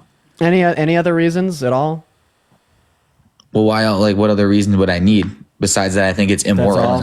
Besides that, I think it's immoral and unethical. But that's me. I'm just gonna give you one last chance. Any other reasons? One last chance for what? I feel like I'm being reasonable right now. That's the totality of why you think abortion's wrong. Mostly, yeah. I mean, if I hit somebody when I'm driving with my car, I'm not going to expect to not get in trouble just because I didn't mean to do it. Pregnancy is something that you have to engage in something consciously 95% of the time for it to happen. So if you have unprotected... Thank you. Yeah. Well, I mean, now you're fucked, okay? I'm just prefacing it, Mason. You're fucked. There's no coming back from what's about to happen. I just sat back and gave you the mic for as much time as you wanted to tell us exactly why you think abortion is wrong. I asked you to provide me every single reason that exists in your head why you think abortion is wrong. And then after you finished, I was like, is there anything else that you could think of? And you said, no. So you got it all out. And one last chance. Is there anything else, Mason? I don't know what else you'd want me to say. You said, God damn it, Mason. Because what is the one fucking thing that you didn't talk about, that you didn't mention, that you didn't even fucking think of when you're telling us why you're pro-life? The fetus! The human baby that you care so much about, that you plaster images of everywhere, with a heartbeat and the intrinsic moral value in the soul. And you know what? And this is the issue, right? I love this line of dialogue so much because it exposes the pro-life movement for exactly what it is. It has never been about the fetus. It has never been about that human life. It has never been about the intrinsic moral value. No, that is just a virtue signal shield that you throw in front of yourself every single goddamn time someone tells you that you shouldn't be able to punish or control a woman and her potential children just because you disagree with their sentiments of what sex is, what relationships are, and how that dynamic is supposed to work. Okay, no, because what you are doing is you see women in our country that hold different values in the context of sexual relationships and intimacy, think it's okay to engage in intercourse without an intention of reproduction or marrying that partner for the long term, and you say you want to punish them because they've done something that you deem as irresponsible,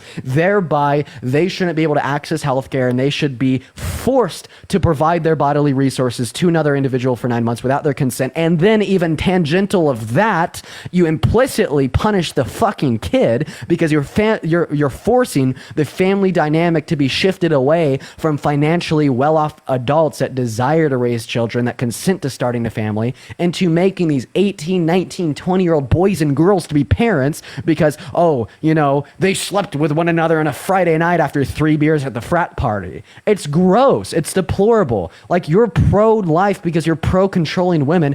I'm pro-choice because I care about life and I don't want to see unwanted kids forced into unready households. And I hate to see the real world consequences of pro-life legislation, that being lower overall qualities of life, which is fucking ironic, and lower levels of employment, lower levels of education, and lower levels of income. Do you see the marvelous picture that I just painted you on how gross and hypocritical it is to even say that you are a pro-lifer? Well, I guess I would say that I think there's some holes in what you just said as well. I mean, I'm not trying to say that you can't have sex and just do it as an enjoyable, but there's ways you can do it without getting pregnant. If you do it right, it's not that difficult. I mean, not trying God, to. he's just looking at it. And it's like you didn't hear any of that, and you're just like if you're just going back to, if the women just stopped being so reckless and did it right and used the birth control and made more responsible, you didn't even see the point. I saw the point. I know what you're saying. You're saying that I, as a guy, am being pro-life, that I am controlling women, which I disagree with. Samantha, thank you for the $10 on Venmo. I appreciate you for the love. Everybody, show some. Pregnancy is a two-way. It's a two-way street. It's not just a one-way. Like, if you hypothetically, if a woman told her boyfriend that she wanted to get pregnant and then they had a kid, but then she switched up right after, the guy still had part of that. How do you even navigate something like that?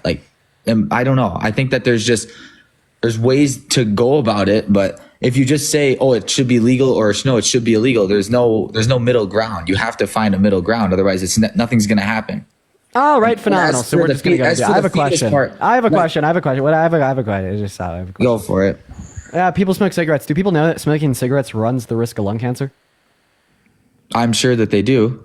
Yeah, people know that smoking cigarettes could be irresponsible. I think everybody knows that if you smoke cigarettes, there's a chance. So would you say that someone that smokes a cigarette and gets lung cancer, in which they acknowledge that risk when they smoke the cigarette, should be obligated to deal with a lung cancer and should be denied healthcare services to terminate the life of the lung cancer because they should deal with the consequences of their actions?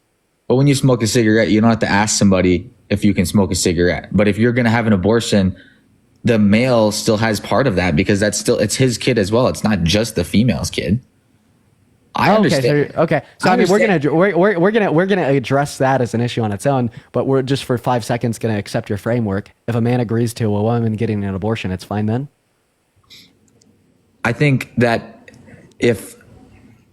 Well, I mean, that with a whole fucking issue on its own. That's an interesting. For 5 seconds, we're accepting you. No, it's a whole issue on its own. But for 5 seconds, we're just accepting your framework to still show how you don't fucking want it. If a man says a woman could get an abortion, do you think she should be able to get it in?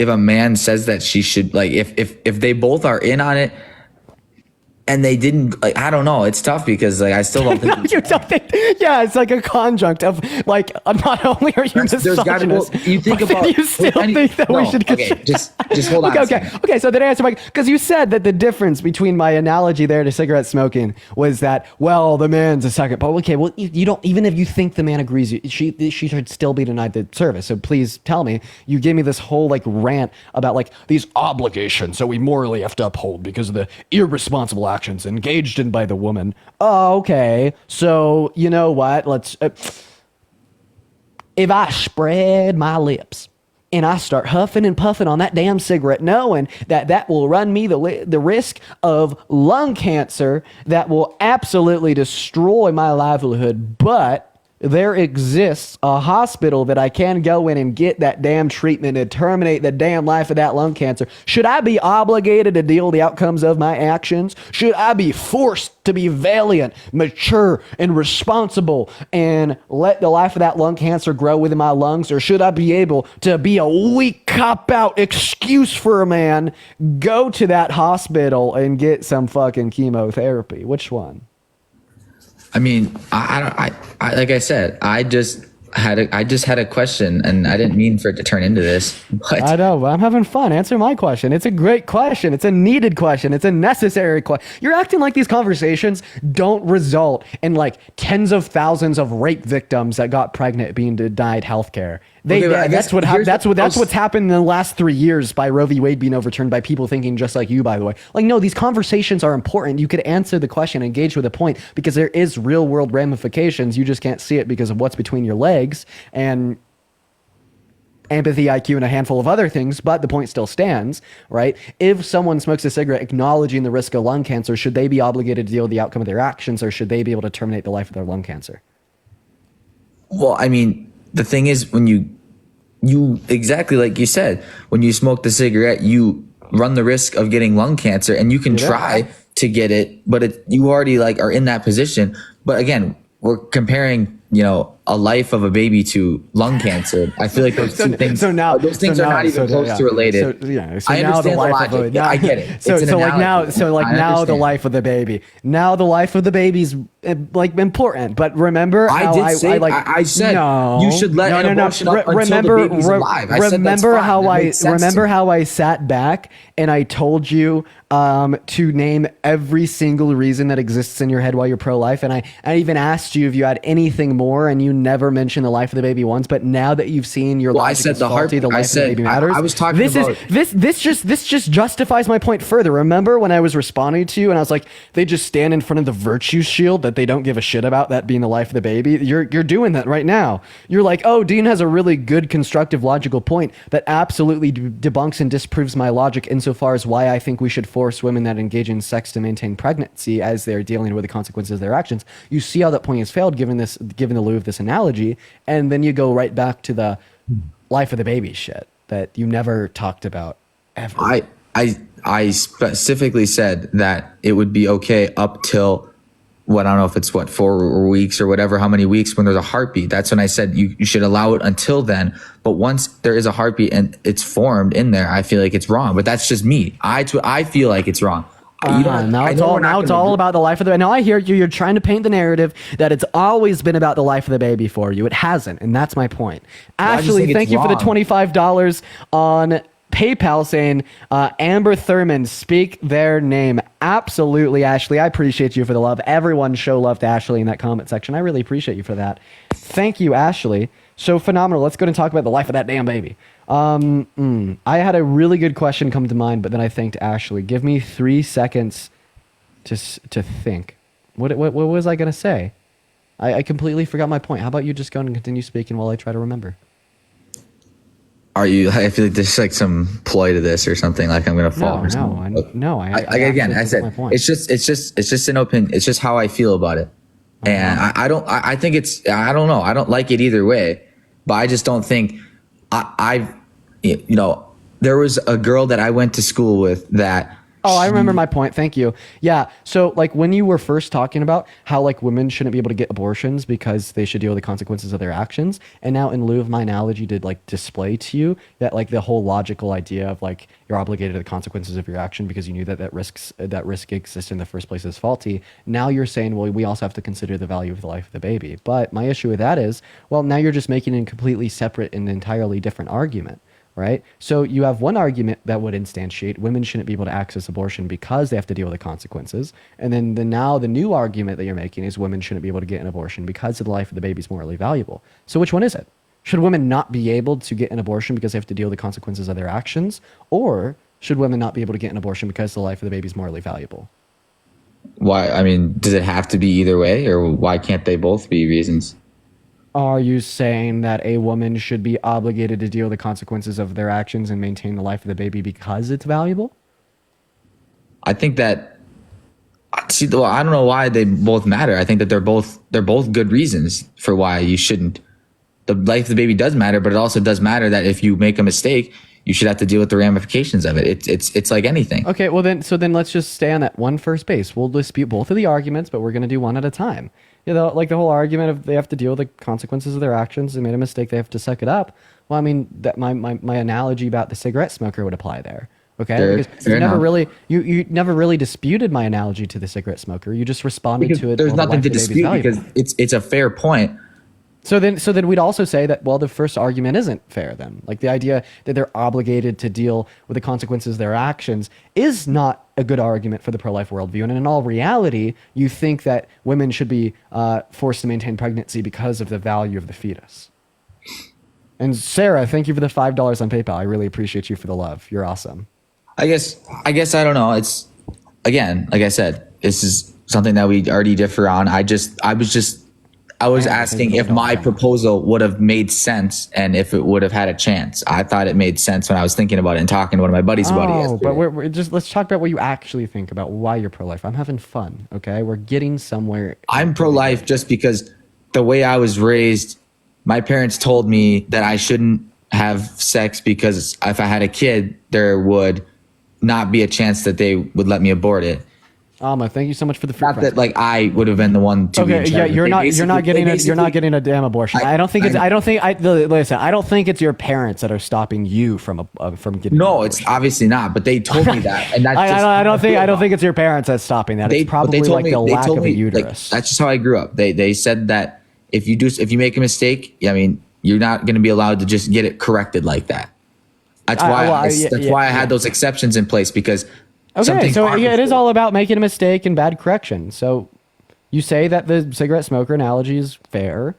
Darius, thank you for the $5 on Venmo. I really appreciate you for the love. I do think that it's fair. So can you now concede and agree that that's bad logic and it's very harmful? I don't know. I just don't think it's right. But that's just how I feel about it. You're saying that you don't think it's right, but you gave me a reason why you don't think it's right. Can you admit that that's a bad reason to not think it's right? I don't know. That's like if somebody thinks that it's unethical to smoke marijuana, is that a valid? They can have that opinion. Random stray. Sorry guys, you can't say the names of drugs like that on the live. Carries, thank you so much for the $1 on Venmo. Appreciate you for the love. You know, listen. I feel like I'm very strong on the abortion topic. And the reason why I'm really strong on the abortion topic, and I feel like I could argue it well, Emma, thank you for the $5 on PayPal. You're phenomenal. Everyone should love to Emma. And Mariana, thank you for the $2.47. The reason why I think I'm strong on that topic is because I grew up pro-life. In fact, like my pro-life view is like one of the most recent right-leaning views I've held.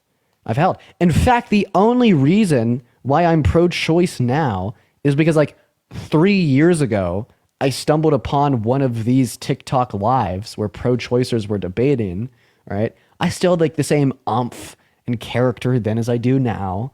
So I automatically request up into this pro-choice live. And I'm like, I'm going to shit on these pro-choicers. I'm going to give them my argument why I'm pro-life. I'm going to win. They're going to lose. But that's not what happened. In fact, the exact opposite happened. Like, I lost that damn debate so hard. And even right after I had that conversation with him, was like, damn, these are significantly better reasons to be pro-choice than to be pro-life. And then it like went from there. So I guess like I really try to give that same experience to every single pro-lifer that will come up in my life. Emily, thank you so much for the $25 on Venmo. Says Mason will end up with no relations then.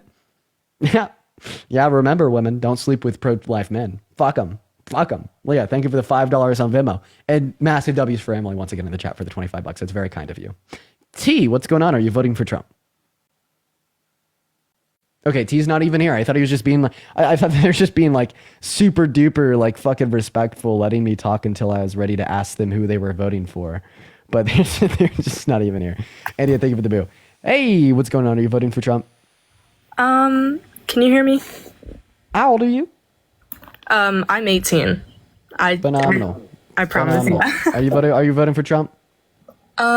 So I did vote, but I didn't vote for either because I'm really stressed out about the election at the moment. Okay. Well, I mean, I don't know what to say to that. I like you're kind of like, sorry, that like kind of falls like outside of like the concerns that I could help address. You know, like waste of a vote. Damn, dude. Crazy. Sucks. Hope you don't live in a swing state. We're gonna go to get our next guest up in here. Yo, Maddie! Thank you for the $50 on Venmo. I really appreciate you for the love. That's crazy. Oh my God, Maddie with a massive donation saying fuck 'em, not literally. Hell yeah. Fuck 'em metaphorically. That's right, Maddie. I appreciate you for the love. Everyone right now, show Maddie some love for the $50. That is so kind of you. So base. Thank you. What is going on, new guest? Are you voting for Trump? I see two people in the box. Oh, okay. It's just you. It's just you. No worries. I'm kind of on the fence about it, honestly. I know it's coming up and I need to pick, but Emma, thank you for the $5 on PayPal.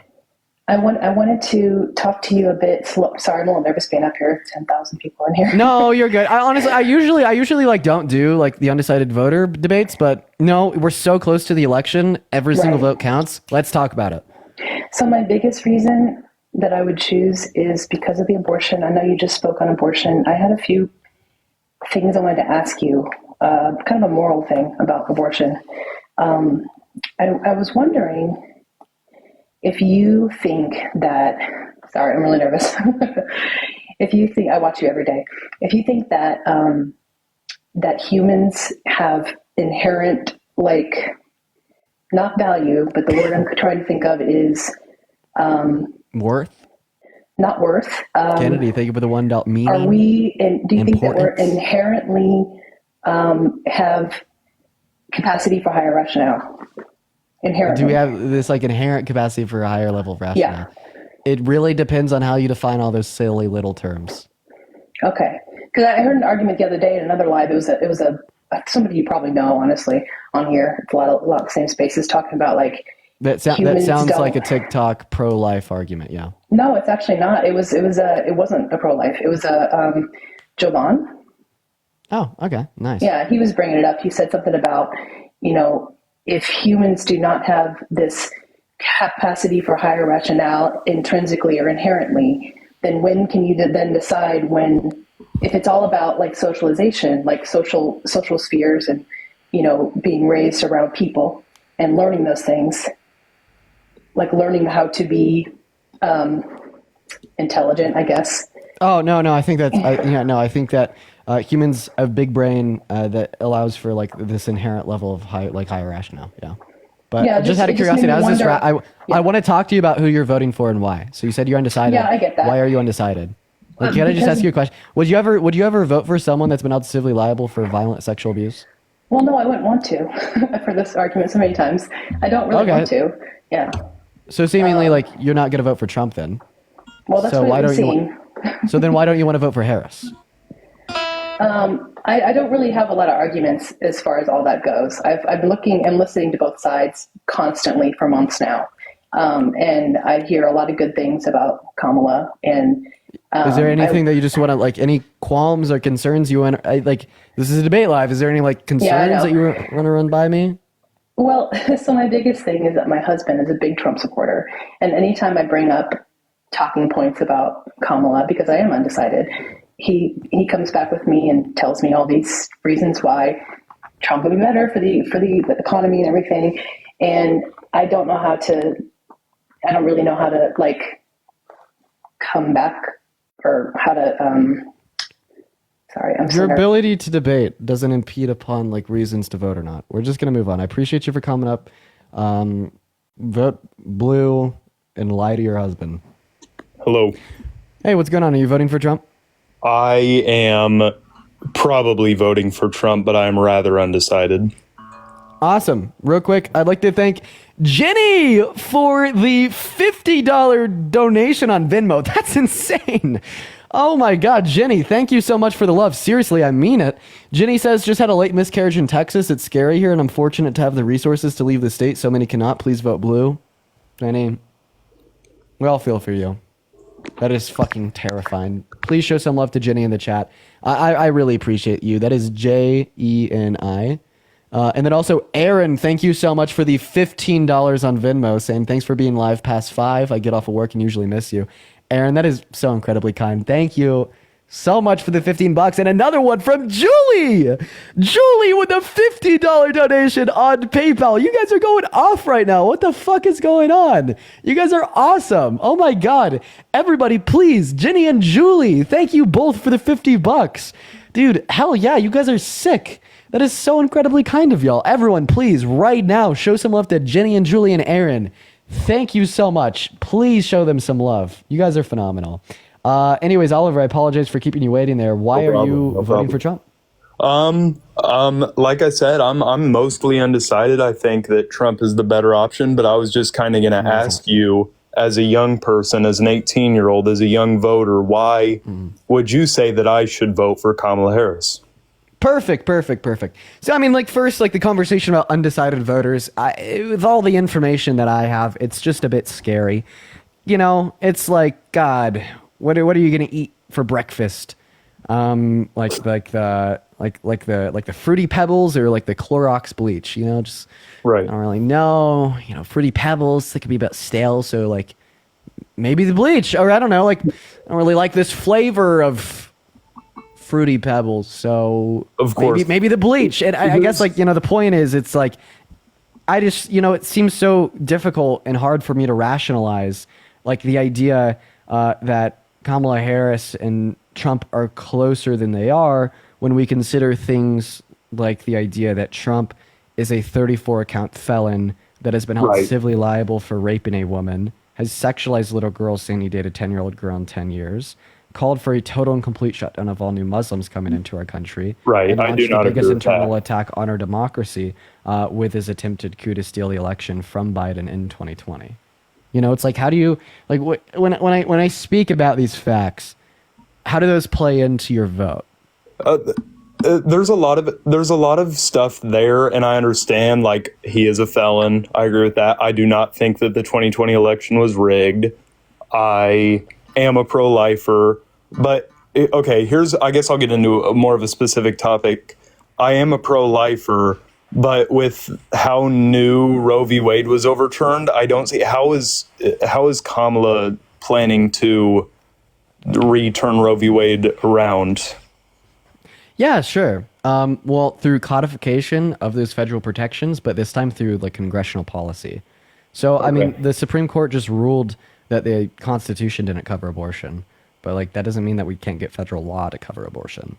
Right. But then also, as a pro-lifer, you understand, since Roe v. Wade's been overturned, there's actually... did I say I'm a pro-lifer? I apologize. I'm a pro-choicer. I totally mixed that up. I'm a pro-choicer. I believe in women's reproductive rights. I am so sorry about that. Hey, Oliver. Yeah. 65,000 women have been like denied abortion. Oh, I know, it's sickening. It's truly sickening. After getting pregnant by grape. You know, and that's in 3 years. Like, what's like 65 divided by 3? Can anyone You're tell me? the wrong guy. Yeah, I just don't want to use my brain. Can anyone in the chat tell me what 65 divided by 3 is? And while you're doing that, Harley, thank you so much for the $25 on Venmo saying for the info. Thank you so much for the love, Holly. Everybody, show some love to Holly. I really appreciate you for that. Thank you so much for the $25. Next specific question. I want Wait, to no. I want to stay on this one. Okay. Go. Yeah, you have the floor. 65.3 is about 22. So every single year since Roe v. Wade's been overturned, 22,000 women that have been sexually abused, violently raped, and impregnated by their rapists have been denied abortion services, and that's a true fact. You could fact check me on that. Okay. And the reason I say that this is so important, especially if you're pro-choice, is all we have to do is vote for Kamala Harris, and maybe we will have these federal protections for every single woman and girl. And if you vote for Trump, what happens? Every single year that passes, 22,000 women that have been raped and gotten pregnant will continue to have these services decline to them. More states will make it illegal, meaning more women will be denied these services that have gotten raped. And that's about 60 women a day. Okay? Wow. So every single day after the election, if Trump wins, right, there will be 60 women that have gotten raped that will be denied access to abortion. Can you, as a seemingly virtuous man that can understand how important access to healthcare is, live with that if you vote for Trump and he is elected? No, absolutely. I couldn't justify ever voting against women's rights of any sort. I know. Me neither.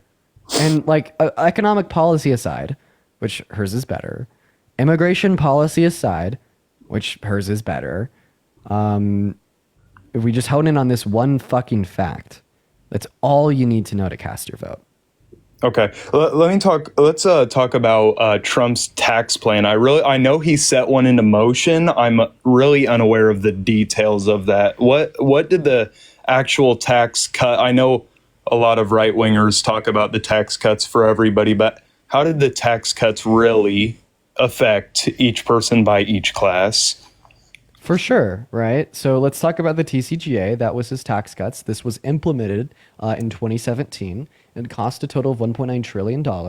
Let's first go over some basic facts of it. So the basic facts are as follows. It didn't really do too much to help uplift our economy, our GDP.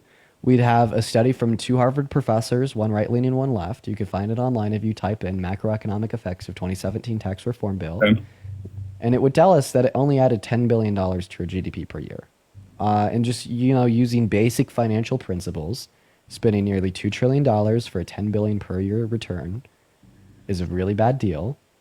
We could also consider the fact that this only further amplified trickle-down economics because 83% of the cuts in the bill went to the top 1%. Kimberly, thank you so much for the $10 on Venmo saying that I do a great job. I thank you so much, Kimberly. And that's the only reason why this legislation is passed is because Republicans think that if we cut taxes for rich people, they'll invest more of that money back into their businesses, pay their employees more, and it'll get back into the pockets of the average American, which matters the most. But we know it didn't achieve that end goal. We'd have a Brookings study that would indicate that there was no business investment increase seen on the macro scale, meaning it literally undermined the basis of trickle-down economics, or at least what it's supposed to do. Kimberly, thank you for the glowing jellyfish. And people making over $500,000 a year benefited the most, and people making under $50,000 a year benefited the least. Okay, great. What else is there to talk about? I'm trying to just highlight on things that to turn me away from voting for Trump. What's your opinion on everything from Elon Musk to the Russian interference? Just speak on that a little bit. I think it's very weird the what should I say relationship between Russians and Trump, especially considering Russia's past with America. So in 2016, okay. In 2016, they interfered with the election, pushing pro-Trump propaganda on Facebook. Same thing happened in 2020. This is coming from the DoD, CIA, and Mueller report. Right? It's all been proven. You could look it up. Then in 2024, the DOJ proved that Russia was paying a bunch of Republican influencers online to shit-talk Ukraine and push pro-Kremlin, pro-Trump propaganda. They've interfered in the last 3 elections to help Trump get elected. And that's because Putin really likes Trump because he thinks he's easy to manipulate, and that's what we've learned from leaked Kremlin documents. And by the way, no, that's not a lie. Okay, that's DOD, CIA, and Mueller report intelligence. And all the Republicans in the chat saying that it's a lie. Like, brother, just like take a step back and like realize that like you're just like not willing to believe anything that comes out of any mouth apart from Trump's, and that's like fucking bullshit. You know, like stop being a puppet for like a uni-class dictatorship by all supreme leader Donald Trump, untrusting of any source besides himself. But also, I can't hear you when you're on pause, Oliver. Just put that out there. I have to be able to see you to be able to hear you.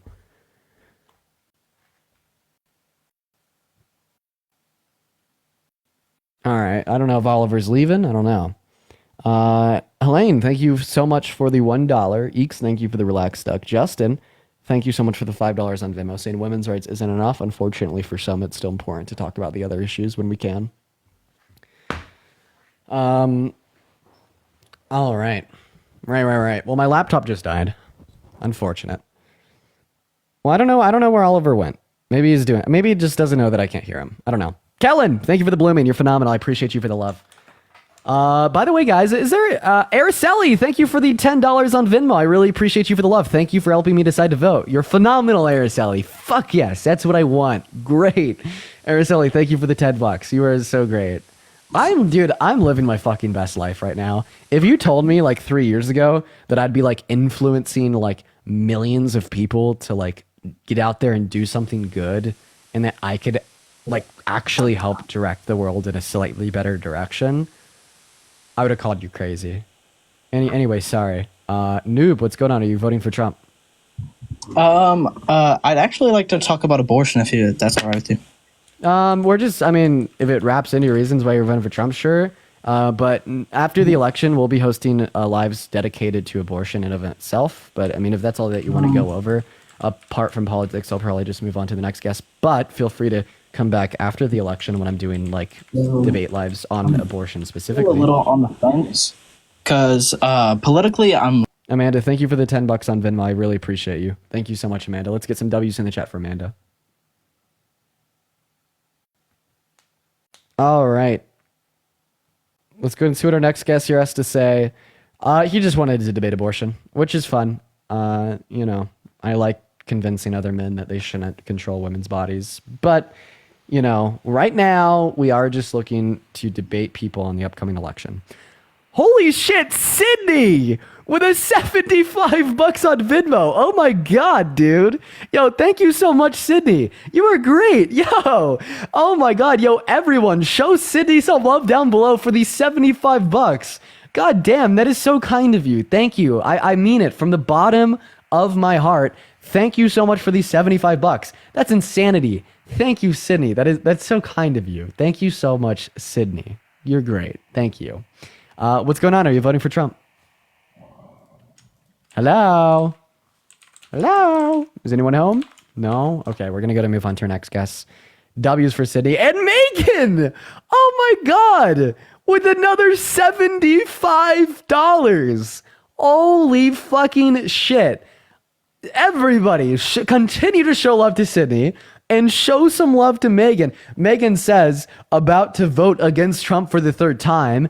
You are a goddamn icon. Thank you so much for the $75 donation. That is so incredibly kind of you. Thank you so much, Sydney and Megan. Holy shit. Thank you guys. You guys are so kind. You guys have been so kind to me lately. So kind to me today. So kind to me every day. I love you guys. Show some love to our donors in that chat. You guys are literally fucking phenomenal. Let's go and get our next guest up in the box right now, guys. Continue to spam MAGA, Trump in the chat, right? If you do want to come up and debate. Hannah with the $50 on Venmo saying voted blue in Texas, and your lives helped swing a few friends of mine to vote. Dude, Hannah, you're awesome. Holy shit. Thank you for the $50 donation and the very kind message as well. So what do we got? We got Sydney. We got Hannah. We got Megan. Dude, show them all some love. Thank you for the $50 donation. Holy shit. Thank you. It means the absolute world to me. Thank you so much for the love. Jaden, thank you so much for the $15 on PayPal saying you're my daily podcast. Love ya. Love you too, Jaden. I appreciate you for the $15 donation. Thank you so much, man. You guys are literally being so fucking kind to me today. Everyone, please just W's for all the donors. W's all around while we're getting our next guest up in here. You guys are fucking spectacular. Thank you guys so much for the love. All right, let's see what we got up next, guys. Continue to spam MAGA, continue to spam Trump down below in that chat, everyone. While we're getting our next guest up in here, thank you guys so much once again for the love. W's all around. Yo, T Palmer with a $10 on PayPal saying, keep it up, my guy. Mr. T, I love ya. Thank you for the $10. What's going on? 6 trades. Are you voting for Trump? No, I don't know who to vote for, man. That's why I'm on here, bro. Convince Daily. me. Name of the galaxy.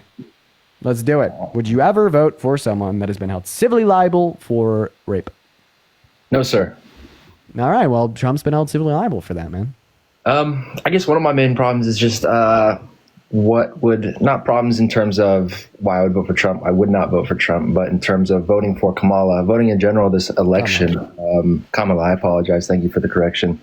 Would be, I don't see how things will be much different than they have been for the past 4 years. However, they haven't been horrible. Granted, things, there's some nuance there, some pros and cons. Things will be like much like I don't know. You're acting like the policy over the last 4 years caused your living conditions for the last 4 years. That's not true. What caused declines in like living conditions is going to be COVID. That's what caused inflation. That's what caused like a decline in the amount of GDP growth that we see. That's what's caused unemployment, et cetera. And like the policy that we've seen has actually been great. It's been a phenomenal administration. I hope that the policy of Biden-Harris continues under Harris. The economic policy fights for that average working class American. Economic policy fights to reduce those income inequities and alongside big other things as well. But Scott, thank you so much for the $50 on Venmo. And Josie, thank you so much for the $10 on Venmo. And Savannah with the $30 on PayPal. Oh my God. Scott, Josie, and Savannah,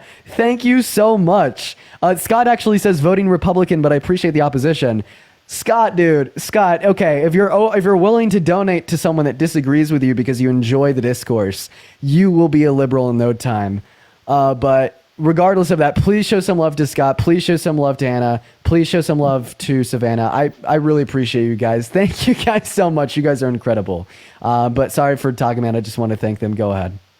You're good, man. I totally understand. I got a quick question. Why do you think Trump is so popular with like the younger male generation right now? Because it seems like that because no one's paying attention to them because people are starting to wake up a little bit. Like we're starting to see, address, and consider systemic issues that don't impact young white guys. And I think that young white guys see that like in the university system. Young white guys see that like in the media, that people are like more concerned about like addressing systemic inequities that don't impact them. And they want attention, so they're going to vote for the old white guy that only cares about them. That's a good point. That's a good point. All right, man. Well, appreciate your time. I see you on all the Jubilee stuff, so keep doing your thing, bro. Hey, man, I appreciate you. Have a good rest of your day. Mason, thank you so much for the $5. I appreciate you. Thank you, Mason. Yeah, that's like the real answer. It is. And the reason I know that is because like that used to be me. I was like 15, 16, 17. Like, I was like, oh, like no one's talking about me. Why does everyone care about everyone but me? And like that's where it comes from. What's up, Silius? Are you voting for Trump? Oh, yes, I am. How old are you? I'm 18. Hello? Okay, sorry, Silius. I'm going to talk to this guy. Sorry. Hello, Trump ex MAGA. What's up? Mr. Robert Michael, why are you voting for Trump? Because Kamala Harris is a liar. Okay, what's the biggest lie she's ever told? What's the most bombastic, drastic lie that Kamala Harris has ever told that you really feel hurt, right? The virtues that we'd like to see instilled in members of our executive branch. She's black. That's a lie. She's an Indian. Designed Right Studios, I appreciate you for the $25 on PayPal. We're just gonna gotta move on. I think that they were a troll and just being like weird as shit. But Design, seriously, thank you so much for the $25. I really appreciate you, Designed. Please show some love to Designed in the chat. I really appreciate you. W Design down below. Thank you for the $25. That's just like I'll like happily engage with that point from like just like actual conservatives that think it's true, but I could hear it in his voice. I think he was trolling. Thank you so much for the $25, Designed. We're going to move on to our next guest here, y'all. Everyone just give us a minute. Spam Trump, spam MAGA in the chat if you do want to come up. No way, Tilly's in the queue. Tilly's been spamming MAGA in the chat forever. Oh, Tilly, please load. Tilly, you've been here forever. Tilly, if you could hear me, come back to your phone and accept the invite to come up. Please. Tilly, no. Tilly, no. Unfortunate. All right, let's see what we got. By the way, for the 9.4 thousand people, this is my backup account. Make sure to go follow my main account as well. This is where I come when I get banned. Yo, Lily with a $30 saying thank you so much for taking the time to research and for using it for good. Lily, thank you so much for the $30. Trin, thank you for the $2 saying that I love you. I love you too. But everybody, please show Lily some love for the $30 donation on Venmo. That is absolutely beyond kind of you. Thank you so much, Lily. You were absolutely fucking spectacular, and I really appreciate it. Everyone, right now, all together, thank Lily. Show them some love. Thank you so much. I really appreciate that, Lily. You're great. Hello, TV Edits. You're voting for Trump. You're probably gonna hate this, but I am on the fence. I kind of want to talk a little bit more about immigration and maybe a few other things, but if we have time. No, you're fine. I'm letting the undecided voters slide. It's so close to the election. You guys matter quite a lot. Let's talk about it. So, I know from Republican side. Thank you for the $5 on Venmo. I appreciate that. It's my bad. Sorry. No, you're good. How they kind of don't trust Kamala's immigration policy going forward. Yeah, sorry. Kamala's immigration policy because she's been in office and this was kind of the worst that immigration has ever been. I believe it was at least 20 million people.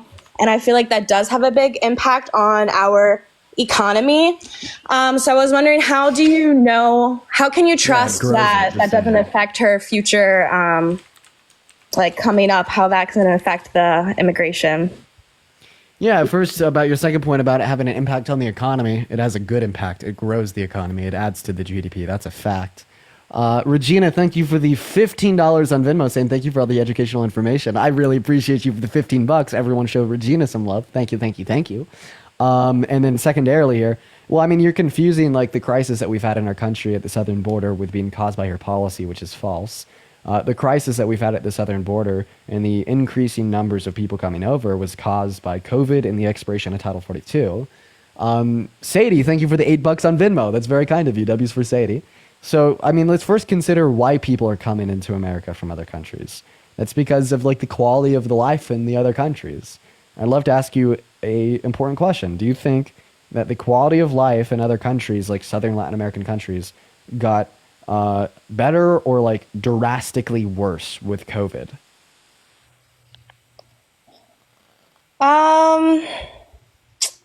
I don't know. That is a good question. I wasn't really there. What's drastically worse? Yeah, they got substantially worse than they did in America because they didn't have the infrastructure built to deal with it like we did. Substantially worse.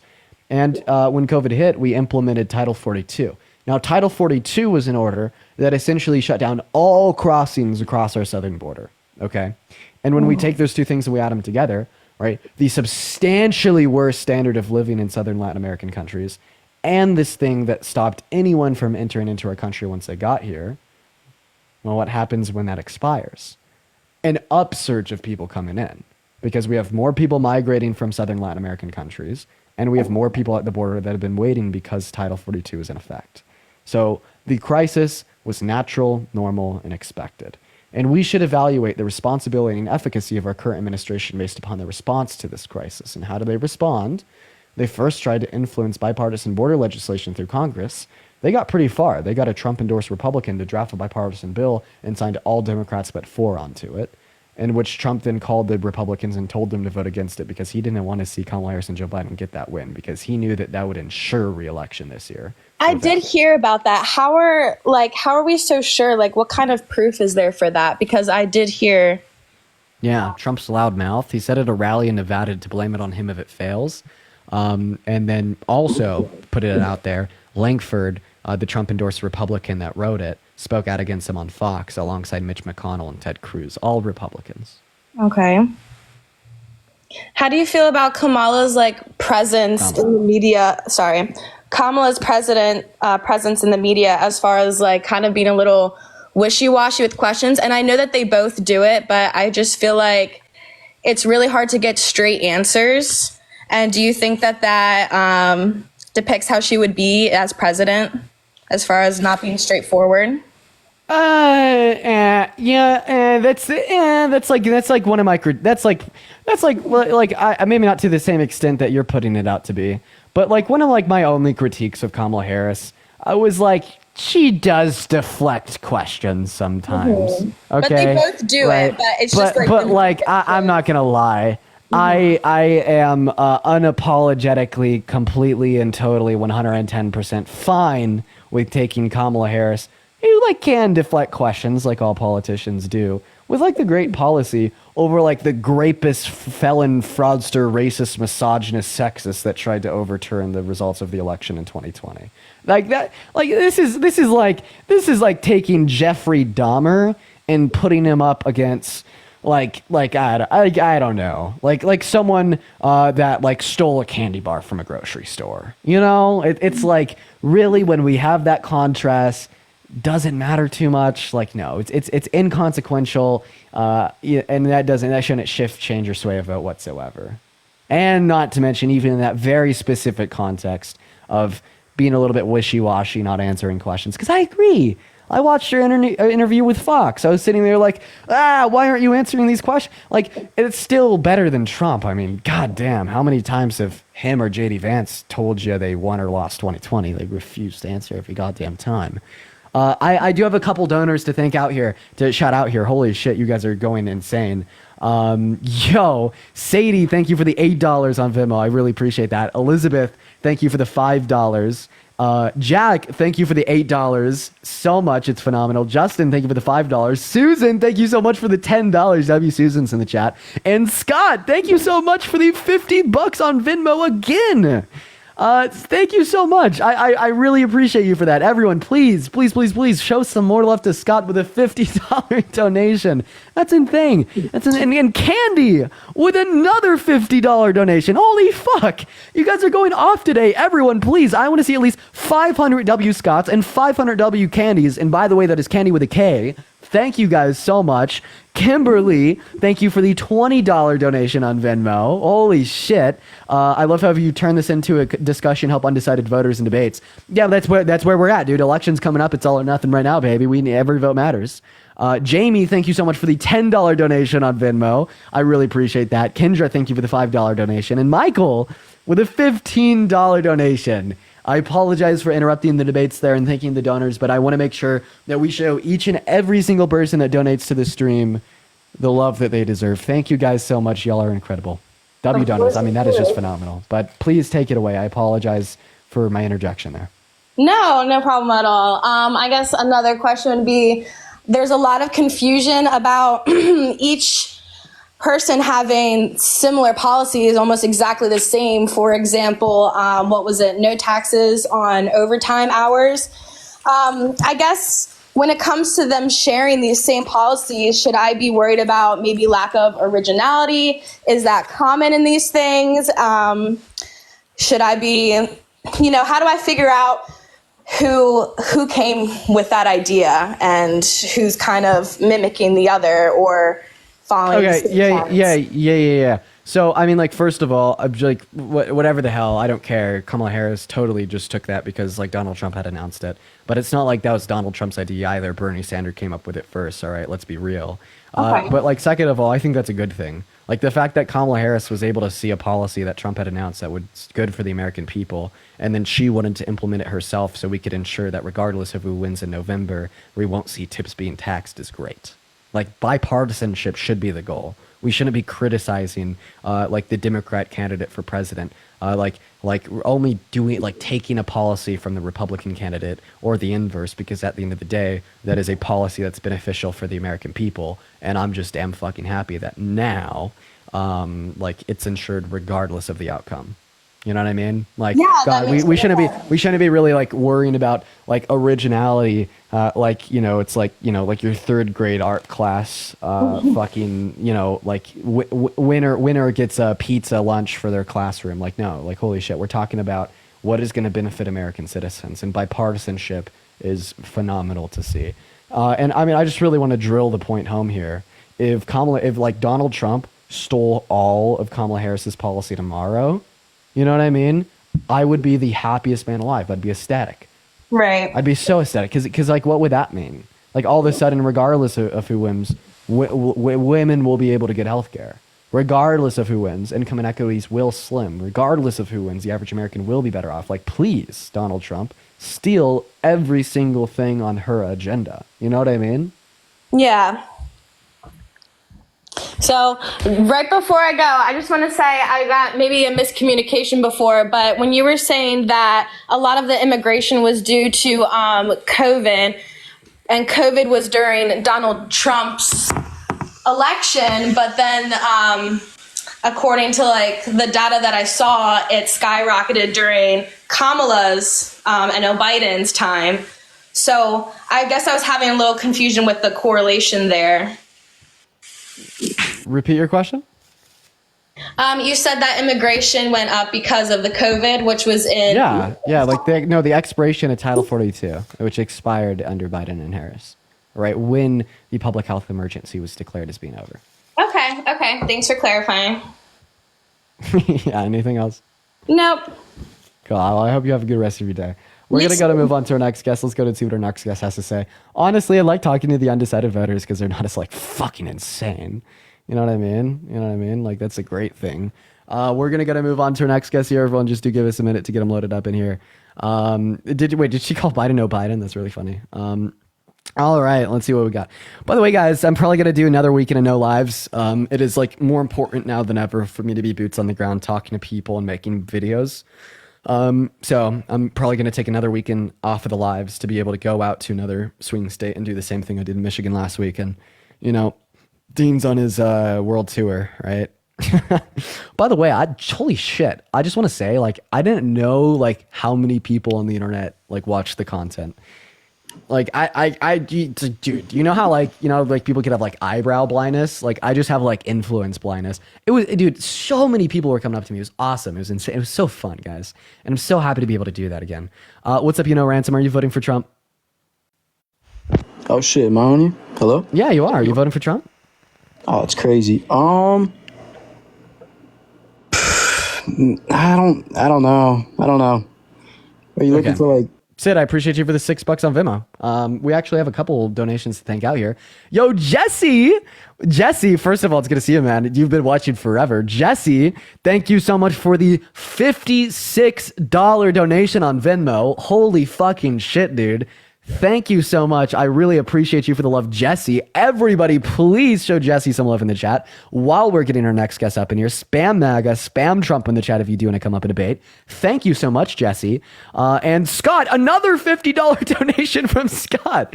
Oh my God. And Mulaney with a $50 donation as well. Holy shit. Thank you, Mulaney, Scott, and Jesse. Please, everybody, show Mulaney, Scott, and Jesse some love.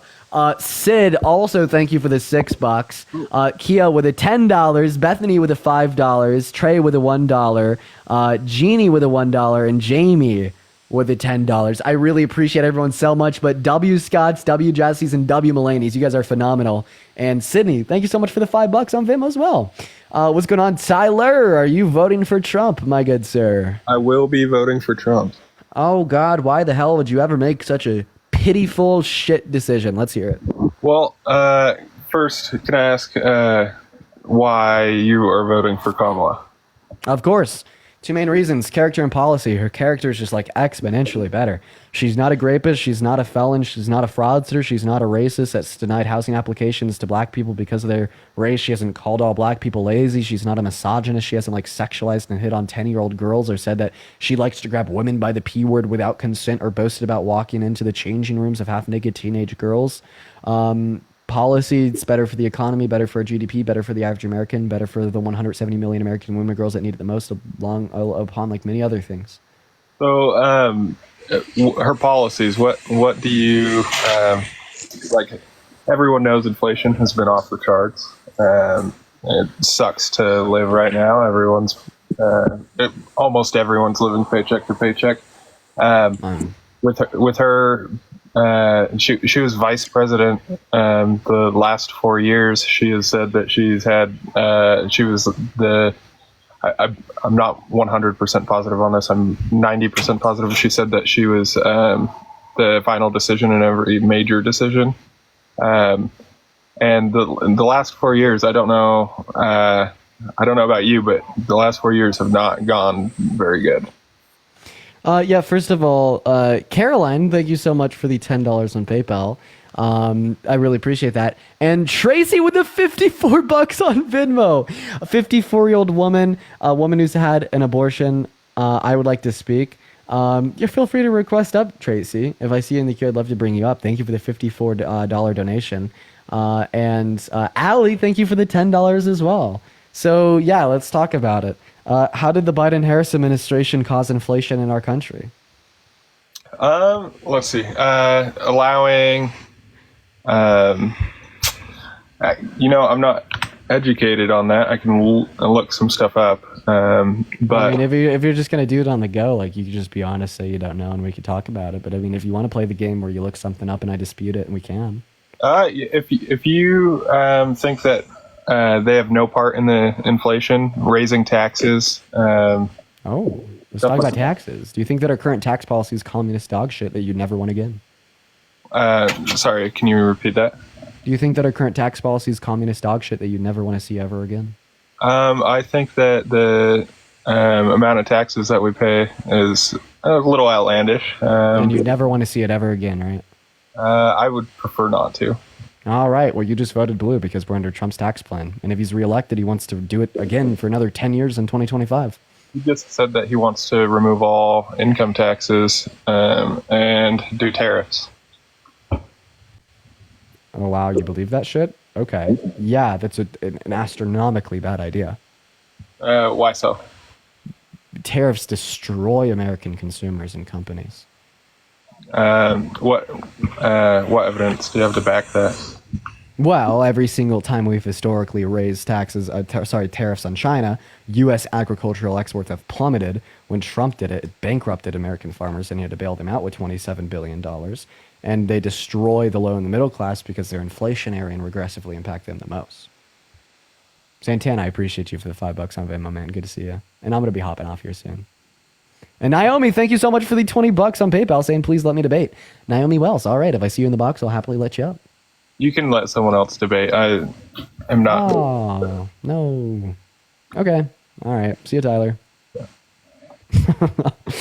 You know, guys, I'm in a good mood today. I'm like feeling good. I'm feeling like chilled. Like we're hanging out in here, 8.6 thousand people. I love you all. You guys are great. Do you guys like this like more this more chilled approach to debates? Because I feel like I've been everywhere. I've been like very like amped up and like ridiculously insane and like very like on it. But then I also have like these more like chill days. Like what do you guys like more? Like more amped up Dean or like more like relaxed Dean? And Megan, thank you for the $10 on PayPal saying to keep up the good work. I appreciate you so much for the $10. You like Hi. chill? Yeah, me too. Like usually when I'm doing these debates, I want to like fucking claw my hair out. And I have like a resting BPM of like 175. But when I'm a little bit more chilled out, it's a little bit cooler. But hello, random guests with the emojis in your name. Are you voting for Trump? So I am not, however, I do appreciate you for coming up, but we are just looking for people to debate that are voting for Trump. Lorenzo, thank you for the $1 on PayPal. You're great. Spectacular man. All right, moving on. You love it all? I know. Well, I mean, sometimes I just get too amped up for my own good because my patience is fucking tested. But honestly, we haven't really had that many people test my patience today. Maybe like a reason is like the really insufferable like Trump voters only come out when I'm also being a little bit insufferable. I don't know. What's up, Jay? Are you voting for Trump? Man, fuck the marmalade Messiah. Didn't mean to slide in. You're all good. I was actually able to find Naomi in the chat. I was actually able to find you down there. That was a very rare occurrence. Lily, thank you for the $10 on Venmo saying voted Harris today. And Victor, thank you so much for the. I sure can. I'm thanking donors as they're coming in. Victor, thank you for the $25, and Marco, thank you for the $5. Everyone, please show some love to Victor and Marco. You guys are phenomenal. Thank you so much. And Naomi, I can hear you, but you are on pause, so I can't hear you unless you could see me. Can you hear me? And if so, you should come back to the live. There you are. Yes, I can. Okay, you're leaving again. Beth, thank you for the $5 on Venmo. There, you're back now. Just don't touch your phone. Sorry. So I saw on your, I'm voting for Trump as of now, but my mind is, I'm open-minded, Is it possible that you could go into a room of your house that's a little bit more quiet? Sorry, I'm getting off work right now. Oh, okay. All right. So why are you voting for Trump? Because I feel like as far as leadership, like Kamala, she struggles to articulate her policies. And I feel like world leaders are going to walk over her when she can't. And how come she absolutely dog-walked Trump in the one-on-one debate? Well, in her interviews and like when hecklers are yelling at her, she's like struggling to say, like she just like shuts down, I don't know. I disagree. But like at the end of the day, what happens when, shit's real and you're standing in front of every single American citizen that will tune in, debating who you are running against to determine the next 4 years of leadership in our country and generations of humans to come? She locks the fuck in and she proved that in her debate with Trump. Like, that's just like the objective truth. Like you're like the whole like claim that you're making is like she won't be able to work well with other foreign world leaders when shit's real. She gave the best demonstration of how the hell she works when shit is real in her debate with Trump, and she cleared. Okay, we can agree on that, I guess. But I feel like based on what I've seen, maybe my media is like right leaning, so that's what I've seen. It could be like propaganda for all I know. But as far as like the tampons in like the public bathrooms, I don't really agree with that either. You don't agree just with because tampons? like You're sicko. Oh, okay. Sorry, I'm sorry. That was fishy. I didn't actually mean that. I'm asking you why. Sorry. I'm sorry. I'm just a silly little guy, apparently. So, why do you disagree with tampons in public restrooms? Just because like the reason why they're trying to do that is for transgenders, which I'm not against that. It's just like at like that's not children's. True. No. What do you mean? No. In the state of what? In Tim Walz's home state, right, where the legislation that you're talking about comes from, he passed a bill mandating public schools to have free menstrual products such as tampons available in restrooms, and it was not specified which restroom they were supposed to be in. That was the policy. Are you driving by chance? That's just based on what I've seen on the media. No, well, yeah. I'm safe. You can't be driving on TikTok Live. Sarah, thank you so much for the $20 on Venmo, saying if you never need an expert on trans teen or trans issues, I'd love to hop up. Sarah, that'd actually be great. First of all, just thank you for the $20, everyone. Please show Sarah some love. But second of all, yeah, that's like one area where I am less educated than I'd like to be, and I feel like it's really important for me to be educated on that. I think I have a lot more education than many people, but not enough. Hi, Maria. That's really annoying. Can you stop doing that? Hi. Okay, she's not going to stop. We're just going to go and kick her and move on. Let's go and see what our next guest here has to say. Guys, spam Trump in the comment section if you do want to come up. Daniela, thank you for the $1 on PayPal. Thank you, Daniela. Hello, Hannah. Are you voting for Trump? Oh my God, no, I'm not. I'm actually not American. I'm from... Okay, thanks for coming up. Just looking for debates with Trump supporters. Come on, y'all. I want to debate. Give it to me. Give it to me. Give me the debate. Chibago burr. Crazy. Dude, I want a snack. Honestly, guys, should I just like Uber food? Should I just like Uber food to the house right now? stay on live and do that. That's funny. Gabby, thank you so much for the $25 on Venmo. Same silly little guy. We have a okay. You're hi. Oh, Hi, Michelle. Hey, yeah, I'm driving, so I'll request. You're good. Gabby, seriously, thank you so much for the $25. That is so fucking kind of you. Thank you so much for the love. I really appreciate that. Everyone, please show some love to Gabby in the comment section right now. Thank you so much. You are great for the $25. And Tessa, thank you for the $2 on PayPal saying, thank you for the $2. And Cameron, thank you for the $5 on PayPal saying Uber tip. I appreciate that, Cameron. We could totally do that. Get the food delivered, just sit back, have a good stream. Uber food. Ooh, I like that idea. Because honestly, that's like one of the main reason why I end up ending the streams is because I'm hungry. Jenna, thank you so much for the $20 on PayPal. I really appreciate that. Thank you so much, Jenna. Justin, thank you for the $5 to get food. Holy shit. Well, you guys are going off for the donors. They're all like spamming in right now. Thank you, Justin, while we're getting our next guest up in here. What the fuck? What the hell? Holy shit. What the fuck? Dude, wait. I gotta check that one real quick. We're gonna go and get our next guest up in here. Continue to spam MAGA down below in the chat if you want to come up. I just I gotta wow. Holy shit. Lily with a $500 donation on Venmo. Holy fucking shit. What the hell? Oh my god, dude. Oh my god, dude. If you holy shit, Lily. That is so kind of you. Are you sure?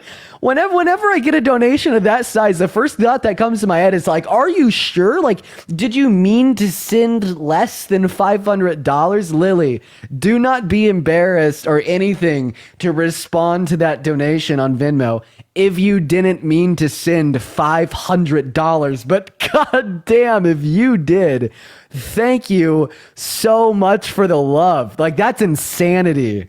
But no, seriously, if you did not mean to send $500, do not feel like bad at all to respond to Milena. Thank you for the boxing gloves. Do not feel bad at all to respond to that donation saying that you didn't mean to do that. That is seriously so kind of you. Oh my God, dude. Thank you so much. That is just unfucking believable. Thank you so much, Lily. I can't even thank you with the words. Thank you so much. Everyone, please show some love to Lily down below. That is, oh my God. And a couple other donors to thank here because you guys are going off. Beth, thank you for the $5. Lindsay with the $1. Sarah, once again, with the $20. And then Aaron with the $25 for the Uber Eats Stay on Live Fund. I appreciate you for the $25. Jesse, thank you for the $5. Justin with the $5 to get food. And Victor with the $10 for the Uber Eats Fund. But please show some love to Lily. And Michelle, thank you for the $5 as well. Cool on you, Lily. Hey, what's going on? Jamie, are you voting for Trump? Somebody just popped me in. Yeah, sure I am. All right. Now, why are you doing that? Well, let me start off by saying this first. I taught abroad in Asia for many years. I wasn't here for Trump's presidency or even Obama's. I was out. And but I came back, and I when I got back, I saw the what's going on, the economy, and all that stuff, and I have worldly knowledge. I know about other presidents from other countries. I met the president of the country where I was. I have pictures with him and everything. So why are you voting for Trump? I don't stand for Kamala. Why not? And it has nothing to do because she's a woman or whatever. Well, then why don't you stand? Why don't you like her? She can't put a sentence together. Adolphus, thank you for the $5. She obviously can. That's just like hyperbolic nonsense. The only reason why like you're saying that is because like that's what people said about like Harris. Sorry, not about Harris, about Biden. She definitely can put a sentence together. Oh, she can, sure. Yeah, she like, can. Like, holy fucking shit. Like, dude, Trump is so delusional. He's convinced himself that he won 2020, even though his daughter told him that he was wrong. His wife told him that he was wrong. His own VP told him that he was wrong. 42 of his former 44 cabinet members told him that he was wrong. Wait, did you talk to Parker? Who's that? Me? Yeah. I was on there once, yeah. Not for long. Okay. Yeah, if Parker can't convince you, I can't either. Hello. What's going on, Dean? Hey, what's up, man? Are you voting for Trump? I am indeed. Phenomenal. Danielle, thank you so much for the $20 and the 24 cents on Venmo. Everyone, please show some love to Danielle and keep the W Lilies coming. We're not done with the W Lilies yet. And Adolphus, thank you for the $5. I really appreciate that. And then another Lily, thank you for the $1 saying the way I just had a heart attack because I thought I accidentally sent you 500. I miss you, different Lily. Michelle, thank you for the $5 to stay on live and to get some food. Leslie, thank you for the $2. And Anna with the $1. So let's talk about it. Why are you voting for Trump? Well, the economy much better under Donald Trump, in my opinion. Okay, well, it's like the economy was better 6 years ago, but Donald Trump didn't cause it to be better, and Harris didn't cause it to be worse. It's just like fluctuation in the economy, predominantly caused by COVID and the aftermath that followed. But why is it still so expensive? Well, I mean, yeah, because like inflation is the rate of change of the price of a good. When you deflate those prices, like you cause recession. So it's like God, like we don't want to cause a recession, so we just kind of got to live with it. And then eventually the rest of the market will catch up and things will even out. So do you think the prices will ever go back down to where they're affordable? Depends on what you're talking about. Gas, yeah, but like grocery fast food, no. Really, man? Maybe like some groceries, but like I mean, they'll definitely have a higher potentiality of going down in price if we don't tax imports, like with 10 to 20% flat, like tariff, like the tariffs that Trump wants to. So Biden didn't screw it all up, is what you're trying to tell me? No, he didn't. Oh, where'd he go? Please continue talking. I hear you. I'm just responding to your text, and I can't because my laptop is dead. I'll only take 3 seconds. Please respond. And chat, don't leave. I'll be only gone for 3 seconds. By the way, chat, I want to make it clear that I'm not normal red and white MAGA. I'm dark Gothic MAGA, the better version showed by Elon Musk. So I just want to make that clear. And this border, man, this border's terrible. Too many undocumented migrants. I've learned that's the correct way to say it. And yeah. It's total troll. I just let him hang up out here. We got my order in, ladies and gentlemen. We got my order in. That's why I went on pause. We're gonna move on to our next guest. Everyone, do just give us a minute. Let's go and see what our next guest does have to say here, y'all. Everyone, just give us a bit. What the fuck, Lily? Oh my God, Lily with another $200. Holy shit. Lily, thank you so much for another $200 donation. Lily is back. Oh my God. Holy shit, dude. Thank you so much, Lily. You are absolutely phenomenal. Thank you so much. I really appreciate you so much for that. I thank you. Everybody, please show Lily some love in the comment section. Don't mute me. But seriously, thank you so much, Lily. Thank you so much. Holy shit, that's insane. Dean, please hey, thank it's Lily. Hi. Hi, that was really sweet of Lily. Wow, she's giving you $700. Nice. Do you live at home with your mother? Do you pay rent? No, thank you so much for the $10 on Venmo. I don't live at home like my mother because she's a lot like you. No, I said, do you live at home? So do you rent? Do you own a house? Where do you? Yeah, I actually own 4 houses at 20 years old. Yeah. So I fucking rent. So you hate your mother? You just said like me. You don't like. You said earlier. No, I don't hate my mom. We have a pretty good relationship, but like it's it makes the family dynamic hard when I'm running my streams. Like pro-Democrat, and she's like crazy conservative MAGA. It creates difficult conversations. Smartly. So earlier you muted me. And there are two things that I would like to say. First off, don't ever say, I don't think you should, at least. This is just my advice to you. Stop saying shut up to people that don't have the same opinion as you. Okay, you've convinced me. I'll never say it again. I'm dead serious. I'll stop telling people to shut up. You've convinced me. You're right. Shouldn't do it. Because it's so insulting. It's like we can agree to disagree, but if you say shut up, then I'm going to start getting ugly, and then we're just ugly people. Yeah, guy. Like, what would your response be if I made fun of a disabled person?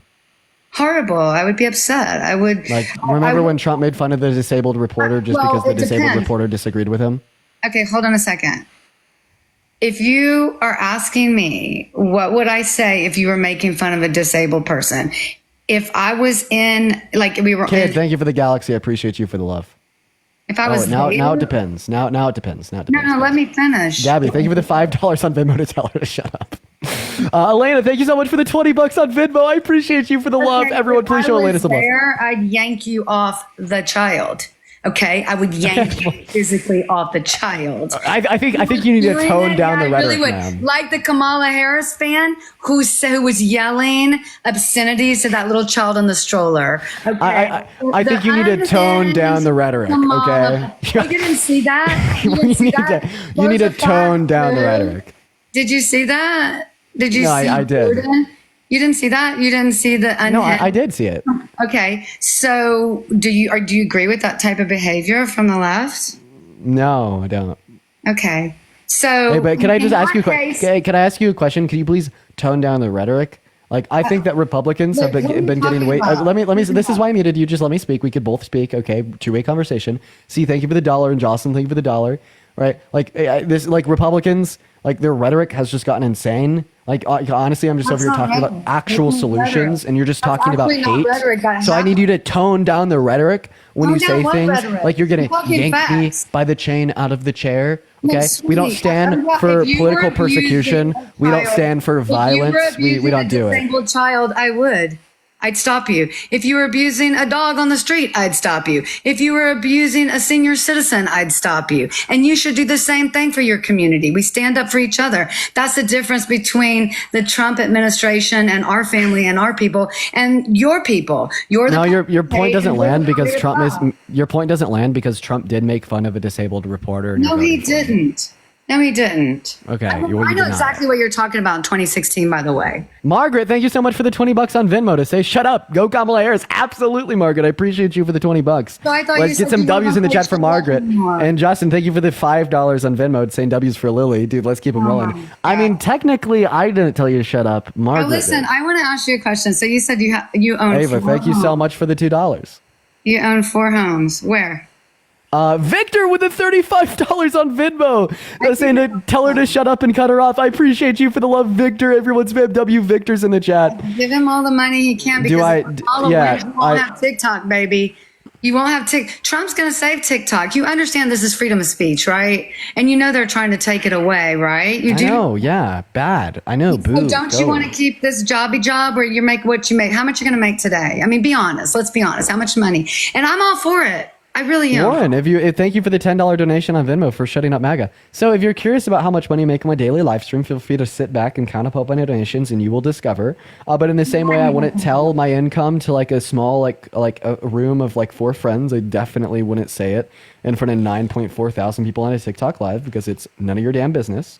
And then secondarily here, right? You used to ask me where my 4 homes were. I was lying and being satirical. I don't own 4 homes. But Michael with the 100, shut up! Michael with the $100 on PayPal to shut the guest up.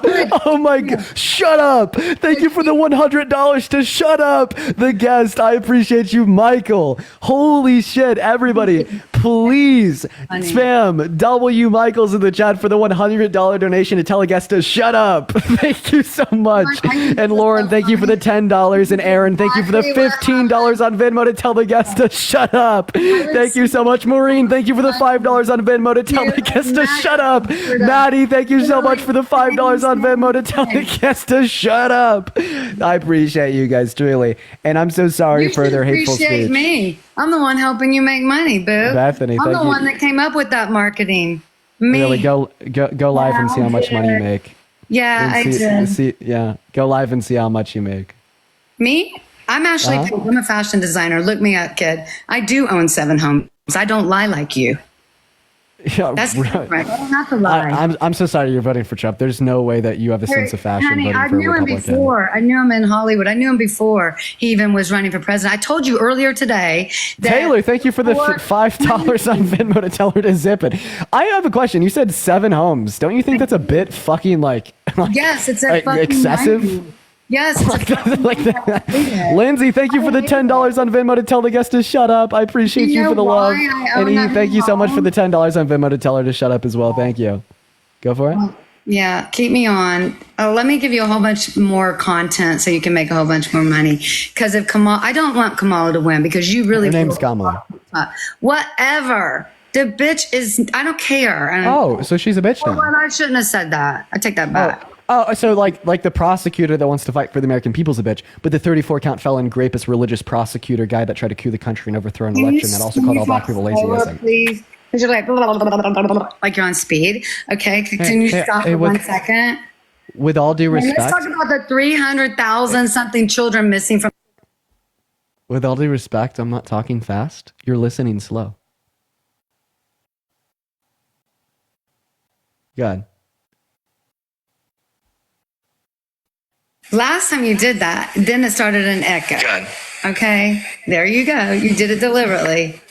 Is it the echo again? Swipe it out. Then it started an echo. Good. Okay, there you go. It started the echo, go in and out of the app. We've already figured out how we have to do this. Swipe in and out of the app again. You have to swipe in and out of the app. We've already figured out That's how you fix the echo.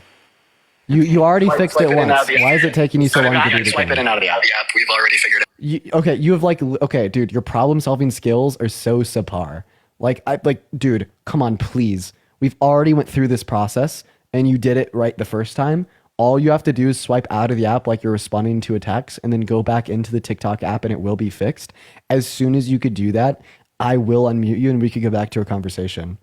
Why did it take her like 25 seconds to figure out how to do that? Like, it's not that difficult. Carrie, thank you so much for the $50 on Venmo to tell the guest to shut the F up. I appreciate you for the love, Carrie. Please show some love to Carrie. And PETA, thank you so much for the $20 on Venmo, saying I'm getting secondhand embarrassment listening to this woman and she's so cringe. Gina, thank you for the $5 to tell her to shut up. Taylor, thank you so much for the $5 to tell her to shut up. Holy shit, y'all are going off. Lakeisha with a $1 to tell her to shut up. Naima with a $1 to tell her to shut up. Hospi with the $10 to tell her to shut up. Lindsay with a $10 as well. I appreciate you guys so much for the love. And Courtney with a $6 to tell her to shut up. Heather, thank you so much for the $20 as well. Thank you guys so much. Now, please take it away. Can you hear me now? I sure can. That's right. Okay, so one thing that I want to say to you is that remember earlier when I told you I was sitting outside enjoying my day in the sunshine and I didn't have my readers on and I could not see. You do not have to be disrespectful to me to try to figure. I'm not the TikTok king like you are, okay? I don't know how long you've been. You grew up with the phone in your hand, sweetie. Cassidy, thank you for the $5 on Venmo. You're right. You're right. I'm so sorry for my disrespect. I'm a little slower when it comes to techie stuff. All right. Yeah. Don't dare say it, kid. I'm not going to say anything. I'm just getting back. Because I'm a little, yeah,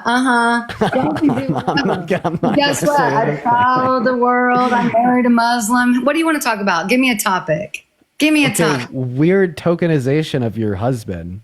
Yeah, because well, I'm just saying the Muslim community. Avery, thank you so much for the $5 on Venmo. Josiah, thank you for the $5 as well. Of Donald Trump. That is unheard of. I mean, that is like, yes. Oh my God. No, it's seriously. Oh my God. You do not remember What did you just say? Election? I said that the Muslim leaders have come out in support of Donald Trump in America. Michelle, thank you for the $5 on Venmo. It's a really? fact. Yeah, you weren't at the rally, boo. You weren't at the rally. No, please show me who these Muslim leaders are. Do you watch? You want me to get the computer? I mean, do you watch any? Like, I know that you. What do you watch? Where do you get your info? I get it from Parker.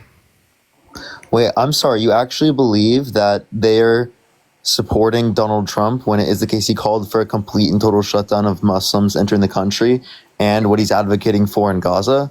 He just came in, the leaders in PA, and it's on television. There he is talking about it because they want world peace. Yeah. Wait, what percent of what percent of Muslims do you think support Trump? Well, I don't know, so I'm not going to say, but I know I was married to a Muslim and I lived in an Islamic country, and I can tell you what it's like to be a wife to a Muslim and how women are treated. Yes, that's I hope you know there are white Muslims. Sweetie, all I'm saying is I was married to a Muslim and lived in Morocco, in Marrakesh, and that Donald Trump was in PA, I believe it was PA. Definitely the Muslim leaders in that community came out in support of Donald Trump. Are you talking about your was? Do you mean, so that's your ex? Yeah. Savannah, thank you for the $12 and the 12 cents for my streaming on election day, probably. Thank you for the $12, Savannah. Dearly. What'd you say, Justice? I said we're still very good friends, but yes, I was married to a Muslim man. So wait, why are you tokenizing your ex? What does tokenizing mean? I'm just telling you about my life. I don't have to What is the relevance? Like, I'm asking you why you think that words, baby doll. I can just say it like it is. I had a great relationship. I just didn't want to live in Marrakesh. The women are treated like shit. That's the truth. You don't know. That's what destroyed our relationship. Okay, that's why I left. And it's because it wasn't, it was not good. The women are treated terrible there.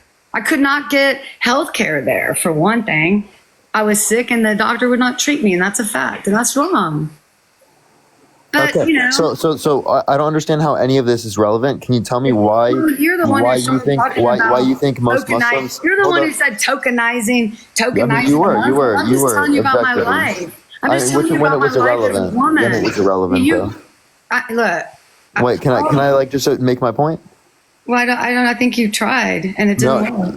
You just didn't listen. So the point is very clear. You think most thank you for the $5 and Ava. You're talking to an international businesswoman. I know how to listen. I know how to communicate. Okay. Birdie, thank you for the whale dive, and I appreciate you for the love. Well, y'all are so sweet to this young man. I hope that when Trump will win, and he will keep he already said he's going to save TikTok. So why are you changing topics? I was making a point. Listen, Lily keeps sending him a whole bunch of money. It's good. Because, can you let me make my point, what are you going to do if they take TikTok down, Dean? Justice, can you let me make my point? I don't know why you're screaming. Hey, if you could respond to Parker's point, I'll respond to your question. Justin, thank you so much for the $10. Thank you so much. Go ahead, Parker. Yeah, so again, you think most Muslims support Donald Trump when he supported a complete and total shutdown of Muslims coming to the country? Well, don't put words in my mouth, number one. I didn't say most. I just said recently that the supporters in Pennsylvania, the leaders of the Muslim community, they came out in support of Donald Trump. So things are changing. Wait. So like a few people change. People grow in life. People learn. That's the beauty. Lily with of $100 on Venmo. Thank you so much, Lily. Can we get some W's for Lily in the comment section? Thank you so much, Lily. Yo, Lily's coming back. W Lily, dude. Dean, you said if I answered his question, you'd answer mine. Justice, I haven't even gone through this yet. I haven't even gone through the point. TikTok gets shut down. I haven't even gone through the point. What are you going to do? Oh my God. So wait, if you need a job, you're very good. Justice. You could come work for me and manage my properties in my fashion empire. You decide. He's not managing shit. What are you talking? You're delusional. I'm not delusional. Babe. Why would he go manage properties? What happens if freedom of speech is taken away and they shut down TikTok? Trump said he's going to save TikTok, and I believe he will. But really, truly, Kevin, I pushed the $5. Wait, Justice, how many continents are there? What was that? How many continents are there? How many continents? Yeah. A hell of a lot of continents. I've been to almost all of them. Terrible. I'm not gonna do like one of these fucking things. I've got 2 bachelor's degrees. I'm not gonna play these stupid games. And okay? what? Wait, and what? I mean, it's like, what's next? How many states? What are your bachelor's Then you're gonna try to degrees say in? how many things are there in the Elizabeth, thank you so much for the $5. Thank you so what much. I want to say is, Carmen, thank you for the $1.32. You Thank you, said Carmen. if I answered Parker's question Yes, about the I Muslim did. Okay. community, And and yeah, it's a I'll legit answer it. question I have for you. Yes. What? You asked me what I was gonna do college if and TikTok what- gets banned, for sure. U.S. could Here, Dean, I'm gonna join on my iPad. I'll be right back. I bet. And so I will tell you exactly what I'll do. So if TikTok gets banned, I will either migrate to another platform, which I think I actually have the ability to do now. I'm actually at 230,000 followers on Twitter and 125,000 followers on Instagram. You mean X, which is owned by Elon Musk. You mean X, who saved.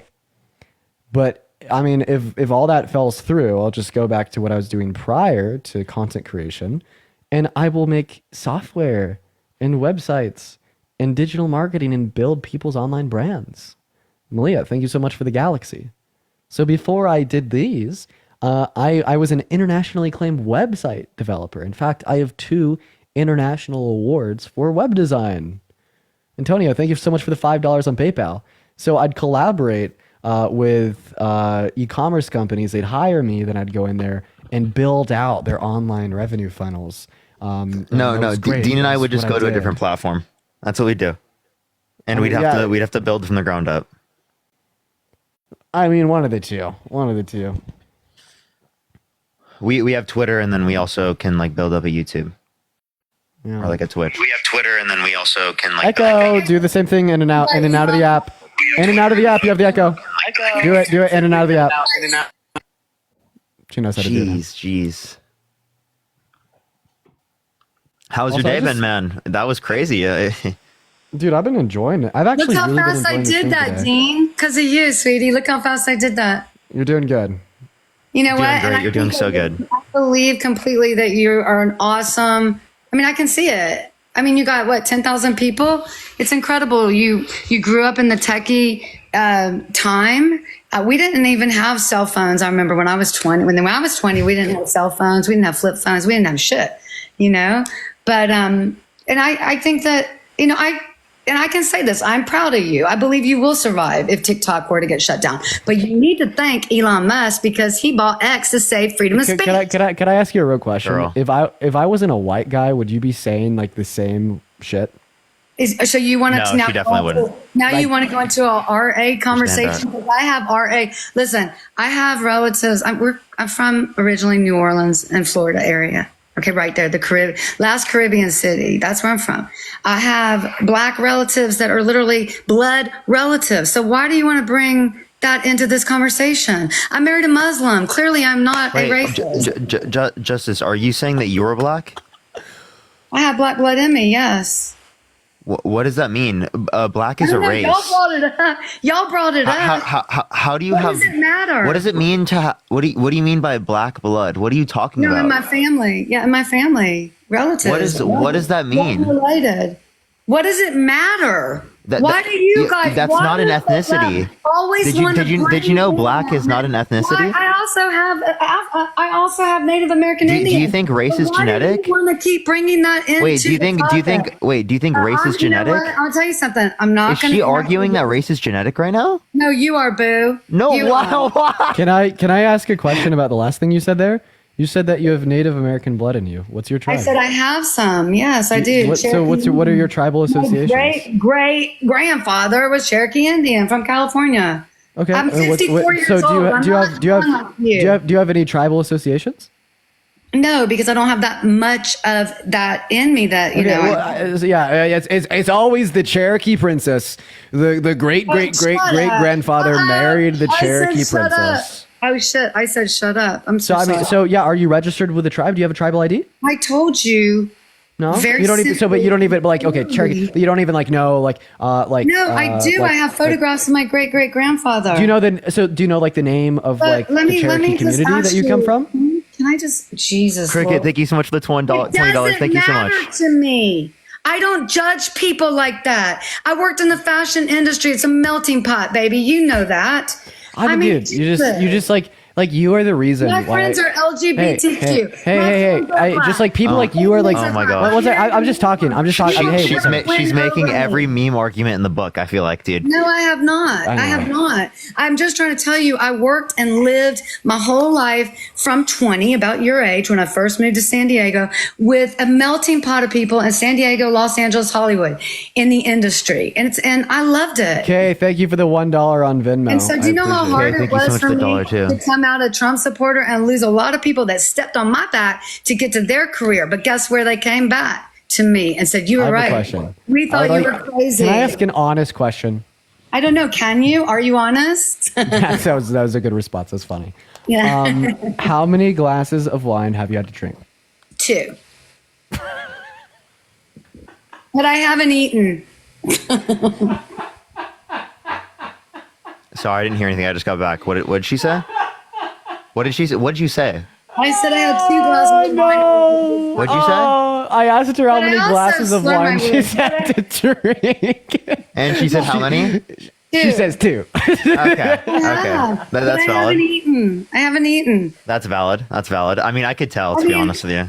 You know what? But listen, Trish, thank you so much. I appreciate the $15. Thank you so much. I appreciate it. I was last night too, so like, you know.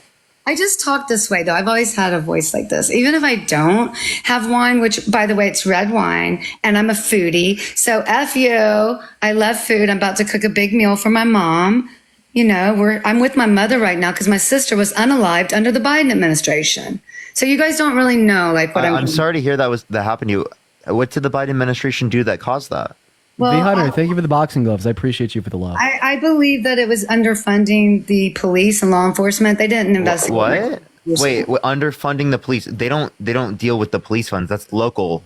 Well, listen. No, not only is that local, but they actually Biden supported funding the police more. No. They did the police. No. Actually, Biden supported funding the police more. No, he didn't. Yes, he actually did. The entire time he was in support of funding the police more. My new friend Dean. I don't want to talk about my sister and argue about my sister because I really will get upset. I really will. And so, out of respect for my sister, I would ask. You know what? There's so many other things that we could talk about. That's fine. One more thing to say. Like, do you think violent offenders should be able to get access to guns if we're so like pro law and order?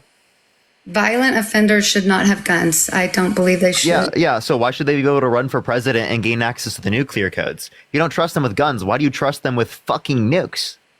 I don't know. All I know is Biden, Hunter, and Joe Biden. I wouldn't trust with nukes. I'm scared to death. But like you just said you wouldn't trust any violent offender with a gun. But you trust them with nukes? You know who's a violent offender? I told you I didn't want to talk about my sister. Let me tell you something. All right. Joe Biden is a violent offender of young girls, and that is a fact. And so is Hunter, his son. So let's not talk about it, or you're going to get me upset. Joe Biden's not our candidate, and 2, what are you referencing in particular? Joe Biden is the president right now. Okay. No, okay, but he's not our candidate. Joe Biden is the president right now, kid. He's not our candidate, though. So, like, can you I appreciate this a lot. Thank you so much. You have to prove what you're referencing, and then 2, you also have to reference the fact that he's not the candidate. So I don't know why you're. He's the president right now until January 20th. Like he still has access to the key, the box, whatever, babe. Okay. So, but what's the relevance of that? The relevance is you said violent offenders, and he's a violent offender. Yeah. I mean, there are so many things that this man has done. What is he? What violent offense? Smokes crack, and it's you can't say that on live. Okay, well, his son does drugs. Appreciate the cap. Thank you so much. That has nothing to do with being a violent offender. Silence is nice. Oh my God! Hi. What's up? Are you voting for Trump? Actually, I want to talk about the abortion bans with you. I'm not voting for Trump. I'm sorry. We're sorry. You're awesome. I appreciate you for coming up. Justin, thank you so much for the $20. Thank you so much for love, you guys.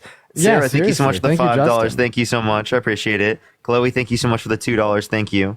And again, Cricket, thank you so much. I appreciate the $20. Thank you so much. I definitely will. Thank you for the $20 as well, Justin. You are a true Chad. Thank you so much. You're phenomenal. Hello, Rana Beats. How we doing? Are you voting for Chop? Absolutely. Oh, ew. Oh, I know. Your feelings are hurt. I know. Because Kamala doesn't know a thing about foreign conflict. Then why is she doing better than Trump in it? Assuming you're right, why is she absolutely mogging Trump in foreign conflict? Absolutely. She's doing great right now? I'd say that she is doing significantly better than Trump. All she's doing is aiding every single other country except for us. Okay, well, I mean, how much of the federal budget is the countries? How much is she giving to China? The one country she never wants to speak about? How much money is she giving to China? You said she's giving money to every country. I'm just asking, how much money is she giving to China? Okay, this is the thing about you guys. Don't take every single little thing literally. Every single. Okay, so then, what do you reference? So you're saying that she's supporting countries that we have like a Budapest memorandum with, right? Do we got a Budapest memorandum with Egypt and Taiwan? So you're asking, okay, so with Taiwan, you understand that's related to chips production, so there's national security reasons relating to that. And that's also bipartisan. And Israel? That's also bipartisan. Israel? That would have happened regardless. I disagree with her support of Israel. Oh, you disagree? That's also true with Trump, by the way. Trump supports them more. Right. Yeah, Trump allowed for them to illegally annex the Golan Heights, allowed for them to engage in illegal settlements in the West Bank. Hey, Parker, he engaged in the Abraham Accords specifically that didn't take into account the state of Palestine. Who's our biggest adversary, would you say, Parker? Our biggest adversary? Yeah. Probably Russia. Oh, that's not what Kamala said. Okay. Oh, so you disagree with that as well? Yeah, probably. What did she say? Oh, so in other words, she has no idea about foreign conflict. Would you agree with that? No, just because she disagrees with me doesn't mean that she has no idea. Boots on the ground right now?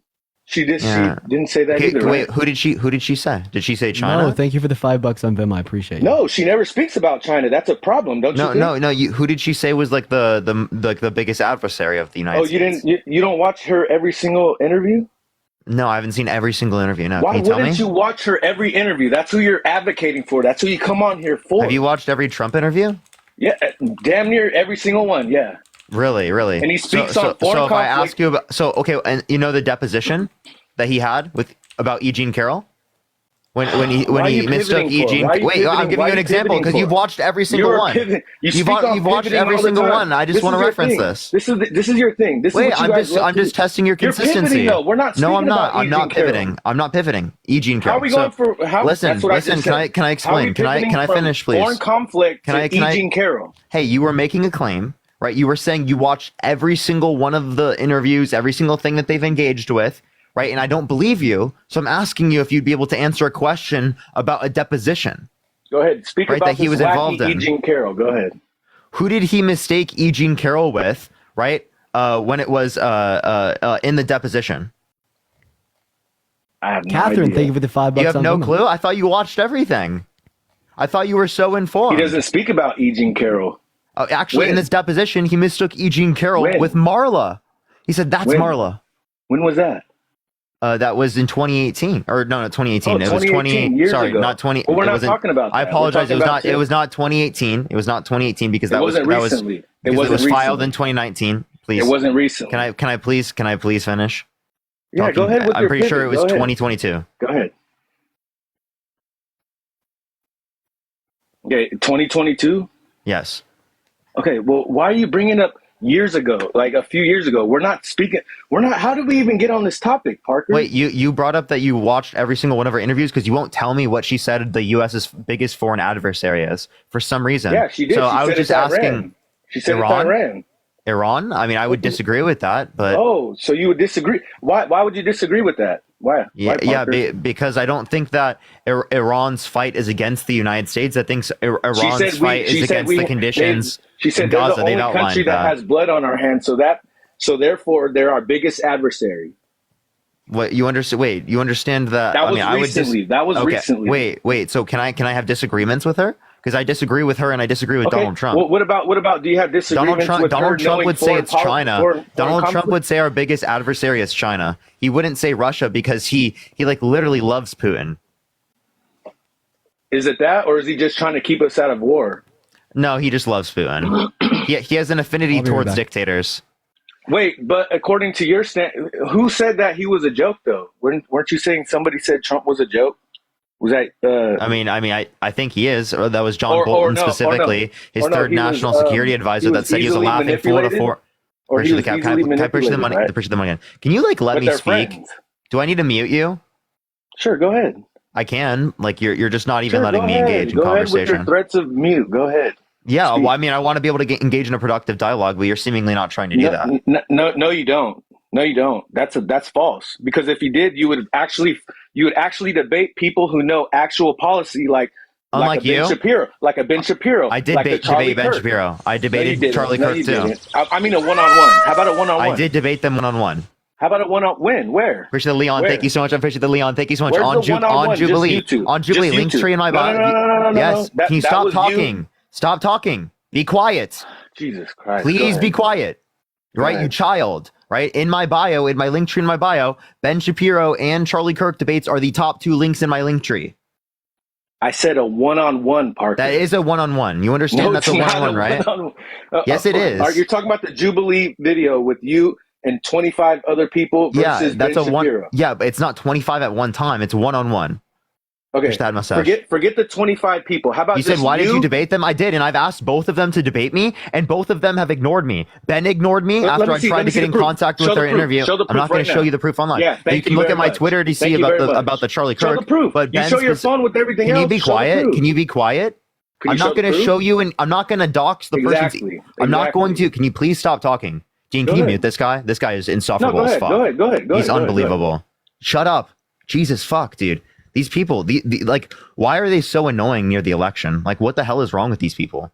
Right? Okay. So again, like you're not understanding my point here. I'm explaining that I would not dox, right, the assistant of Ben Shapiro just because they didn't respond to me. Spriv, appreciate the $5. But you can see me specifically calling out Ben Shapiro to debate on my Twitter. Or not Ben Shapiro, on Charlie Kirk on my Twitter. Charlie Kirk, right, won't engage in a one-on-one or 2v2 conversation with me and Dean, right, until after the election. Stand How up. come you can't show us the proof though? What do you mean? Of what? Of Ben Shapiro? Let me see the. Let me see the back and I just forth told with you. two. Let me see the back and forth. With I have who? a question. With who? Parker, did you, tell show me the story about how it came about? What did you talk about? Okay, No, well, I go mean, for it. anyway, I could just verify that what Parker's saying is right. When we were filming the Well, episode, how about we see the actual proof? So I'm gonna. He likes to when show. When we're filming see the this guy? episode, at first, like Ben had security there, and one of the security guards was standing right behind me and Parker. Parker had asked the security guard if he could get him in contact with Ben's manager. Ben's manager then walked up, gave Parker her email, in which Parker then emailed her like right after the get together, asking for a follow up debate. The Galaxy, thank you so much. Thank you. And then Yeah, Charlie I Kirk, mean, we also messaged his manager, right? And he wouldn't debate us until after the election. You also tweeted at Charlie Kirk. Yeah, and it has over 100,000 views, and he's definitely seen it. Okay. Yeah. Okay. Can I speak real quick? Yeah. Like asking But for Parker- like go check his fucking Twitter feed, bro. Yeah, I know, but Parker, is it true that you show your phone with all the other receipts, right? When you're on your lives, don't you do that? Yeah, Well, yeah. this I would don't include show her name people's and email. emails. I don't show her email. I'm not going to show her email. Are you delusional? What's wrong with that? Email What the saying fuck is calling wrong with you? calling somebody out. Why would I What's wrong give with that? out their email? Why would you publicly? dox Parker, like her Parker, like private Parker. business email Parker, for Ben? Parker, That's just a stupid Parker. idea. That's insane. Are you like? Are you a it's so child insane. that has no manners? Parker. Is it true? Hey, Is wait, it I have a true question. You Do you have only a- do you have debate a- people who Hey, doesn't Rana, know who don't hey- know policy though? Is Hey, that Rana, why I'm are- debating you right now? I Is that gotta why I'm hop in. debating you? That's why you're debating. That's why. Yeah, you and that's debate why I everybody, debated. man. Yeah. Are you saying Ben Shapiro doesn't have any knowledge on Can I- policies, or Charlie can I Kirk hop in doesn't here? either? Hey, Hold on, Rhonda, hold on. just real Give quick. me a I'm second. I'm Okay, going go to shut ahead, you off go because I want to ask you a 3-second question. Do you have a wife or a girlfriend? Yeah, Can you go ahead and verify that claim by showing me your texts with her? that's way different than a debate. That's way different than a debate. Get cooked, buddy. Get cooked. Go ahead. You show the proof all the debate. time. Show us the That's not the proof. same- that's not I the want to same see as the a proof, debate. Rona. Where's the proof? That's not the same as a debate. I Are you appreciate the serious? Leon. Thank you so much. Give me the proof. Give me the Are you proof. serious? That's not Yo, the same W's as a for debate. grand in the chat. W's for grand in the chat with a Leon. Yo, that That's was not awesome. the same as a debate. Rona, Parker. what's the proof? That's not a debate. Give me the proof. How are you correlating those two together? That Yeah, doesn't because make you're sense. going to give up private information. That's not that private. Having you and somebody else talk about a debate. is Justin, thank you private. for the On $5 our on Venmo. email. So not only would I dox my email, but I would dox her email. We That's don't need to see- private. we don't Are need you to see the delusional? proof. Are you Have okay? Have people done that Are you before? okay right Have now, people done sir? that? Have people done that before? Oh, look at this. I'm video. Amber, care thank you if for other the people $10 have. on Venmo. What? I've seen a DM with Dean's name in it. Somebody calling him out. They made a whole video of it. What's wrong with that? What? This isn't like a DM, right? This is on their private because email. It's an email. It's different. It's their private email, genius. Show us your girlfriend's private phone number. Put it in the chat right now. Hey, Parker. No, Rona. Does your girlfriend have a phone number? Parker, yes. So prove it. Show us the phone number. Give her her phone number. Like give us the phone number. Or you can prove your phone number. Give us your phone number. Can I talk? Can I talk real quick? No, I just want to know your phone number, dude. You prove all the other evidence. Give us your phone number. Look how far off in the deep end you go. Look how far off in the deep end you go. If we shouldn't put your girl's number online for everyone to see, why should we put someone else's? I bet Ben's assistant. No one's calling for a phone number. Who's calling for a phone number? Phone number. Nobody. You're calling for a private email, dude. What is this guy talking about? Okay. Anyways, can you give me your email address? Yeah. What's your email address, Rona? No, give us your girl's email right now. What's your email? I need the email. Show the email. No, Rona, I want the email right now. I want the email right now. We're asking you to show the message, not even the email. No, give me the email. Give me an email. Okay. Since you're not what's your email? What's your email? Since you're not going to concede to this, okay. What about this? You want to give up the public information or the private information and give up your email right now? What's your email? Okay, forget the emails, forget the phone numbers. Hold on. Okay, yeah, you see how delusional this guy is? I know, so delusional. You're right. Hold on. Your debate with Charlie Kirk on the topic of Trump was a great supporter was so bad, they took it off the Jubilee full episode. What? You have to find it. So you have bad? To find that. Yeah, it's on the second account. They did the same thing with Ben Shapiro, right? Why? Why'd they do that? Why? Why? You asked the people at Jubilee. I don't know. Why do I would prefer they posted it on the main channel. How about this? Why do you think, Parker? How about this? Why do you think?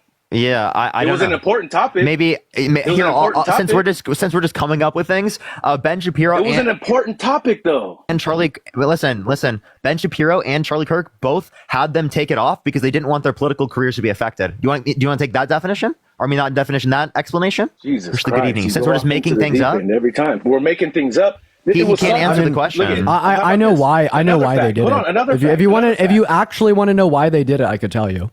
Okay, hold on. I actually want to know because I actually don't. Hold on. Rana, you're asking a question on why they did it. I want to know this. Yeah. No. So the editors.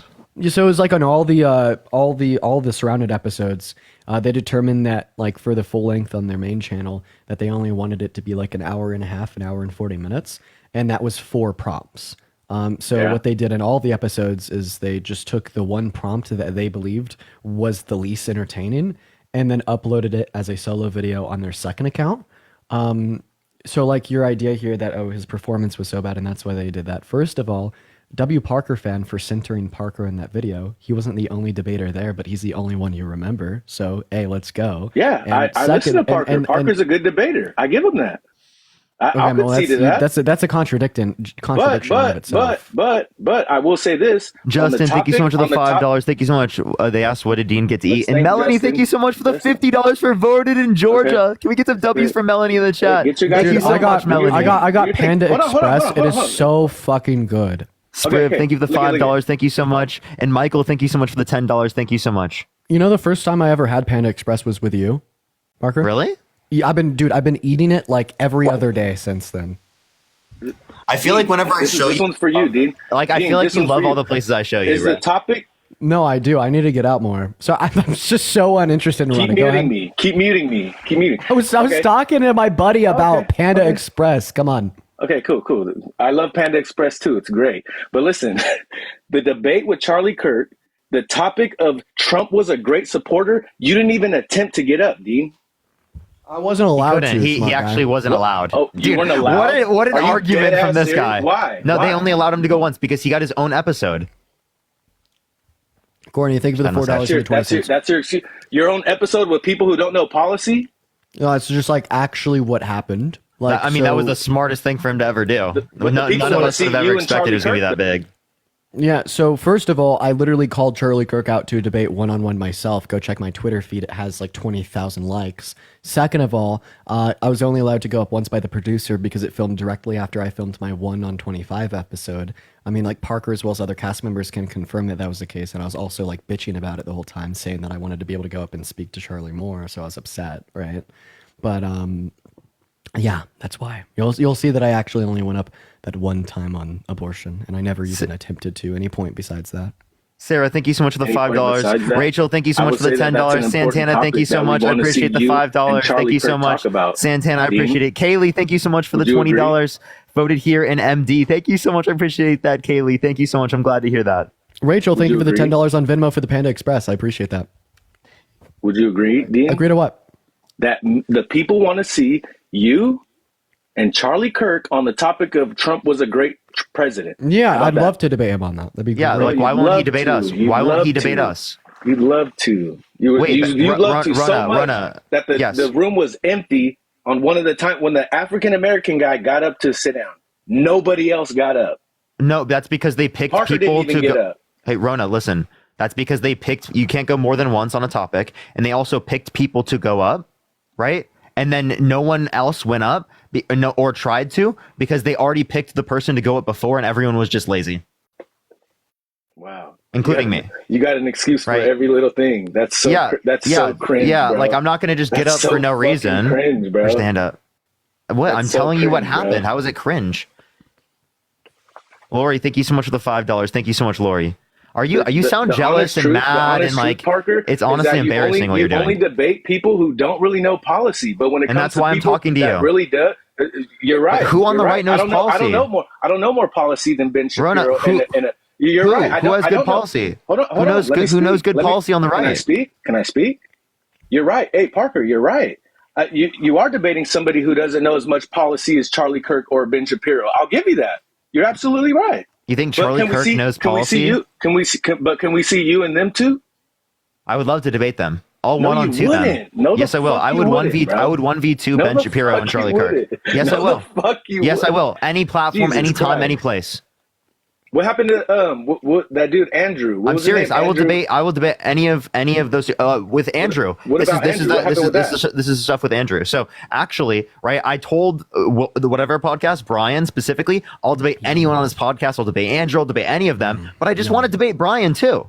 And let's get let. And let me Brian guess. We can't doesn't see want to none of that debate me. either. He Let doesn't me want guess. to We debate can't- me. and let me see. You want to see we the can't see Instagrams? receipts either. We You can't want to see see those it? receipts either. No, I'll show you. Tabby, Oh, thank you we for the can see $5. those Thank you so much. ones, though. We can Yeah, see because those they're on ones, though. Instagram. Oh, okay. With Well, hit up another Charlie public Kirk figure. on Instagram. Hit up Charlie Kirk on Instagram. Eric, thank you so much for Hit the up Ben $20 Shapiro on Cash App. Instagram. Thank you How so about much, that? Eric. I really appreciate. Thank you so How much. about do that? So they don't follow me on Instagram. Oh, they don't go follow them. Go follow them. That's not how it works. Oh, see, we could show receipts now. Oh, what do you fucking know? We could show receipts now. Look at guys. Look at the proof is in the pudding right now that we could show receipts. Yeah, it's with whatever podcast. I was already going to post these anyway. Oh, okay. Well, can we see some with Charlie Kirk and Ben Shapiro? I don't have DMs with Ben Shapiro. Ben Shapiro doesn't follow me. Create them. How about that? What? That's not how it works. Why? Man. Are you delusional? Why would we want to do that? Right? Why? I would do it. How are we Galaxy, delusional? thank you so much. The I just people- don't. the I just people don't have wanna see- contact the with them like hey, that. Parker, the people want to see that. I would love to debate them. Why don't Okay, they debate me? hit 'em up. Hit I've 'em already up on done that. Instagram. I've already Hit 'em done up. that. Oh, let's see. Not on Instagram. I'm talking on other Hit things. him up on Instagram then. Do that. How Rona, about are that? you okay?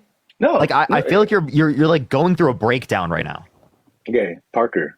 Like Hit you up actually Charlie like Kirk. legitimately are like Parker, freaking out right now. Okay, well, you're not letting. You don't let no one speak. First of all, I've let you speak. You're honestly, it's Okay, like ridiculous. I'm losing interest. this. I'm not gonna lie. Do this, Parker. Hit up. Me too. Ben You can kick him Shapiro out at any on point. Instagram. Yeah, kick it. That's what you love to do. I know. Yeah, you're No, right. you're just like one, you're insufferable. Two, you're not even debating about anything of Okay. substance.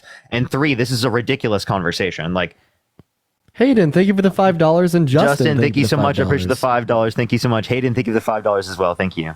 What's up, Olivia? Are you voting for Trump? Oh my god. Hello. Hey, are you voting for Trump?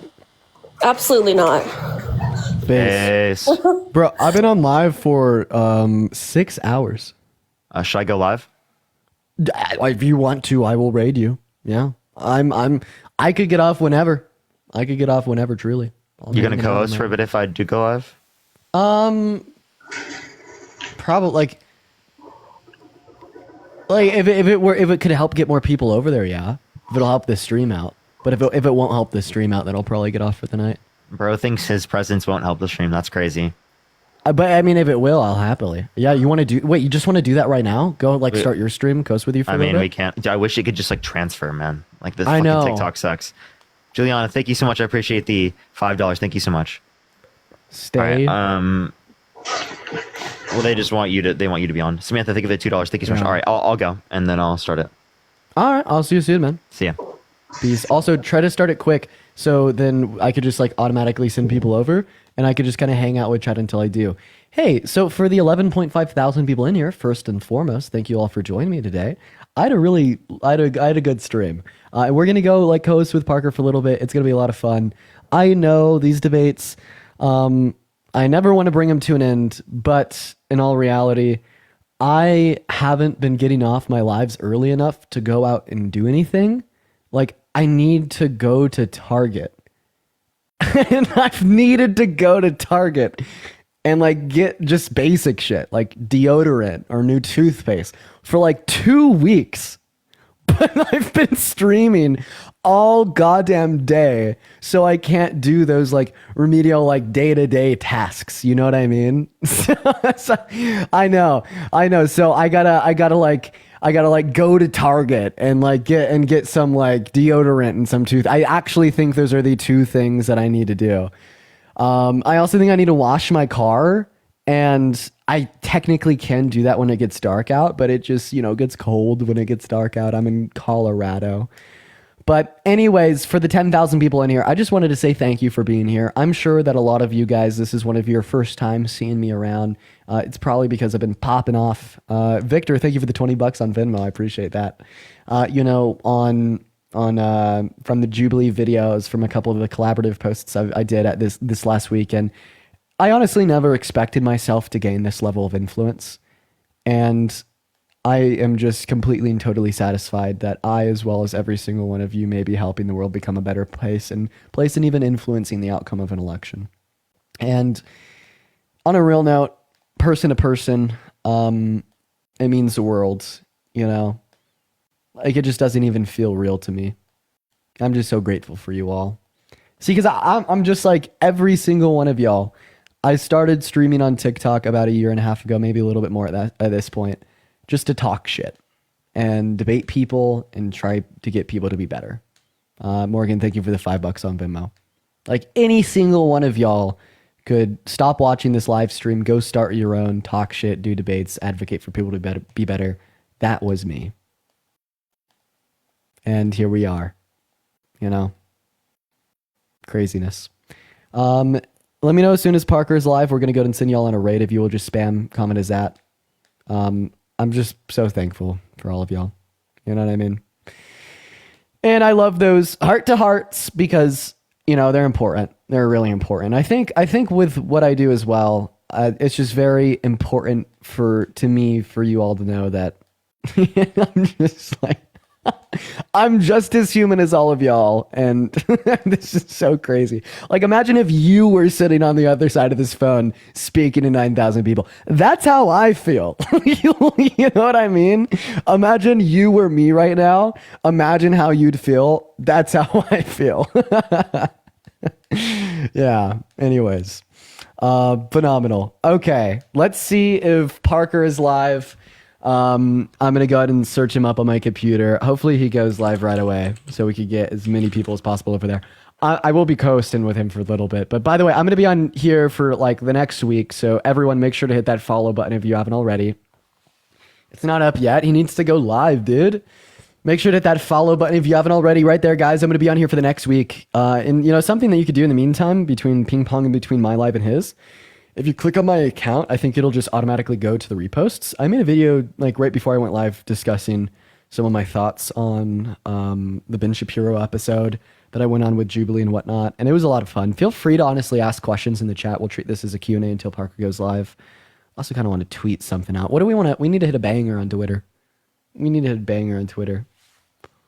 Nobody cares what I say. I mean, that's just like objectively false, right? It'd be that guy, but like I think some people do. How do I remember all the facts? I don't know. That's just like I've always had a good memory. I don't think it comes out of a place of like conscious intent. It just happens to be like a skill that I possess. Yeah. Halloween plans, great question. So I have my costume almost ready. That's actually another reason why I have to get off, because I have to go buy the costume because it's not almost ready. Go hit up a thrift store or something. We're gonna be anyways. I'll probably just go to a little get together with my friends. I think there's a frat party at a local uni here. I just got to get something that covers my face because I want to be able to, enjoy some peace. All right. It looks like the mod's pinning Parker's at. Probably means that Parker's live. Let's see. He's not live yet. Why isn't Parker going live, bro? Don't leave over to Parker's yet because he's not live. I don't know where he's at. Well, I do abortion lives again. Hell yeah. Right after the election, I will be doing a lot of abortion lives. Someone in the comment section asked if I ever get recognized in public. Yes. So I don't know if you could tell, I don't go live that much. Sorry, well, I do go live that much. I don't go outside that much. That's what I meant to say. I don't be touching grass. So it's like very rare for me to kind of get out there in positions where there's a lot of people around. But, this weekend when I went to Ann Arbor, Michigan, that was like the immediate response. I was out in public surrounded by like hundreds and thousands of people. And it was craziness. It was like every single encounter that I had, like back to back to back to back. And I was also out there with Avery Cyrus. And she's like also... I classify Avery as famous, so like a lot of people are recognizing her too. So like when we were out there together, it was insanity, but it was a lot of fun. But yeah, we're gonna be doing that again this next upcoming weekend. I will be going to a swing state and having a lot of fun. I think I'll actually be going to Vegas. I'll be going to Vegas. We're going to be doing some fun things, but fun in the sense of talking to voters, not fun in the sense of going to the casino. So don't you worry. Don't you worry. I will be in Nevada. I will be in Vegas. It's going to be so much fun. We're going to be on the ground talking to people. It's going to be awesome. It's going to be so awesome. And we're going to be out there with a handful of other people as well. Yeah. World tour. Can I do a card trick? Sure. I'll do a card trick while we're waiting on Parker to go live. Watch this. So I'm getting good with the cards. Hey, Sarah, I appreciate you so much for the $10 on Venmo. Thank you so much, Sarah. He's live? Okay, one quick card trick before I end the night. I'm just going to name a random card. 10 of spades. Check this. Shuffle the deck. Do whatever. Do whatever. Watch this. All I got to do, I'm going to close my eyes, riffle right there. I just know that the 10 of spades. It's right there on top. Boom. Okay, now let's go to Parker's stream.